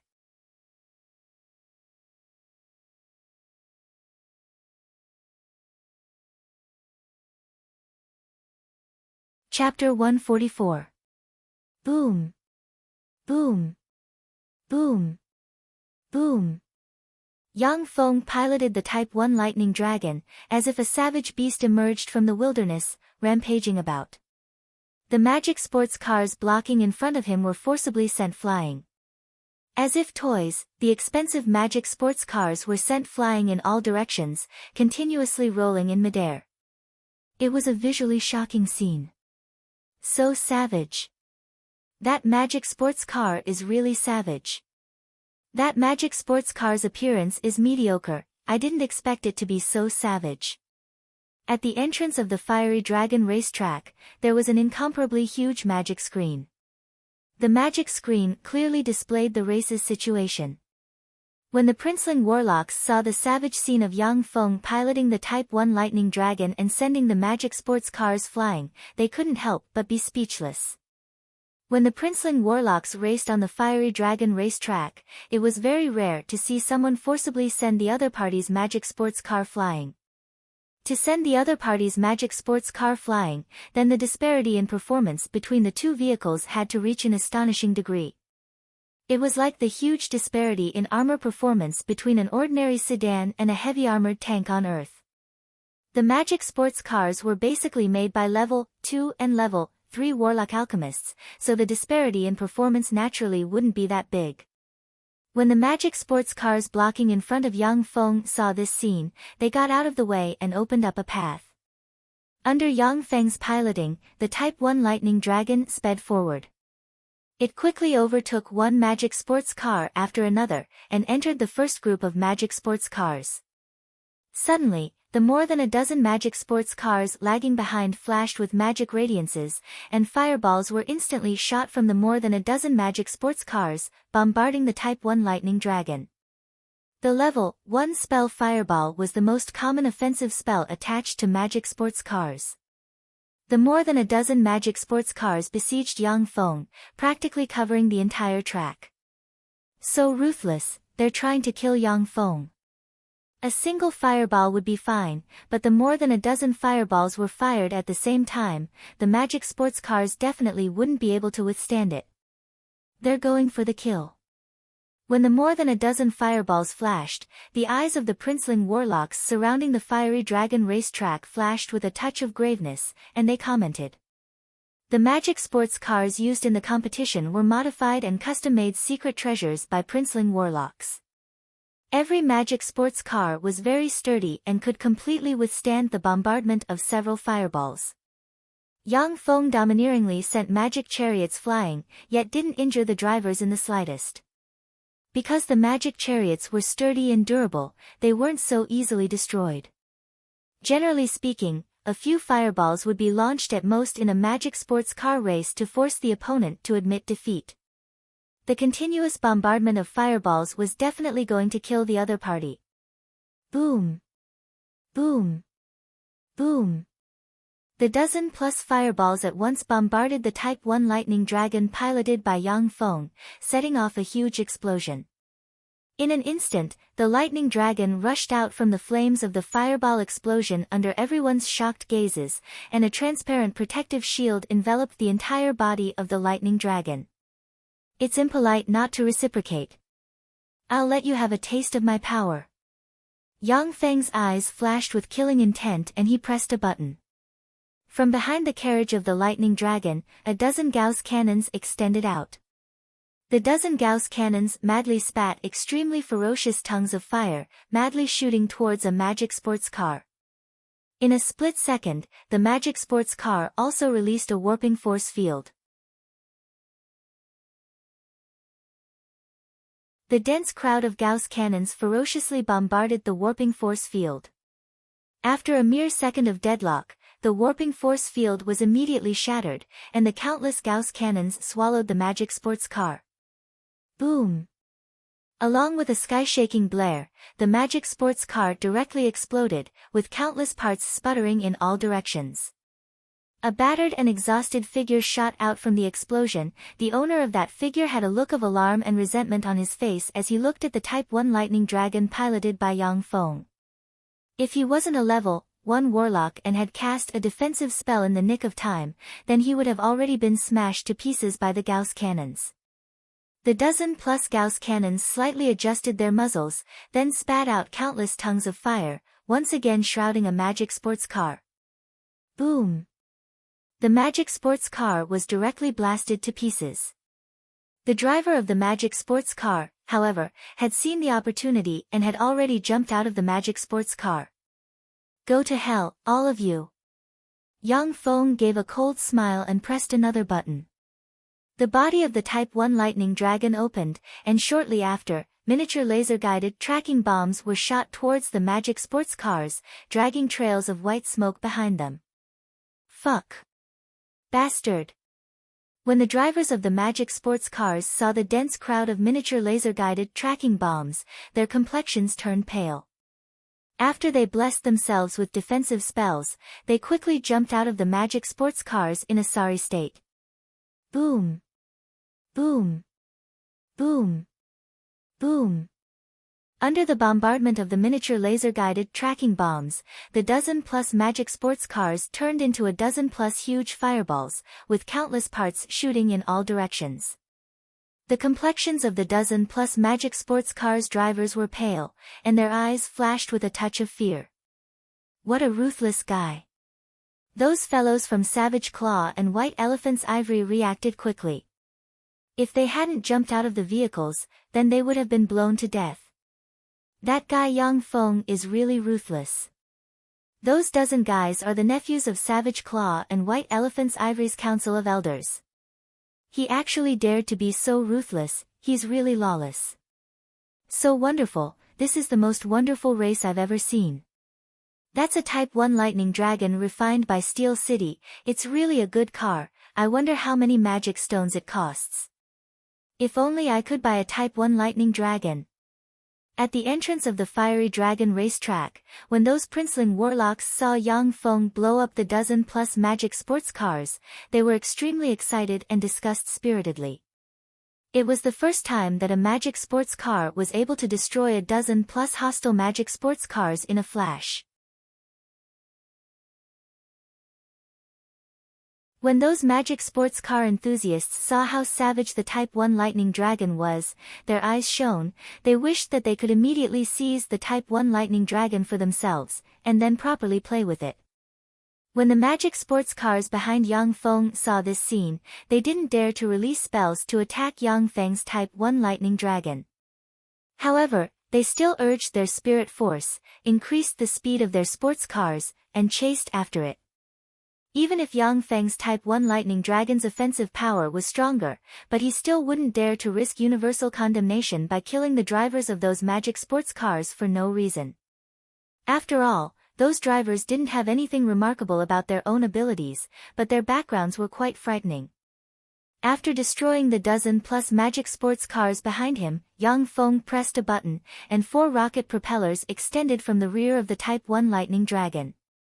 The 4 rocket propellers ejected a terrifying stream of air, causing the Type 1 Lightning Dragon's speed to once again frantically accelerate, as if a rocket was chasing ahead.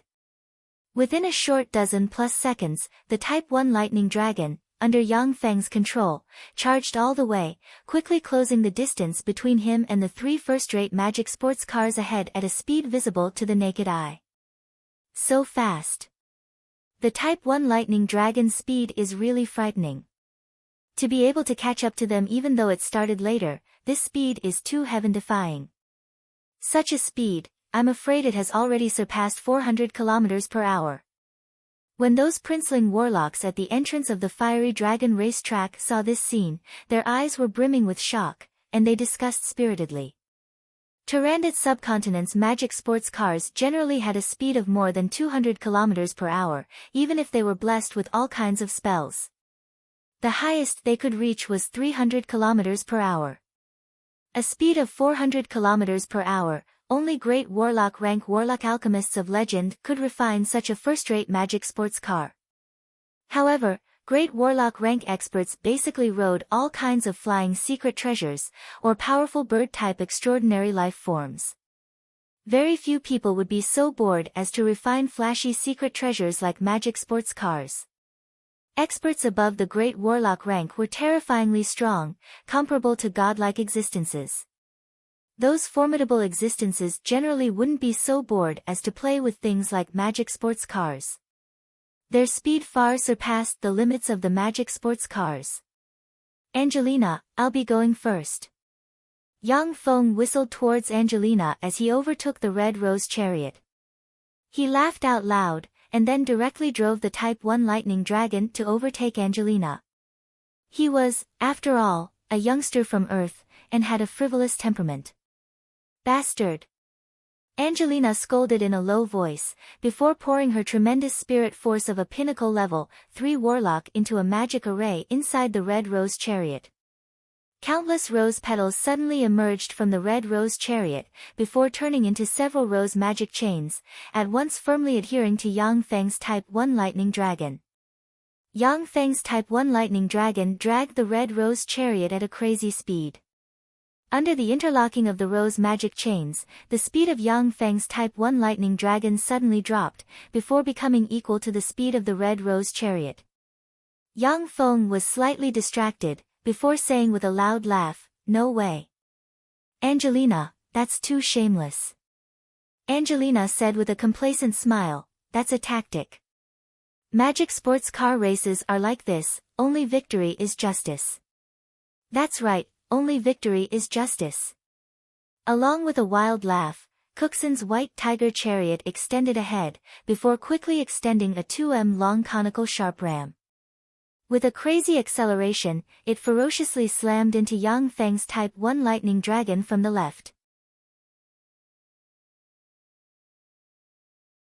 So ruthless. He actually hit the ram. Too ruthless.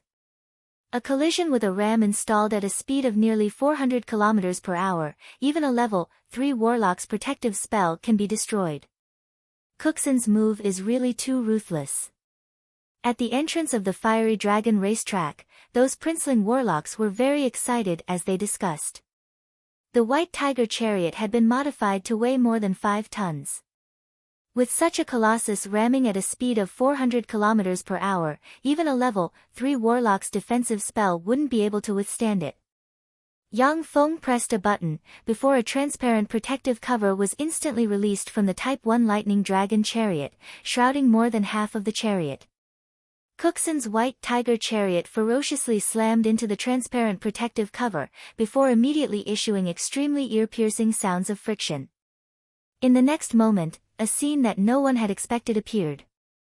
The ram of Cooksen's white tiger chariot was unexpectedly forcibly broken, before the entire chariot was sent flying under the tremendous reaction force. It continuously spun and was sent flying out of the racetrack. Yang Feng gave a cold smile, then pressed a button. Numerous openings opened on the chariot's body, and miniature laser-guided automatic homing missiles madly shot towards Cooksen's white tiger chariot like raindrops. Boom! Boom! Boom! Bursts of explosions instantly engulfed the white tiger chariot. With countless flashes of lightning, the thunderbolt chariot driven by Raimont was akin to a railgun shell. Along with countless electric arcs, it rumbled and its speed rose to 500 km per hour in one fell swoop.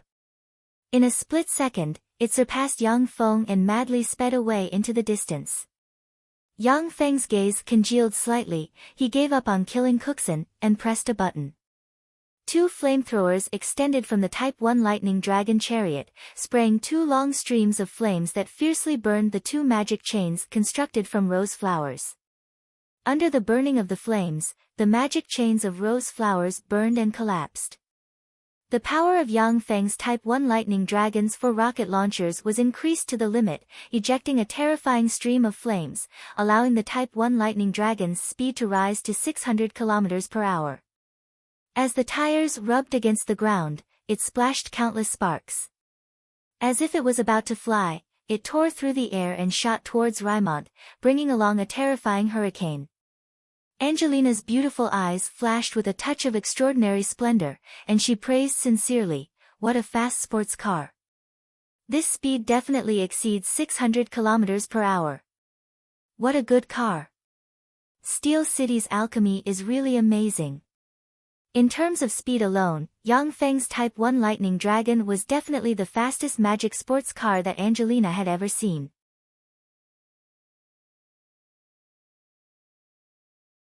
Within a short few dozen seconds, Yang Feng drove the Type 1 lightning dragon to catch up from behind, and then drove side by side with the thunderbolt chariot driven by Raimont. Raimont's eyes flashed with a touch of astonishment, and he was greatly shaken within. What a fast car. My thunderbolt chariot is a magic sports car refined by a great warlock rank alchemist. Steel City clearly doesn't have a great warlock rank alchemist. How could they refine such a fast magic sports car? The Thunderbolt chariot was a treasure that Raimont had obtained during a fortuitous encounter. It was a sports car refined by a great warlock rank expert. He had always believed that his Thunderbolt chariot was Tyrannid's subcontinent's #1 magic sports car, but he had never thought that Yang Feng's Type 1 lightning dragon would be so much faster than his. Thunderstorm. Raimon's complexion changed several times, before he finally took out a superior magic stone and threw it into a groove. A tremendous spirit force at once poured into the Thunderbolt chariot. The Thunderbolt chariot instantly flickered with lightning, rumbled, and a bolt of lightning fiercely struck at Yang Feng's Type 1 lightning dragon chariot.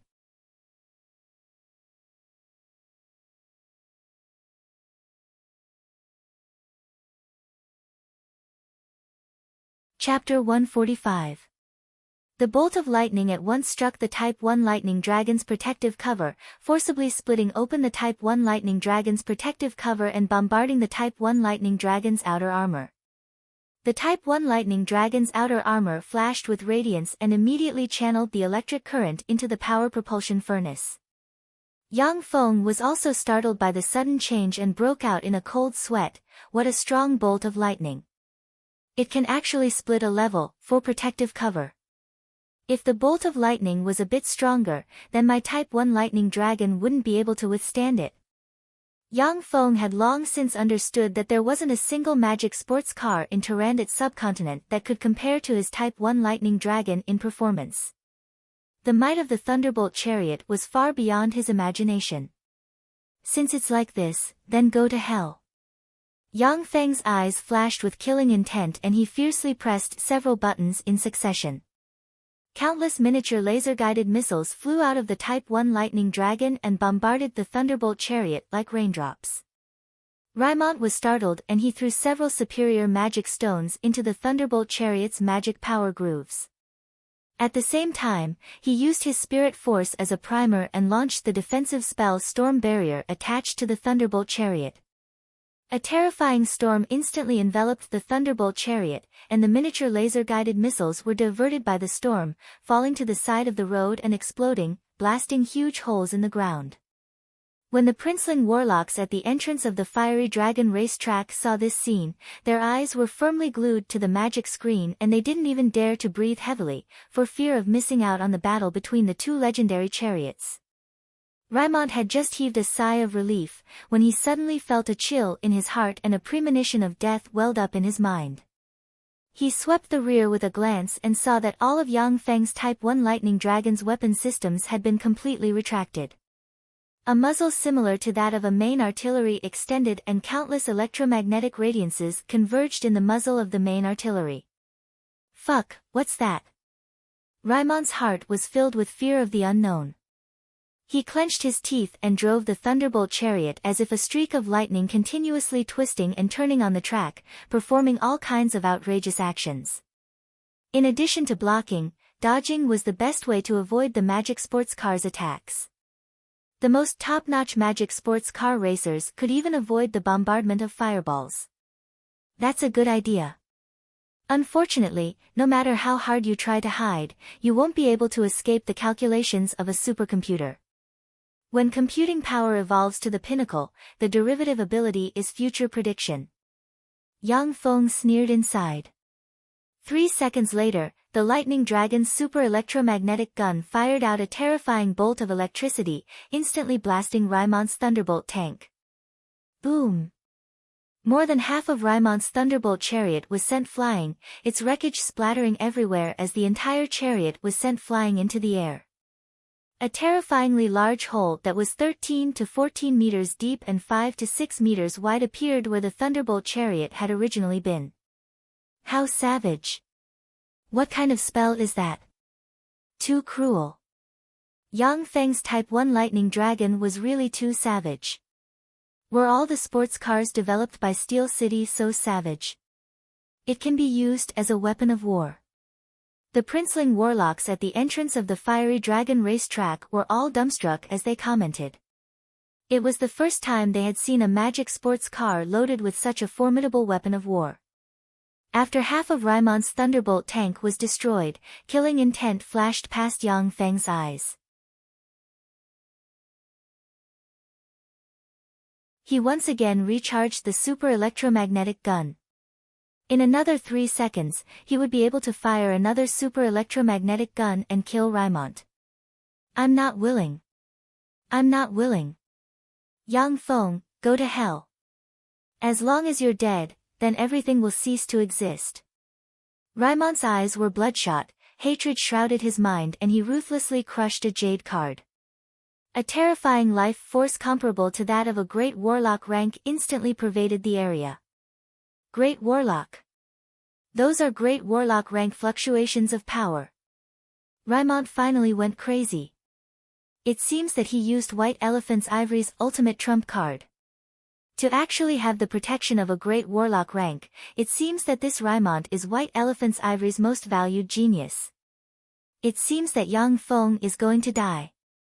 A great warlock rank expert's move is a thunderbolt. Unless there's an expert of the same rank, otherwise, it's basically impossible to resist.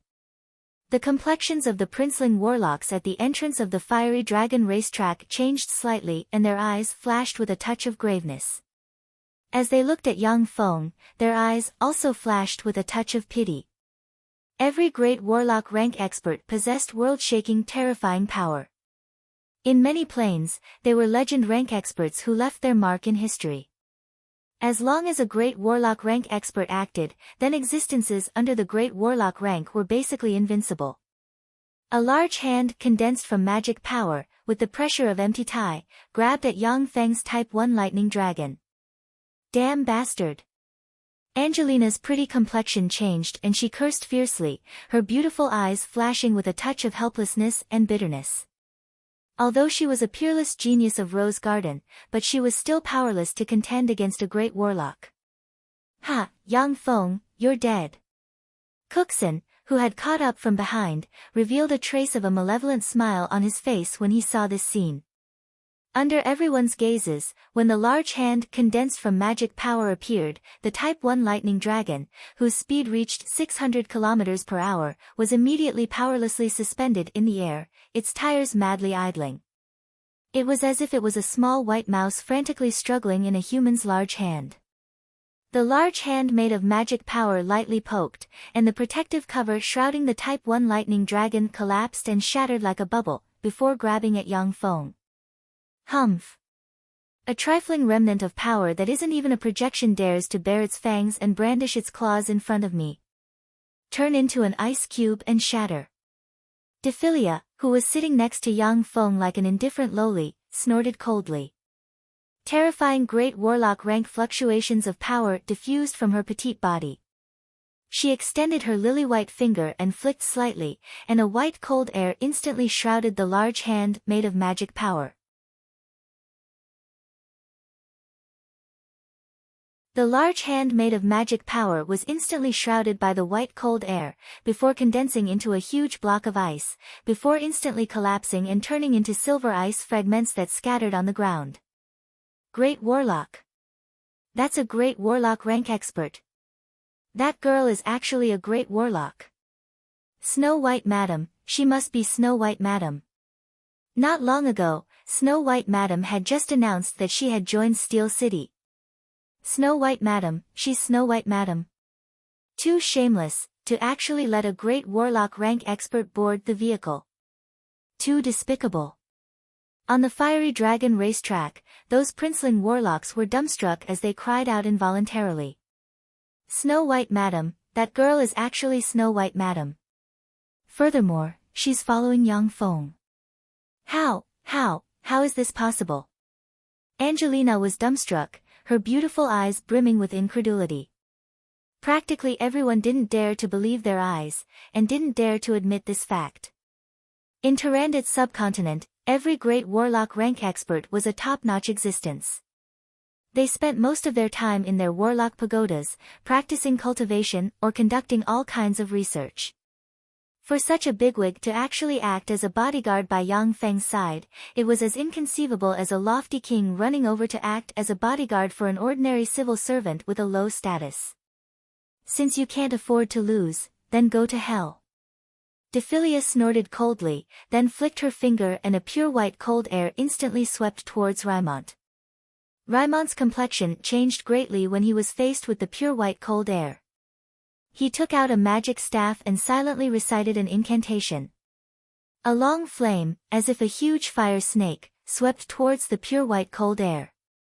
When the huge fire snake came into contact with the pure white cold air, it issued zzz sounds and then immediately disappeared with a pa sound. The pure white cold air at once shrouded Rymont, directly freezing him into a human-shaped ice sculpture. A blood-colored cross suddenly appeared between Rymont's eyebrows, and terrifying great warlock rank fluctuations of power erupted in a flash. The entire ice sculpture immediately burst open, with countless ice fragments splashing in all directions. Rymont's aura changed, his eyes were shrouded in a layer of incomparably profound light of wisdom, as if he had become another person. He uttered a slightly aged voice and said extremely overbearingly, "So it's Snow White, madam. I'm Grant of White Elephant's Ivory. Rymont is the most outstanding of my grandchildren. You actually dared to attack him. Do you want to become enemies with White Elephant Pagoda?" In Tyrannid's subcontinent, the 6 great warlock groups were aloof, and their style of conduct was similarly incomparably overbearing. Even the relatively amiable and approachable Rose Garden was brimming with pride. Dephilia's eyebrows arched, and she directly transmitted, "Yang Feng, you've provoked a big one by beating the small one. Do you want to get rid of this waste? If we get rid of him, then we'll basically have a falling out with White Elephant Ivory." Yang Feng sneered, "This old thing is so savage, there's no need to give me face. Get rid of them. In any case, this is Rose Garden, not White Elephant Ivory." Along with the continuous increase of Yang Feng's power, his trump cards were also increasing. Although he still wasn't a match for the 6 great warlock groups, but if the other party were to attack him, then he would definitely give the other party a pleasant surprise. "Grant, you're just a projection of power attached to your grandson, yet you still dare to threaten me. You're really reckless. You can die now." Dephilia sneered, operated her magic power, pointed with her lily-white hand, and condensed ice-cold force into a white breath of ice that rolled towards Rymont. In a split second, Rymont was directly frozen into an ice sculpture, fixing his startled and angry expression. Grant, who was attached to Rymont, was also a great warlock rank expert, but a projection of power wasn't enough to contend against a formidable great warlock.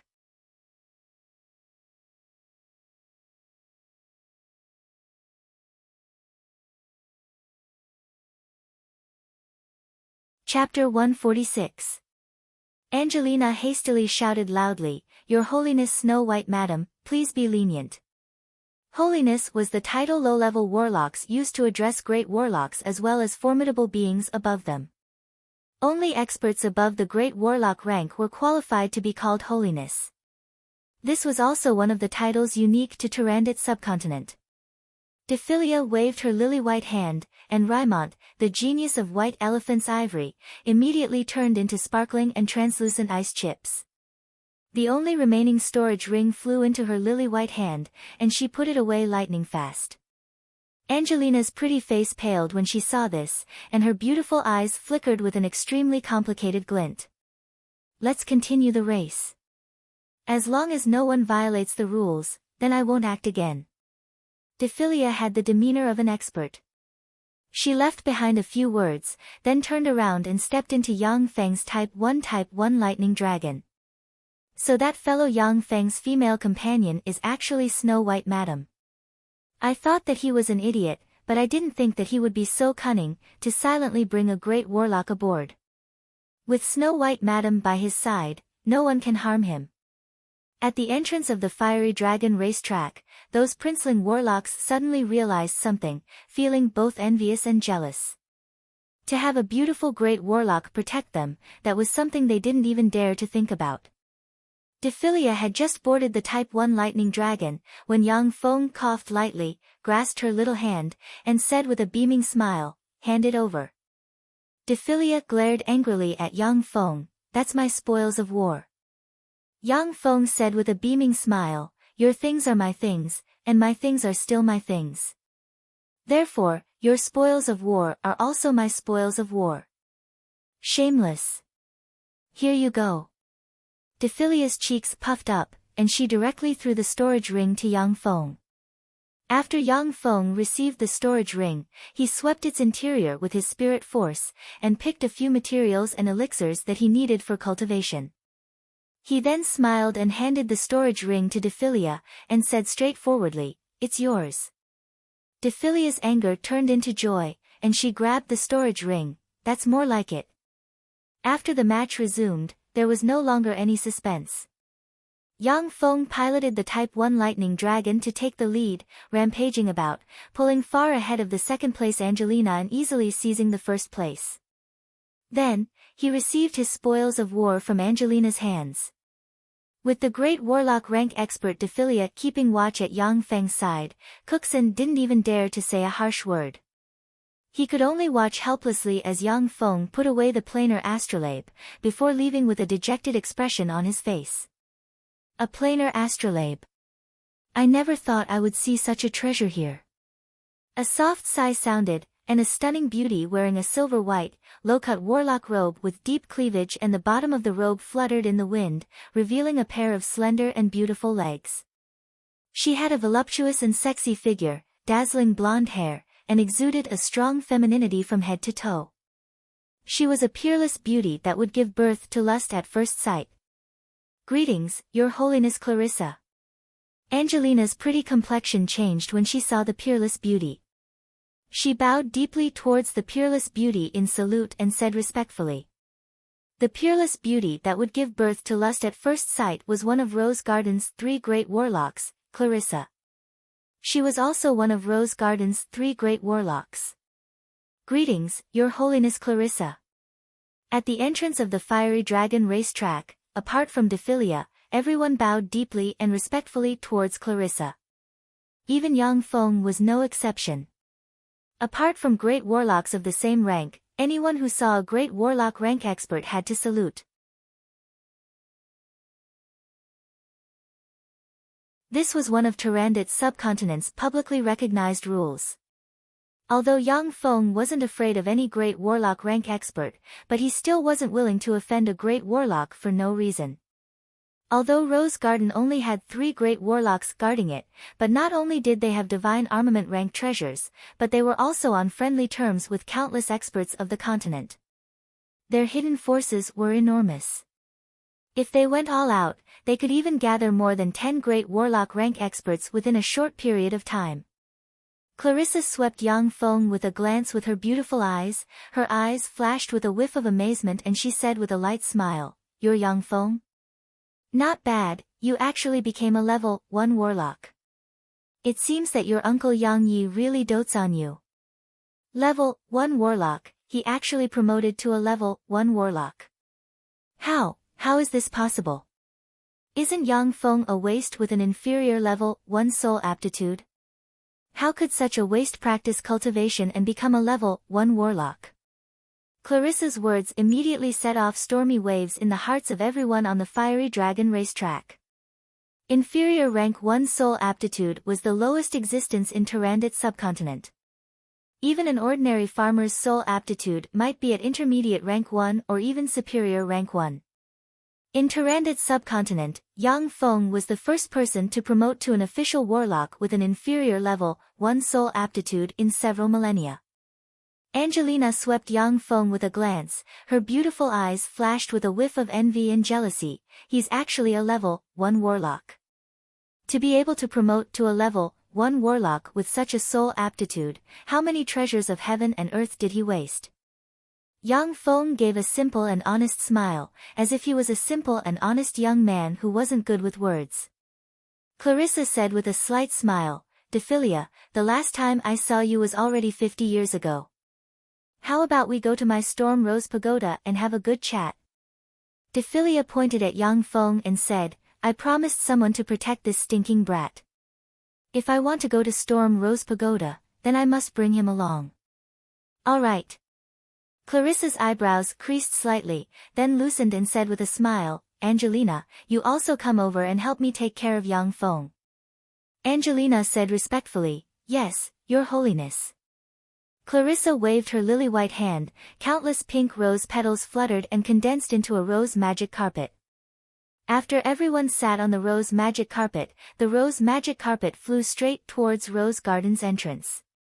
Among the youngsters coming out of the Fiery Dragon racetrack's entrance, an ordinary-looking youngster suddenly cursed in a low voice, "Great Warlock, fuck, he actually has a Great Warlock as his bodyguard.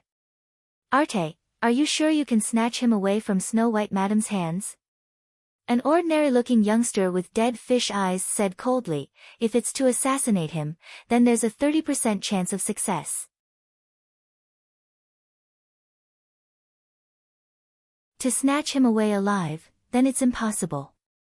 Moreover, those who assassinate him will all die." These two ordinary-looking youngsters were the two great commanders of Warlock College Antalia's Dark Demonic Leopard and Hands of Death, Chucks and Arte. In order to capture Yang Feng, these two pinnacle-level, 3 warlocks had personally set out. Chuck sighed faintly and said, "Now that he's entered Rose Garden, it'll be even more difficult to capture him alive." Arte said coldly, "Leak the information that Snow White Madam followed Yang Feng to Rose Garden." Chuck's eyes lit up and he exclaimed in admiration, "Good idea. Like this, they definitely won't let go of this good opportunity. Once they and Steel City are mutually wounded, then we'll go and take advantage of the situation. Pass the information that Snow White Madam acted as Yang Feng's bodyguard to Rose Garden to pass to the Underworld's allied forces." Soon after, Chucks took out a communications crystal and issued an order in a low voice. Rose Garden was located 10 kilometers north of St. Rose City in the Rose Mountain Range. At the entrance to Rose Mountain Range, there was a long staircase leading deep into the mountain range. Soon, the Rose Magic Carpet stopped at the entrance to Rose Mountain Range. Clarissa waved her lily-white hand and put away the Rose Magic Carpet. Within the 6 great warlock groups, there was an extremely formidable forbidden air magic array. Flying was prohibited, only walking was allowed inside. Only experts wearing special secret treasures could fly within their domains. From the entrance to Rose Mountain Range, an up to 6 m long mandala cyclops monitor lizard covered in earth-yellow scales and with a single huge eye crawled out from the side. The huge eye emitted traces of soul fluctuations. Mandala cyclops monitor lizard, a formidable extraordinary life form comparable to a level 3 warlock after reaching adulthood. It has the racial innate skill of soul peering, capable of peering into a warlock's soul origin. Even a great warlock rank expert would also be unable to escape its peering. A line of information emerged on Yang Feng's eyeglasses.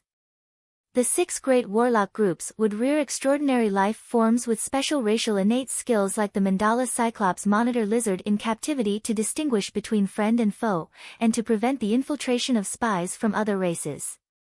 Warlocks could change their appearance and body shape through countless secret methods, but their soul origin couldn't be changed. The reason why Yang Feng didn't use his liquid metal robot avatar to participate in the Warlock Convention was, on one hand, to obtain the qualification to practice cultivation in the Rose Divine Pool, on the other hand, it was because the liquid metal robot avatar couldn't conceal itself from an extraordinary life form like the Mandala Cyclops monitor lizard. "We're all humans, I've memorized the fluctuations of your soul origin. Your Holiness Clarissa, please come in." The Mandala Cyclops monitor lizard issued a hoarse voice and immediately retreated to one side. Clarissa took Yang Feng and his entourage along the passageway and walked towards the interior of Rose Garden. At the end of the passageway was an incomparably lush garden, with all kinds of rare and exotic flowers in full bloom. They were multicolored, the fragrance of the flowers overflowed, nothing more beautiful than a fairyland. Some beautiful and moving female apprentice warlocks of Rose Garden were shuttling back and forth in the garden, picking all kinds of flowers, looking like fairies from a kingdom of flowers. In the center of the kingdom of flowers, there was a group of warlock pagodas, surrounding and protecting 9 7-story tall warlock pagodas. In the center of the 9 7-story tall warlock pagodas, there was an up to several hundred meters tall resplendent and gorgeous blue rose, absorbing the drifting energy in the surroundings.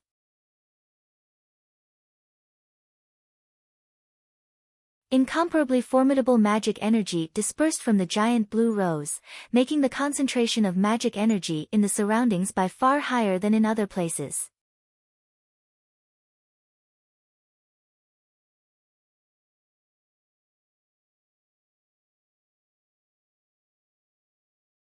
Chapter 147. Yang Feng's eyes flashed with a touch of a peculiar glint as he looked at the giant blue rose. Warlock College Antalia's core energy source is the ancient energy-absorbing tree, while Rose Garden's core energy source is the magical energy blue rose. Although the magical energy blue rose's energy absorption is far inferior to the ancient energy-absorbing tree, but it still has its miraculous aspects. Rose Garden's female experts emerge one after another, it's precisely because of its existence. Rose Garden only recruited women with outstanding talent to practice cultivation. Such a biased method of recruiting talents made it somewhat difficult for them to pass on their inheritance. If it wasn't for the magical energy blue rose's miraculous abilities, then Rose Garden might not even have 3 great warlocks. The majority of the people in Rose Garden were women. After they saw Yang Feng, the only man, their curious gazes focused on him. Among them, there was no lack of passionate young ladies throwing flirtatious glances and blowing kisses at him. Rose Garden was a place where women were superior to men. The women inside were also much more passionate and unrestrained than the women of other forces. Yang Feng followed Clarissa to the bottom of a 7-story tall Warlock Pagoda, before being brought by Angelina to a garden surrounding the Warlock Pagoda. Defilia followed Clarissa into the Storm Rose Pagoda. The Storm Rose Pagoda was like Clarissa's home. For thousands of years, no man had been able to enter it. Yang Feng took a deep breath and sighed slightly within, such rich magic energy. The magic energy here is at least 4 times richer than Black Cottage's magic energy elemental pool. There's already such rich magic energy outside, then I wonder how rich the magic energy inside the 7-story tall Warlock Pagoda would be. This is the disparity between the foundations. In Tarandit's subcontinent, geniuses were as common as clouds. Every once in a while, some peerless geniuses would emerge, promote to great warlocks, and then establish their own forces, flourishing for a time. However, after such geniuses perish, once there was no successor, then that force would gradually decline, before finally disappearing in the long river of history. Tarandit's subcontinent's 6 great warlock groups possessed such sacred cultivation grounds as well as all kinds of foundations. That's why great warlock rank experts emerged one after another. They were always at the apex of Tarandit's subcontinent. Angelina suddenly gave a somewhat complicated sigh. Snow White Madam is actually your bodyguard, that's really beyond my expectations. Yang Feng, it seems like your uncle Yang Yi really loves you. Yang Feng smiled and thought silently. Yang Yi is me, I am Yang Yi, I naturally won't mistreat myself. This is Green Cloud Immortal Tea from the continent's Eastern Warlock Empire, the Great Chu Empire. Have a taste. Angelina clapped her hands and a maid handed several cups of steaming hot tea to Yang Feng and his party. Yang Feng took the cup of Green Cloud Immortal Tea and took a sip. A bitter taste quickly spread on the tip of his tongue. But in the next moment, a fragrant aroma quickly spread in his mouth, and a warm current spread through his limbs and bones, cleansing his body. Yang Feng's eyes flashed with a peculiar glint, and he praised, saying in an overbearing manner, "Good tea, good treasure. Do you have more of this Jade Cloud Immortal Tea? How many magic stones? Name a number and I'll buy it." Angelina very gracefully took a sip of the Jade Cloud Immortal Tea, comfortably exhaled a long white breath, and said with a smile, "This is a specialty of the continent's Eastern Warlock Empire. Every 50 grams of tea is worth at least 1 superior magic stone. Most importantly, the amount of this tea spread to our Tarandit subcontinent is very small. On average, our rose garden can only buy 1 gene of it every year.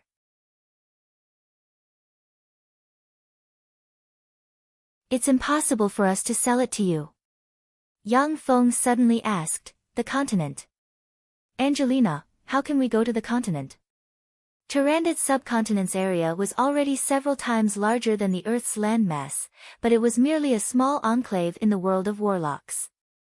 The continent was the birthplace of warlocks, where countless formidable warlocks gathered.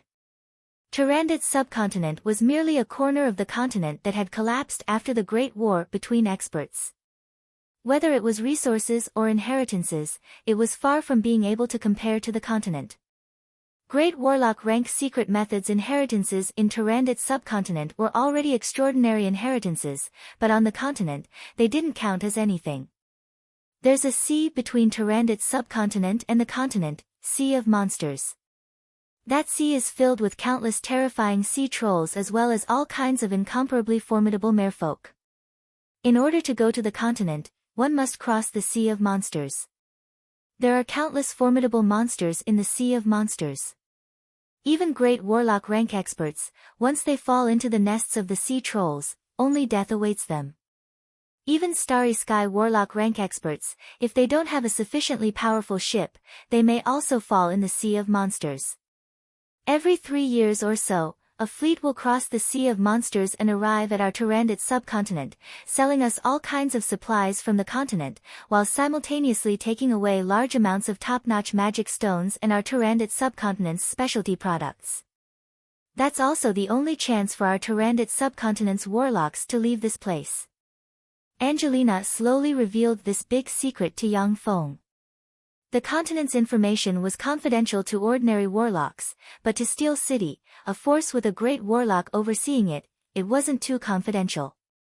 Yang Feng suddenly asked, Tyrandot subcontinent doesn't have any experts above the Starry Sky warlock rank, is it because those first-rate geniuses have all gone to the continent? Angelina slowly sighed, that's right. Tyrandot's subcontinent is barren of resources. Even if there are peerless geniuses who promote to the Starry Sky warlock rank, then there's no way forward.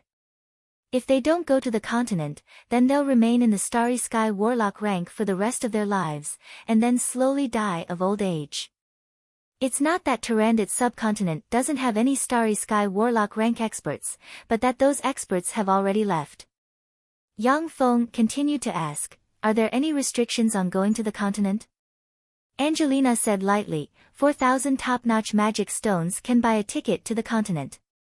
Moreover, a ticket can only allow one person to ride. Yang Feng was immediately speechless. At present, he only had 1,100 top-notch magic stones, which wasn't even enough to buy a ticket to the continent.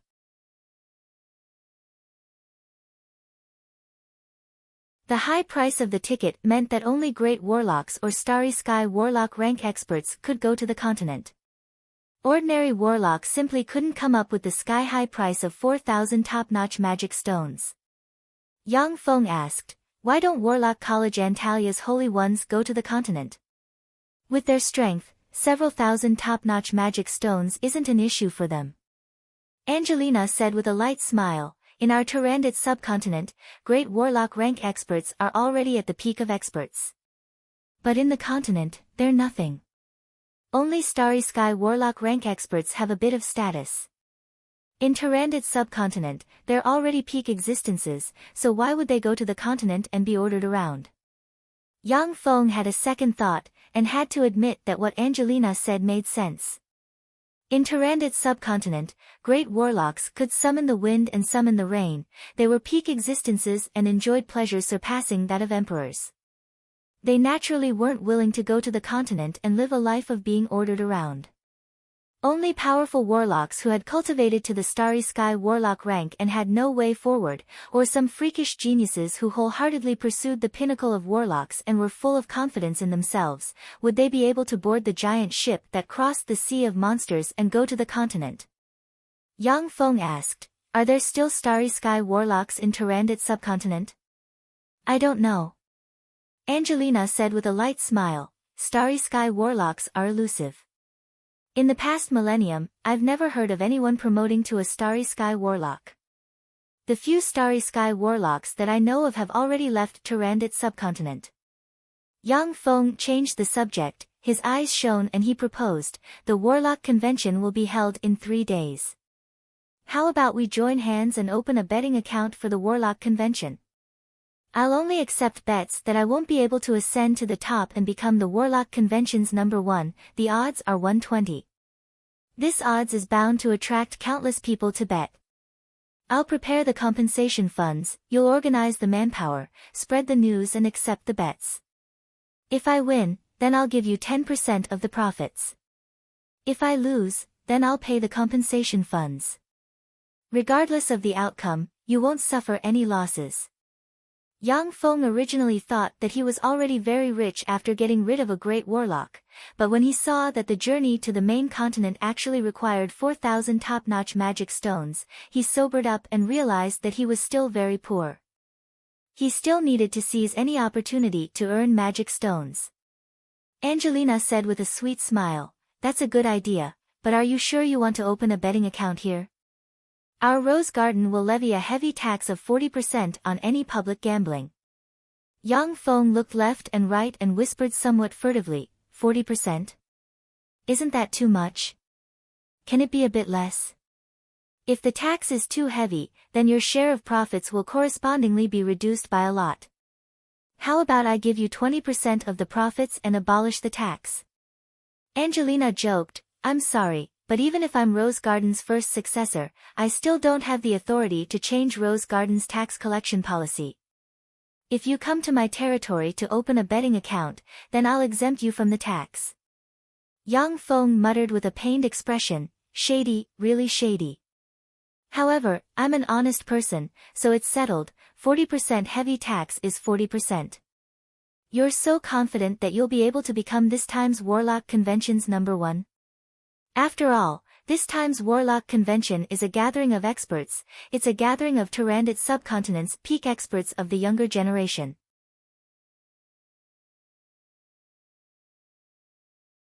Savage Claws Cookson, Warlock College Antalia's Kashmir, Eyes of Justice's Halden, Black Dragon Pagoda's Nalei, White Ivory's Bagley, Rose Garden's Dietrich, the recently risen Southwest Tiger Lachi, Northern Lion Kabam, Southern Goddess of War Jenny. These are all peak geniuses of the younger generation.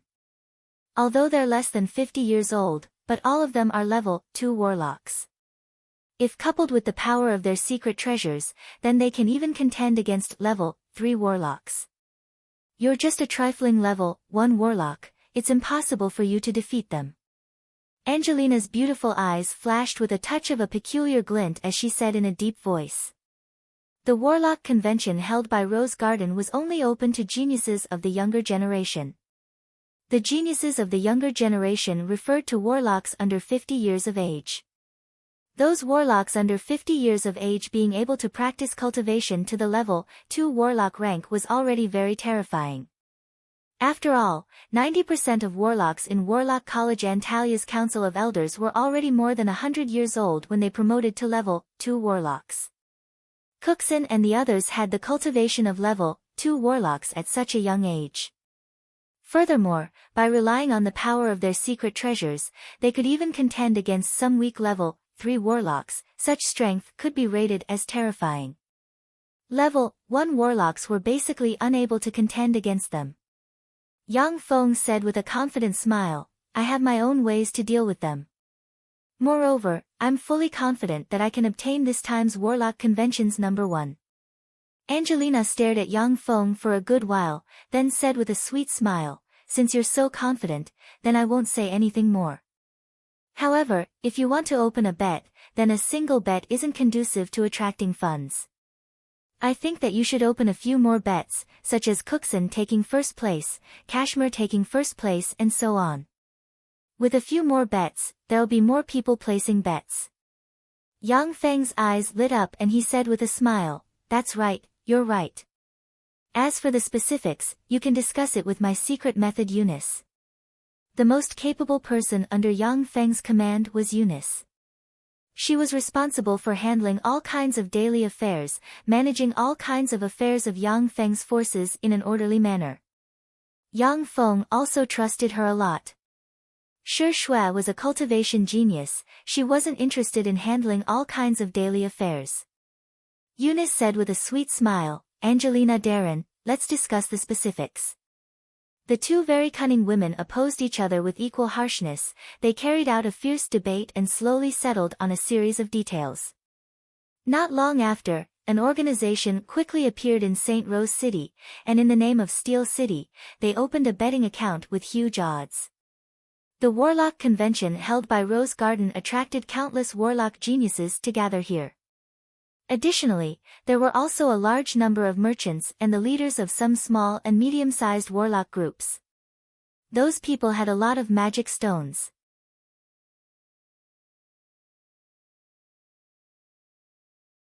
After they saw the bets opened by Steel City, they placed heavy bets on the warlock geniuses that they were optimistic about.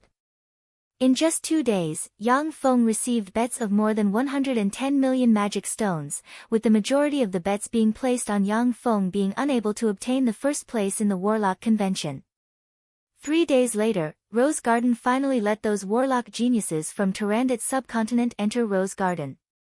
In St. Rose City's bustling areas, magic screens were turned on, broadcasting this grand occasion live.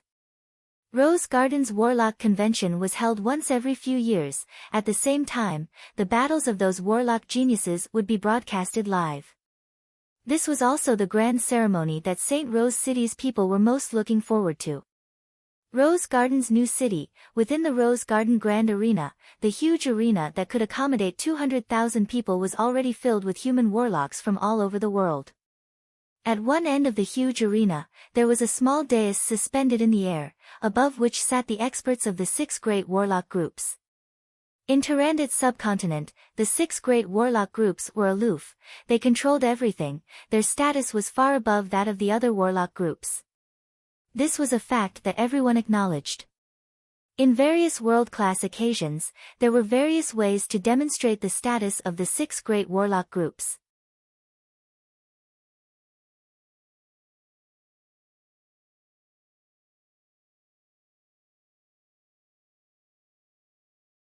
Chapter 148. At the top of the small dais sat 3 peerless beauties of peerless style. They were so beautiful that people couldn't shift their gazes away from them.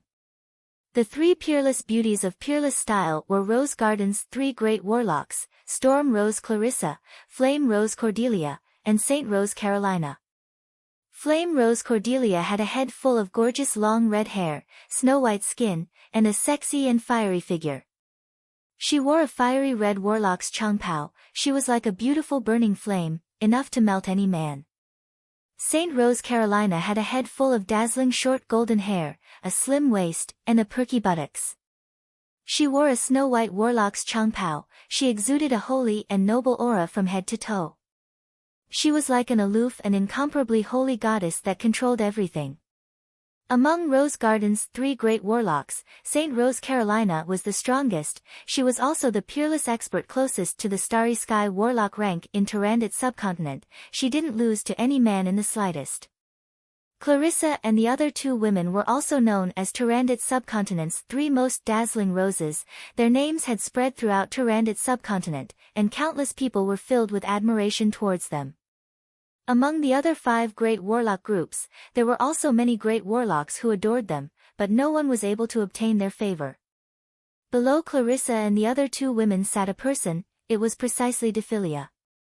In Tyrannid subcontinent, only great warlock rank experts could sit together with the peak warlocks of the 6 great warlock groups. This was the privilege of all great warlocks. Below Dephilia sat Warlock College Antalya and the other 4 representatives of the 5 great warlock groups. The representatives of Warlock College Antalya and the other 4 great warlock groups were all level 3 warlocks. There wasn't a single great warlock rank expert. Currently, it was a crucial time in the holy war between the humans and the underworld's allied forces. Every force's great warlock rank experts were very precious. They naturally couldn't be dispatched lightly. White Elephant's Ivory's representative Ulrich looked coldly at Dephilia and said coldly, "Your Holiness Snow White Madam, 3 days ago, you killed White Elephant's Ivory's genius Rymont. Shouldn't you give White Elephant's Ivory an explanation?" Dephilia's gaze was ice cold, her eyes flashed with killing intent, and great warlock rank life force pervaded her body. She said frigidly, "Your White Ivory's genius Rymont not only violated the rules of the competition, but also dared to attack me. So what if I casually killed him?" An ant-like level 3 warlock like you dares to talk to me like that, do you want to become a corpse and be sent back to White Elephant's ivory? Black Dragon Tower's representative Anusha said with a smile, that's right, your White Elephant's ivory's genius actually dared to take the initiative to attack Snow White Madam, this is courting death, you can't blame others.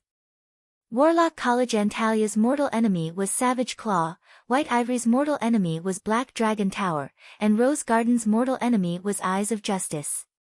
The people of White Elephant's ivory would suffer a calamity, but the people of Black Dragon Pagoda would definitely be happy to see it happen. Ulrich bowed deeply towards Carolina and said respectfully with a hint of threat, Your Holiness Saint Rose, our White Elephant's ivory's genius died tragically in Saint Rose City. The murderer is right in front of your eyes, don't you want to punish the murderer? If your holiness were to ignore the murderer's wanton rampage, then I'm afraid that it would affect the friendship between our two families. I was the one who killed him, if you want to deal with someone, then deal with Steel City.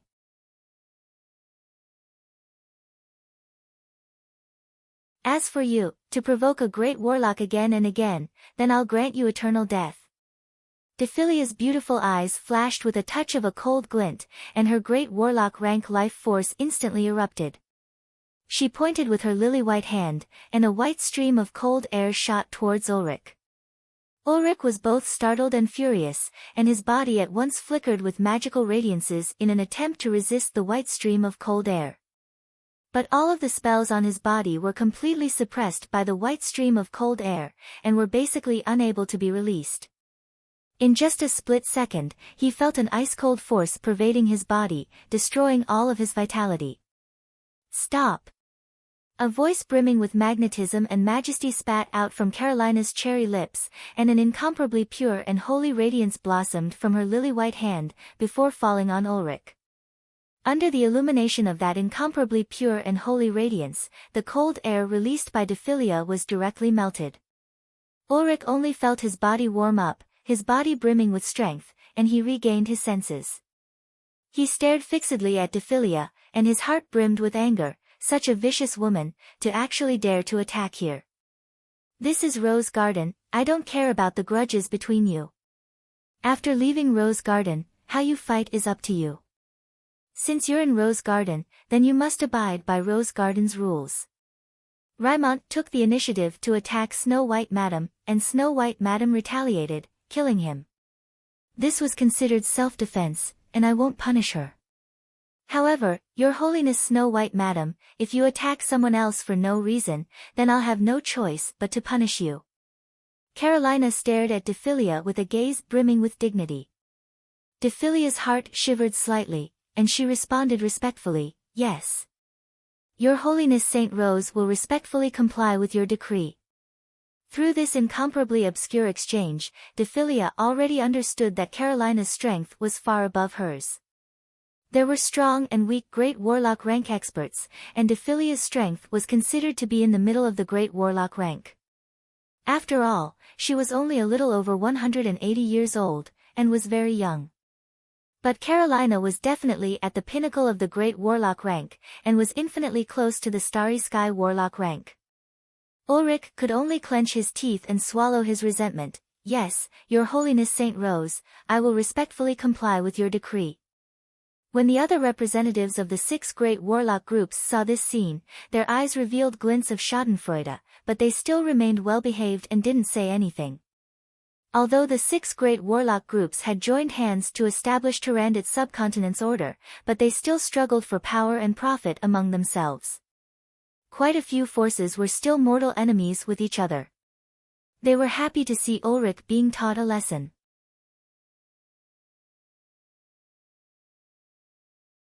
With a light leap, the presenter jumped to the center of the grand arena, and then delivered an impassioned speech that stirred up the mood of the entire grand arena. After stirring up the atmosphere in the grand arena, he said with extreme passion, "Now, the first battle officially begins.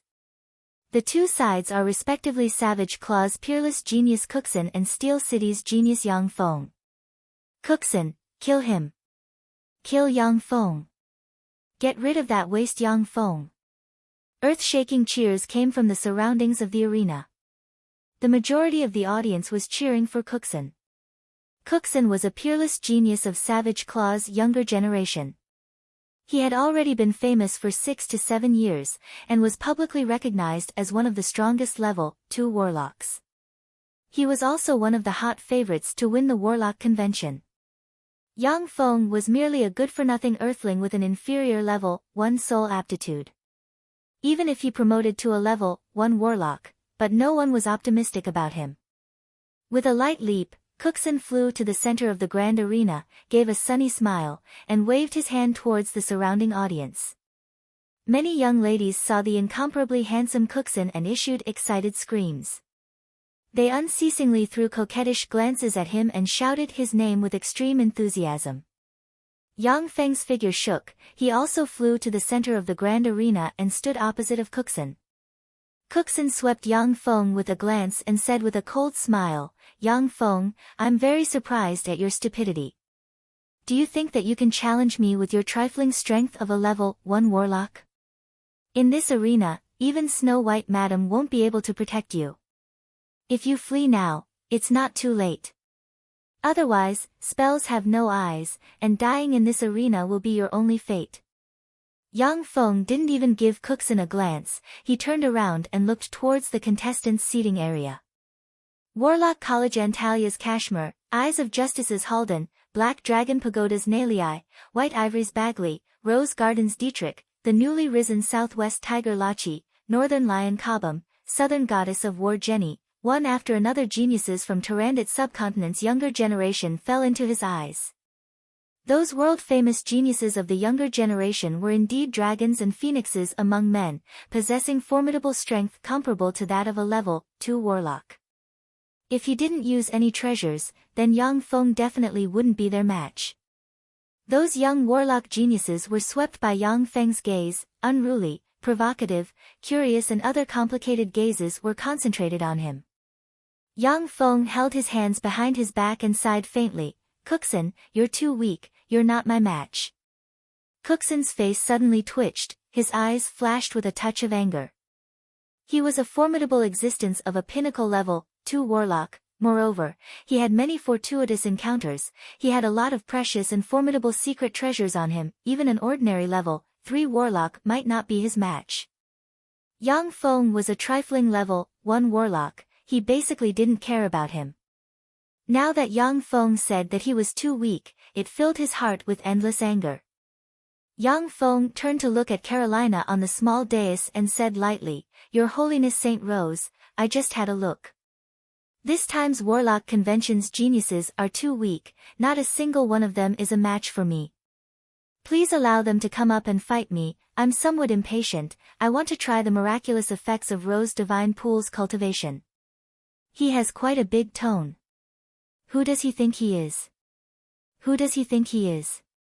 He actually wants to challenge all the geniuses, he's simply overestimating himself. Yang Feng, this good-for-nothing, he's just a trifling level 1 warlock, I'm afraid that he can't even compare to Cookson, yet he still wants to challenge all the young geniuses of the Warlock Convention. Does he want to die?"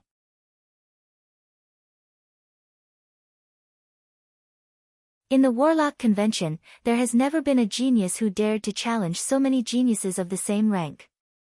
He's either a madman or a super genius with absolute confidence in himself. After hearing Yang Feng's words, the atmosphere in the grand arena was ignited, everyone discussed spiritedly. Many people looked at Yang Feng as if they were looking at a madman. There were also some people who were brimming with expectations towards Yang Feng.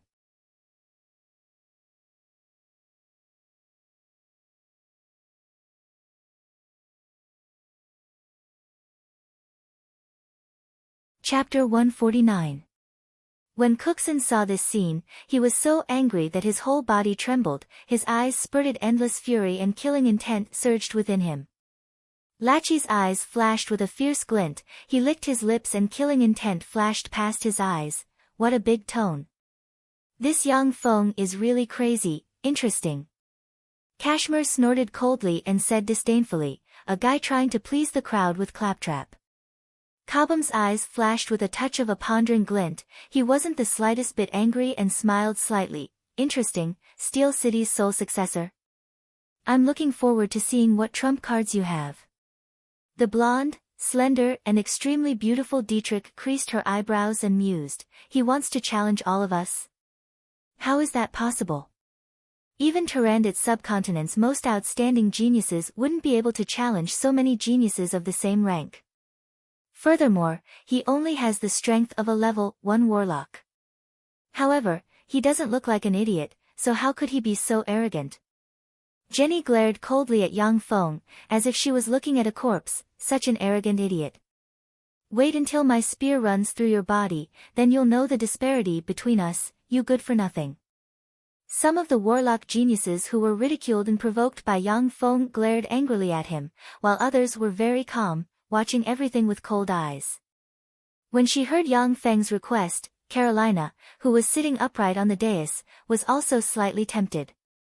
In so many years, it was the first time that someone so domineeringly wanted to challenge all the warlock geniuses by himself. Such a person was either a lunatic or a super genius. She had watched the Warlock Convention for many years. The unchanging Warlock Convention also made her feel a trace of aesthetic fatigue. Cordelia suddenly said with a sweet smile, "Big Sister Carolina, since Yang Feng wants to challenge the other Warlock geniuses, then he must have his own trump cards. It would be better for us to agree to his request. In any case, the Warlock Convention's objective is to select Tyrannid's subcontinent's most outstanding young geniuses. If he can defeat all the geniuses, then he'll be Tyrannid's subcontinent's #1 genius in name and in reality. Moreover, he might even be the strongest young genius in Tyrannid's subcontinent's history." When Dephilia heard this, her face slightly twitched. She cursed in her heart, he is not the strongest young genius in Tyrannid's subcontinent, but a despicable and shameless thief. Carolina smiled meaningfully and said, "Since that's the case, I'll make an exception and agree to your request. Yang Feng, only those who have accepted your challenge, can you fight them at the same time. However, I believe that none of the geniuses here will reject your challenge." "Thank you, Your Majesty." Yang Feng bowed slightly in salute towards Carolina, then turned to look at the warlock geniuses from all over Tyrannid's subcontinent. The corners of his mouth rose slightly, revealing a confident smile. "Steel City's Yang Feng, challenge all of you. Do you dare to fight with me? Those who don't dare to fight me are all cowards."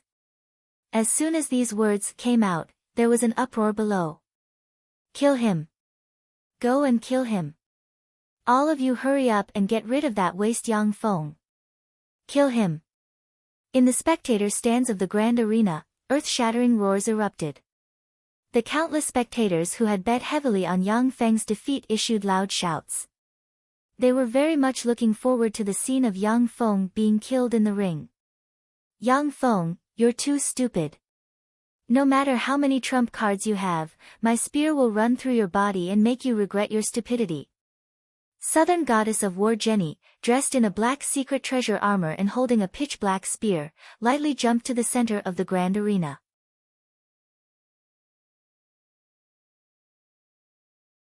She stared at Yang Feng, her beautiful eyes brimming with a cold glint, as if a female leopard preparing to hunt, and said icily. Kashmir jumped to the center of the grand arena, erupted with a terrifying life force comparable to that of a level 2 warlock, and said while stressing each syllable, "Yang Feng, a waste is a waste. Even if your uncle used countless resources to push you to the level 1 warlock rank, but you're still essentially a waste. I don't need anyone's help, I alone can get rid of a waste like you." Ever since Yang Feng sent the corpse of Blood Hands Blitz's nephew back to Warlock College Antalya, the relationship between Steel City and Warlock College Antalya took a sharp turn for the worse. Although on the surface, both sides still didn't shed all pretenses of cordiality, but in fact, both sides regarded the other as a great enemy. Lachi's figure shook, and he flew to the grand arena. He looked coldly at Yang Feng, and didn't say a word.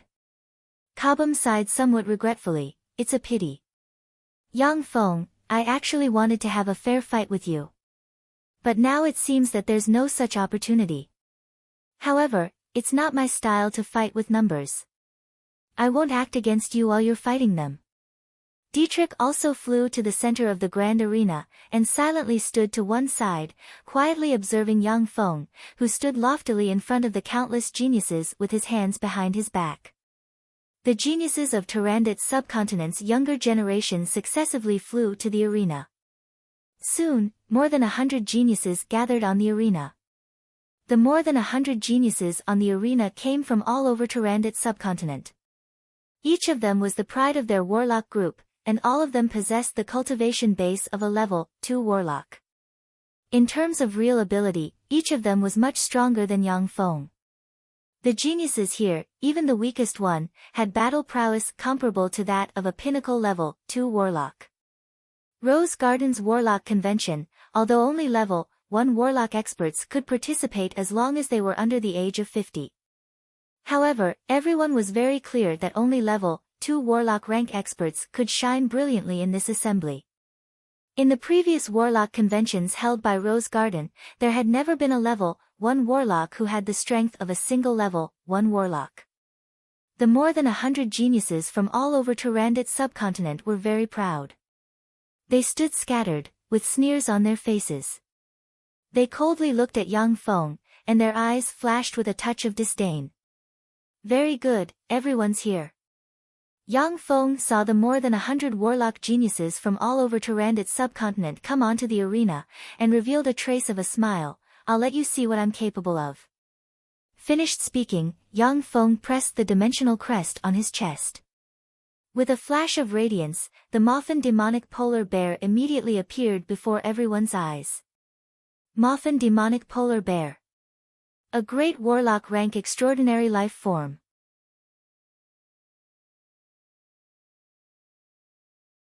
That's a Moffin demonic polar bear. A great warlock rank extraordinary life form, how can he command it? Seeing the Moffin demonic polar bear appear, the entire grand arena went into an uproar. Countless spectators were shocked and discussed spiritedly. The more than 100 geniuses from all over Turandot's subcontinent also had their complexions turn extremely unsightly. The Moffin demonic polar bear was a great warlock rank extraordinary life form. Although it couldn't compare to a terrifying existence like a dragon, but it was still a relatively formidable existence among great warlock rank extraordinary life forms. Even if the more than 100 geniuses from Turandot's subcontinent joined forces, they still wouldn't be a match for a Moffin demonic polar bear.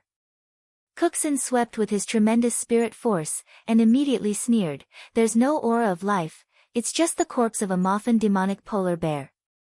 Extremely formidable spirit force swept the Moffin demonic polar bear's body, and only after discovering no fluctuations of life force did he heave a slight sigh of relief. There's no aura of life or fluctuations of power, that's because it's an alchemical golem.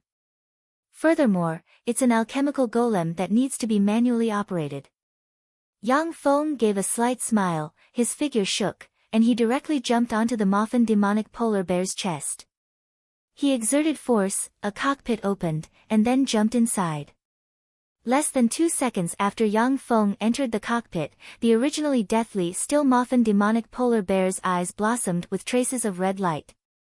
Shortly after, terrifying great warlock rank fluctuations of power spread from the Moffin demonic polar bear's body.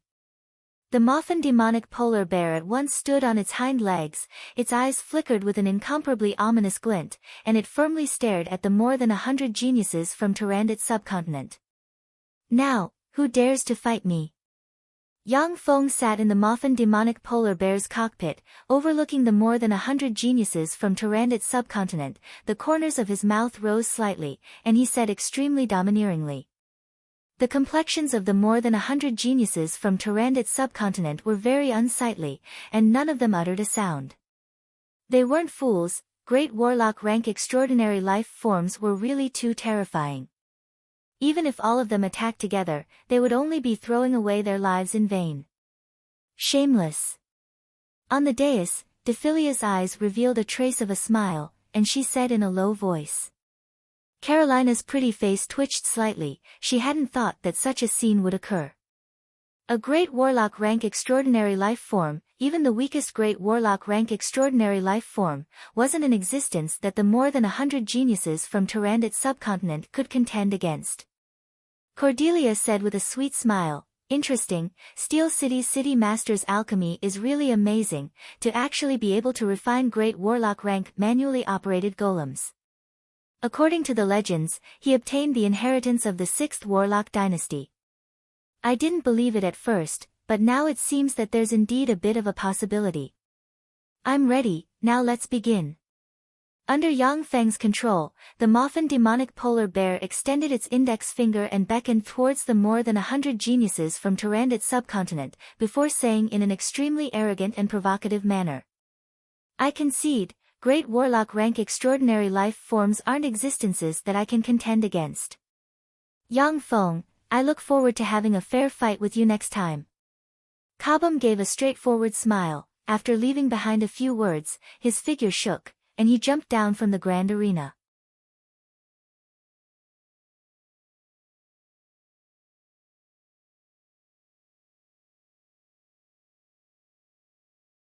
Chapter 150. Cookson's complexion was very unsightly, he snorted coldly and goaded, "Humph, just relying on the power of golems, what kind of skill is that? If you have the skill, then fight me without golems." That's right, if you have the skill, then don't use golems. If you can defeat me without using a puppet, then I will wholeheartedly accept my defeat. Using the power of golems, what kind of skill is that? If you have the skill, then fight us with your own strength. The more than 100 Tyrannid subcontinent's geniuses were impassioned as they denounced Yang Feng. Ayo! Yang Feng gave a cold smile and pressed a button. In a flash, the Moffin demonic polar bear erupted with an incomparably terrifying life force, it faced the sky and issued a world-shaking howl. The incomparably terrifying howl turned into incomparably sharp ultrasonic waves, bombarding the warlock geniuses who were clamoring the loudest. The dozens of warlock geniuses spouted a large mouthful of blood, they staggered and fell to the ground, their bodies trembling. The rest of the warlock geniuses also erupted with an incomparably formidable life force in a split second, the power of their whole body surged, resisting the Moffin demonic polar bear's howl. After a minute, the Moffin demonic polar bear stopped howling. In the center of the grand arena, half of the more than 100 Tyrannid subcontinent's geniuses were already paralyzed. This was the terror of a great warlock rank extraordinary life form. Yang Feng looked at the fallen Tyrannid subcontinent's geniuses and said with a cold smile, "You bunch of idiots. Equipment is also a part of a warlock's strength. Which one of you doesn't have a formidable secret treasure to protect yourself? Without secret treasures, your battle prowess will be weakened by at least half." When he said that, the complexions of the Tyrannid subcontinent's geniuses became somewhat unsightly. A warlock's battle prowess mainly depended on his cultivation base, as well as the number of spell models he had mastered, and what kind of secret treasures he had. Secret treasures were also very important for warlocks, just like their weapons. Level 2 warlocks like Cookson and Jenny were known to be able to fight level 3 warlocks because they had formidable secret treasures. If they didn't have secret treasures, then if they encountered a level 3 warlock, even if it was the weakest level 3 warlock, they still wouldn't be the other party's match. The reason why Tyrannid subcontinent's 6 great warlock groups' great warlocks were far superior to other forces' great warlocks, was because they possessed many mystical legend rank secret treasures and even semi-divine rank secret treasures. Yang Feng continued to ridicule, "I'm a warlock alchemist. Warlock alchemists fight by manipulating battle golems. Don't you have any common sense?" The warlock geniuses were so depressed that they wanted to vomit blood. For an ordinary level 1 alchemist to be able to refine a level 1 alchemy puppet would already be an amazing genius. The Moffin demonic polar bear that Yang Feng was currently piloting was a great warlock rank alchemical golem. Even a great warlock rank alchemist would find it extremely difficult to refine an alchemical golem of this rank. Yang Feng piloting the Moffin demonic polar bear golem was simply like an adult bullying a kindergartner, crushing those warlock geniuses without any pressure. Yang Feng said lightly, "Alright, I don't want to waste time, so I'll give you 10 seconds to prepare. If you want to fight me, then stay here. If you don't dare to fight me, then concede defeat. 10, I concede defeat. I concede defeat. The warlock geniuses gnashed their teeth, their complexions ashen as they jumped down from the grand arena. Even Cookson, Jenny and Kashmir, whose battle intent was the most exuberant, had ashen complexions as they helplessly jumped down from the grand arena.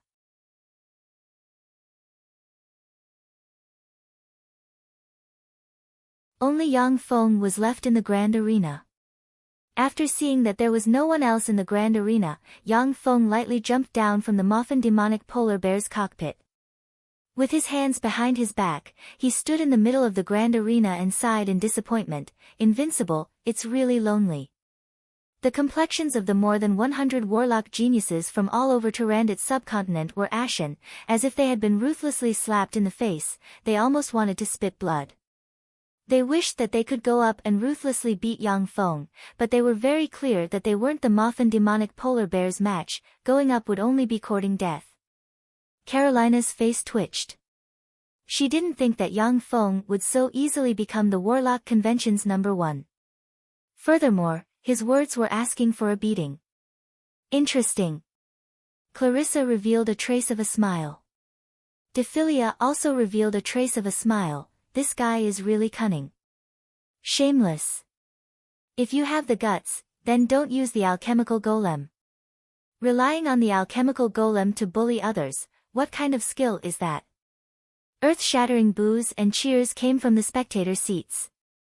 In the previous Warlock conventions, young warlocks fought fiercely and brilliantly, displaying all kinds of wonderful battle scenes. Countless geniuses went through bitter battles before reaching the summit and becoming the Warlock convention's #1. Now that Yang Feng revealed the Moffin demonic polar bear, he directly crushed them with his absolutely terrifying strength, forcing the more than 100 Tyrannid subcontinent's warlock geniuses to not dare to fight him, making the spectators who had bet on him to lose extremely furious. Yang Feng was very thick-skinned. Facing the earth-shattering boos and cheers, he only gave an indifferent smile and asked the referee, "Everyone has voluntarily conceded, I should be the winner." The referee gave Yang Feng a strange look and said loudly, "Since all the challengers have voluntarily conceded, I now announce that Yang Feng is the winner. He will automatically become the Warlock Convention's #1. Countless earth-shattering boos and cheers once again came from the spectator seats. Silence. Carolina's dignified voice reverberated in the grand arena, suppressing the chaotic cheers in the grand arena. Carolina said full of dignity, "Yang Feng can make the others voluntarily concede, that's because he's strong enough. Even if he used the alchemical golem, to be able to control the great warlock rank alchemical golem, that proves that he's strong enough. Equipment is also a part of one's strength." After listening to Carolina's words, the boos and cheers in the grand arena stopped.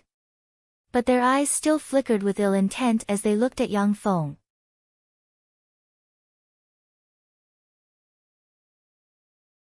Yang Feng turned around and stared at Carolina with a scorching gaze, saying, "Your Holiness Saint Rose, now that I'm the Warlock Convention's #1, can I enter the Rose Divine Pool to practice cultivation?" Entering the Rose Divine Pool to practice cultivation, that was Yang Feng's purpose for coming to Rose Garden. Only by entering the Rose Divine Pool to practice cultivation, could Yang Feng break through the bottleneck in a short period of time and promote to a level 2 warlock. The higher the warlock's cultivation base, the stronger Yang Feng's life-saving ability, and the more difficult it would be to kill him. Carolina said lightly, "You can, I'll arrange for you to enter the Rose Divine Pool to practice cultivation." Wait. Cordelia suddenly interrupted, "Big Sister Carolina, the Warlock Convention's top 3 still haven't been decided. Even if Yang Feng is recognized as the #1 expert, there's still the second and third experts yet to be decided. How about we wait until the second and third experts are decided?" Carolina's eyebrows creased slightly, revealing a trace of hesitation. What's so difficult about the second and third experts being decided? This time's Warlock Convention's second expert is Steel City's Shi Shui. Yang Feng laughed out loud, his figure shook, and he jumped down from the grand arena. Shi Shue's figure shook slightly, she appeared in the center of the grand arena, and under everyone's gazes, she entered the Moffin demonic polar bear's cockpit. The Moffin demonic polar bear immediately stood up, a formidable great warlock rank life force immediately spread from its body and spread in all directions. Who dares to come up and fight me? I guarantee that I won't leave you with an intact corpse. Shi Shue's tender and overbearing voice came from the Moffin demonic polar bear's bloody maw. Below the arena, the complexions of the more than 100 geniuses from Tyrannid subcontinent were ashen, their eyes brimming with despair and anger. Yang Feng had used the Moffin demonic polar bear to suppress these warlock geniuses to the point that they didn't have the strength to fight back. Now, what was even more hateful was that Yang Feng clearly still wanted to use the Moffin demonic polar bear for others to use and continue to bully these Tyrannid subcontinent's geniuses. It seems that there aren't any. What a bunch of good-for-nothings. Carolina Darren, since no one dares to fight me, then I should be able to directly become the Warlock Convention's second place, right? Shi Shue's somewhat regretful voice came from within the Moffin demonic polar bear. Carolina swept the Moffin demonic polar bear with a glance, her face once again twitched, and her gaze swept towards the Tyrannid subcontinent's genius warlocks. None of the more than 100 geniuses from Tyrannid subcontinent had any intention of fighting Shi Shue. With their current strength, fighting a great warlock rank alchemical golem was practically equivalent to throwing away their lives in vain.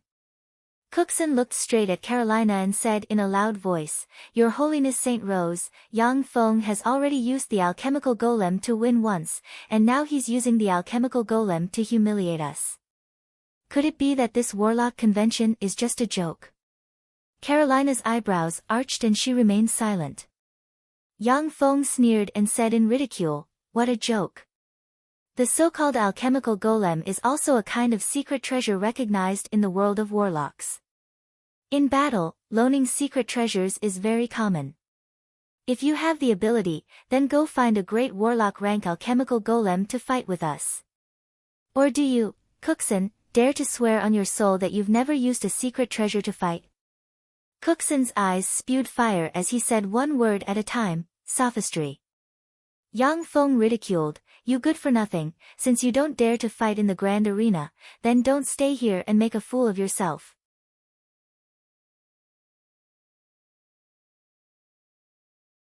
If you have the guts, then go and fight with her."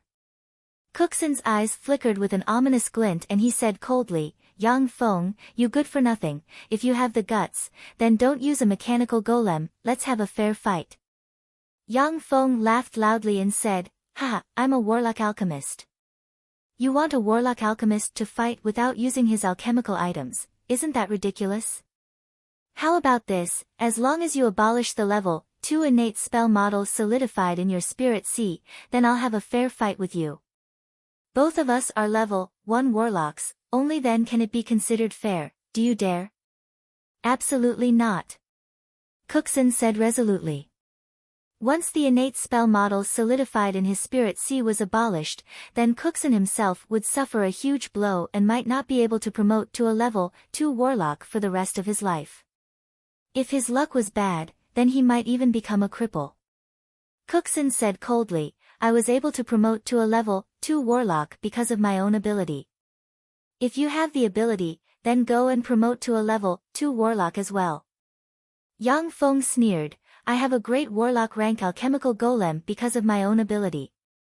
If you have the ability, then go and get a great warlock rank alchemical golem. If you don't have the ability, then scram, good for nothing." "Enough." Carolina's dignified voice reverberated in the grand arena, suppressing everyone's voices.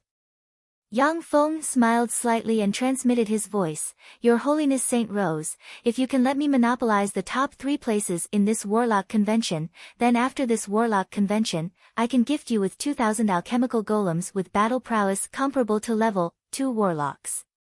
Carolina's beautiful eyes flashed slightly with a touch of a peculiar glint, she was silent for a moment, then swept Cookson with her gaze and said coldly, "Cookson, if you're dissatisfied, then go and challenge Shi Shue. If you defeat her, then you'll be the second person in this warlock convention. If you don't dare to go, then keep your mouth shut. Cookson swept the Moffin demonic polar bear in the center of the grand arena, his gaze flickered a few times, he clenched his fists, gnashed his teeth, hung his head and retreated. Is there anyone else who dares to come and fight me? Shi Shui's incomparably overbearing voice came from the Moffin demonic polar bear. I will fight you. I want to see what skills Steel City has. The eyes of a young level 2 warlock flickered with sparks of anger, he gave a shrill howl, his figure shook and he directly appeared in the center of the grand arena. The referee heaved a sigh of relief and immediately announced, "Now, I declare that the match officially begins." Boulder burst. Shi Shui manipulated the Moffin demonic polar bear to cast a level 4 spell at once. An incomparably terrifying magic fluctuation erupted and countless incomparably sharp boulders madly stabbed towards Ike from all directions.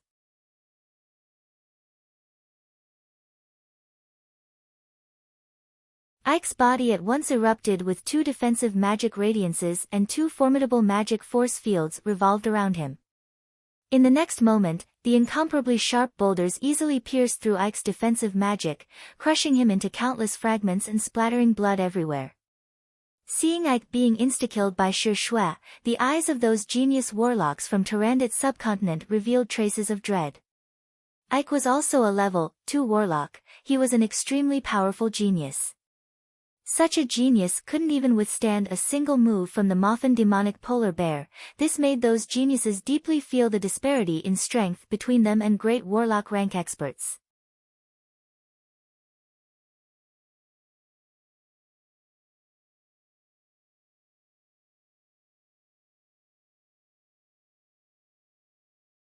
Chapter 151.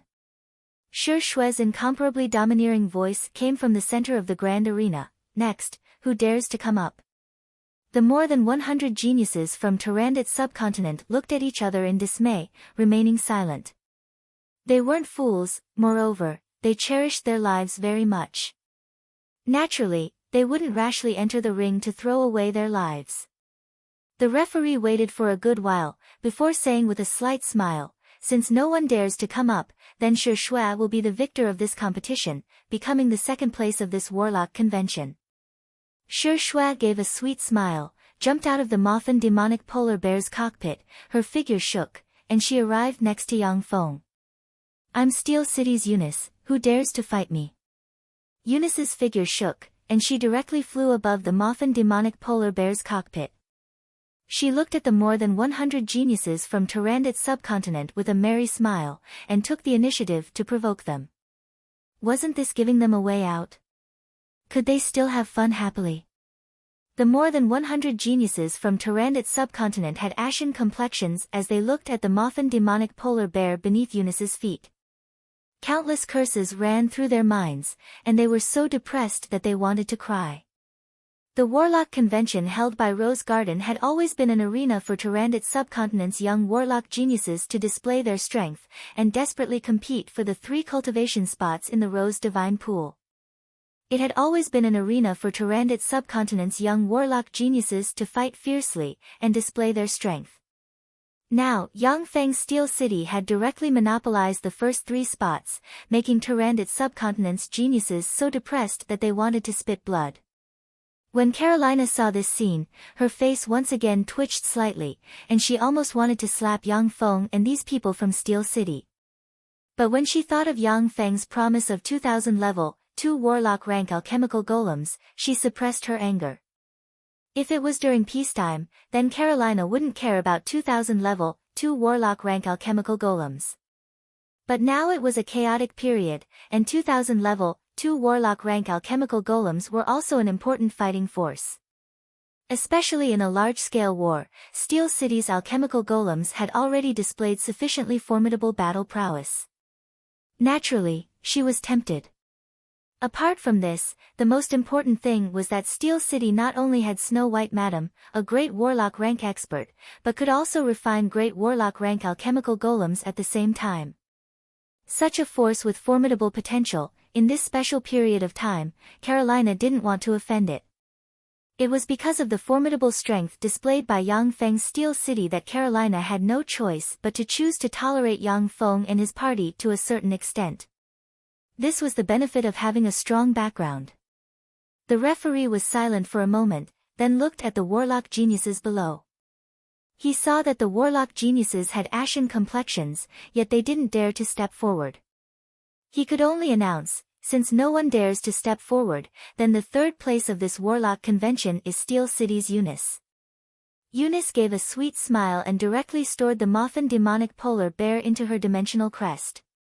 Her figure shook. She arrived beside Yang Feng, released the Moffin demonic polar bear and placed it beside Yang Feng. The Moffin demonic polar bear alchemical golem could completely deter the petty disciples, making them not dare to act blindly without thinking.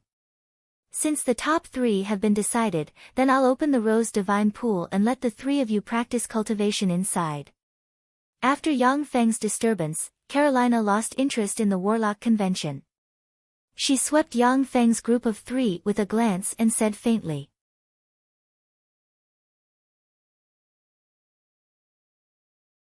All of a sudden, Cordelia waved her lily-white hand, and a cloud of pink mist suddenly burst out and hit Carolina and Clarissa. Cordelia's figure retreated briskly, her lily-white hand condensed a rose seal and fiercely pressed it on Dephilia's back. Dephilia was caught off guard and immediately spat out a big mouthful of blood. She was catapulted from her seat, leaving behind a trail of blood as she fell to the ground and fiercely hit the ground, blasting open a big hole. Clouds of ice force diffused from the big hole and condensed into an extremely pure ice cube, sealing Dephilia within it. The legend rank secret treasure ice snow box appeared in her bosom and released an extremely formidable ice force to seal her in ice. After succeeding in her attack, Cordelia quickly drifted back, flicked her fingers, and a pink radiance shot towards Yang Feng in a flash. Yang Feng's complexion changed greatly. Under the great warlock rank spirit pressure, he couldn't budge. Just as the pink magic radiance was about to hit Yang Feng, an extremely azure radiance suddenly surged from his neck and turned into an azure light curtain that enveloped him. As soon as the azure light curtain appeared, the great warlock rank spirit pressure was blocked by the azure light curtain. The pink magic radiance bombarded the azure light curtain, setting off ripples on the azure light curtain. The level 4 spell Sky Flower Water Curtain. Cordelia's pretty complexion changed slightly. Yang Feng seized the opportunity to pull Shi Shui and her party and jumped into the Moffin demonic polar bear's cockpit, before entering it. The interior of the Moffin demonic polar bear had already been modified by using dimensional technology. The cockpit seemed to be very small, but in fact, it was a vast space of 30 by 50 by 50 cubic meters. Cordelia's beautiful eyes flashed with a touch of a cold glint. She pointed with her lily-white hand and unleashed the level 4 spell Rose Killing Finger. A pink rose suddenly shot out and blasted towards the Moffin demonic polar bear. The Moffin demonic polar bear's body only leaned to the side, before its head was immediately hit by the pink rose. With a boom, its head was blasted several tens of meters away and countless parts splashed in all directions. The Moffin demonic polar bear swayed for a moment and then collapsed on the ground. A large amount of blood as well as several dismembered corpses flowed out of the broken cockpit. Inside the ice cube, Dephilia's beautiful eyes flashed with a touch of doubt. How is this possible? The Moffin demonic polar bear was the little thief's mount, how could it be so easily destroyed? It was so easily killed. Compared to the genuine Moffin demonic polar bear, it's really lacking. It seems that Steel City's alchemical golems are only a so-so. Cordelia's beautiful eyes flashed with a touch of doubt.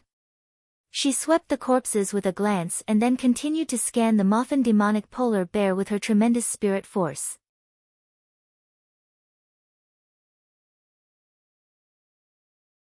Only after she didn't discover the slightest aura of life did her doubts disappear. Clouds of pink mist sprayed from all directions in the grand arena, as if it had a life of its own, pervading the grand arena. The warlocks in the grand arena were sprayed by the pink mist, before falling to the ground one by one, unable to budge. Carolina's complexion was ashen. Roses blossoming with sacred radiance flickered beside her. She growled full of grief and anger, "Why? Cordelia, why did you plot against us?" Clarissa also stared fixedly at Cordelia, her beautiful eyes brimming with incredulity and grief. She asked, "Why, big sister Cordelia, why did you plot against us?" "Why? Of course it's for the throne of Rose Garden's master." Cordelia's beautiful eyes surged with a touch of carefreeness. The depressed feelings that had accumulated in her heart for hundreds of years, the corners of her mouth rose slightly, and she said faintly, "Rose Garden's master, controlling the destinies of billions of people in Rose Garden, countless resources, what an enviable position. This position should have belonged to me." Cordelia's beautiful eyes flashed with a touch of nostalgia, and she said faintly, "Little sister Carolina, before you joined Rose Garden, Cordelia was Rose Garden's #1 genius, and the most beautiful woman of the younger generation in the entire Tarandit subcontinent. I was Rose Garden's next master. Countless glories were concentrated on me. However, after you joined Rose Garden, it only took you 50 years to surpass me. Everything I had was taken away from me. Everyone would only say that you, Carolina, had extraordinary talent, that you were a peerless genius with the highest hopes of promoting to a starry sky warlock. Master was also biased, and passed on the position of Rose Garden's master to you. When others mentioned Rose Garden, they would only remember your name, Carolina, before mentioning me in passing. Even the man I liked, only liked you. Do you know how much I've hated you for hundreds of years?" Cordelia's pretty face became extremely malevolent, and she said each syllable. Carolina's beautiful eyes flashed with a touch of a complicated glint, and she remained silent. "Even if I hated you, but everything in Rose Garden was under your control. Your talent was indeed extraordinary, a genius rarely seen in 1,000 years in Rose Garden, a freak with the highest hopes of promoting to a starry sky warlock. In any case, I was far from being your match. Originally, I intended to take all of this to my grave, and properly become my flame rose. But fortunately, a holy war broke out that engulfed the entire continent.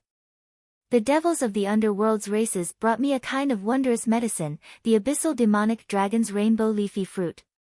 This wondrous fruit itself didn't have any toxicity, and was instead a wondrous medicine that greatly nourished people. But once this wondrous medicine came into contact with white jade rose dew, it would produce a kind of wondrous poison. Even great warlock rank experts would find it hard to resist a peerless wondrous poison. These days, I've specially had people make some white jade rose dew for little sister Carolina and little sister Clarissa to drink. It's delicious, right?" Cordelia's beautiful countenance trembled with laughter. She was extremely carefree, and the several hundred years of depression had dissipated in an instant.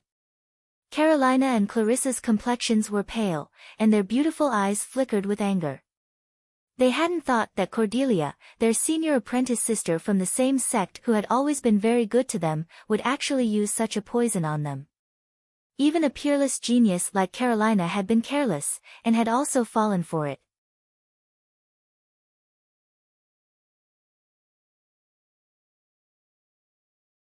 White jade rose dew was a very rare treasure in Rose Garden. Only the 3 great warlocks would have a small amount of it every year, and it could slightly enhance the soul aptitude of great warlock rank experts. While drinking, Carolina was still lamenting that Cordelia was too good. She hadn't thought that the other party would actually have such a plot. You're tuning in to the Blissful Bookshelf YouTube channel. We're so grateful for your support, and don't forget to subscribe to join us on this incredible journey through captivating stories.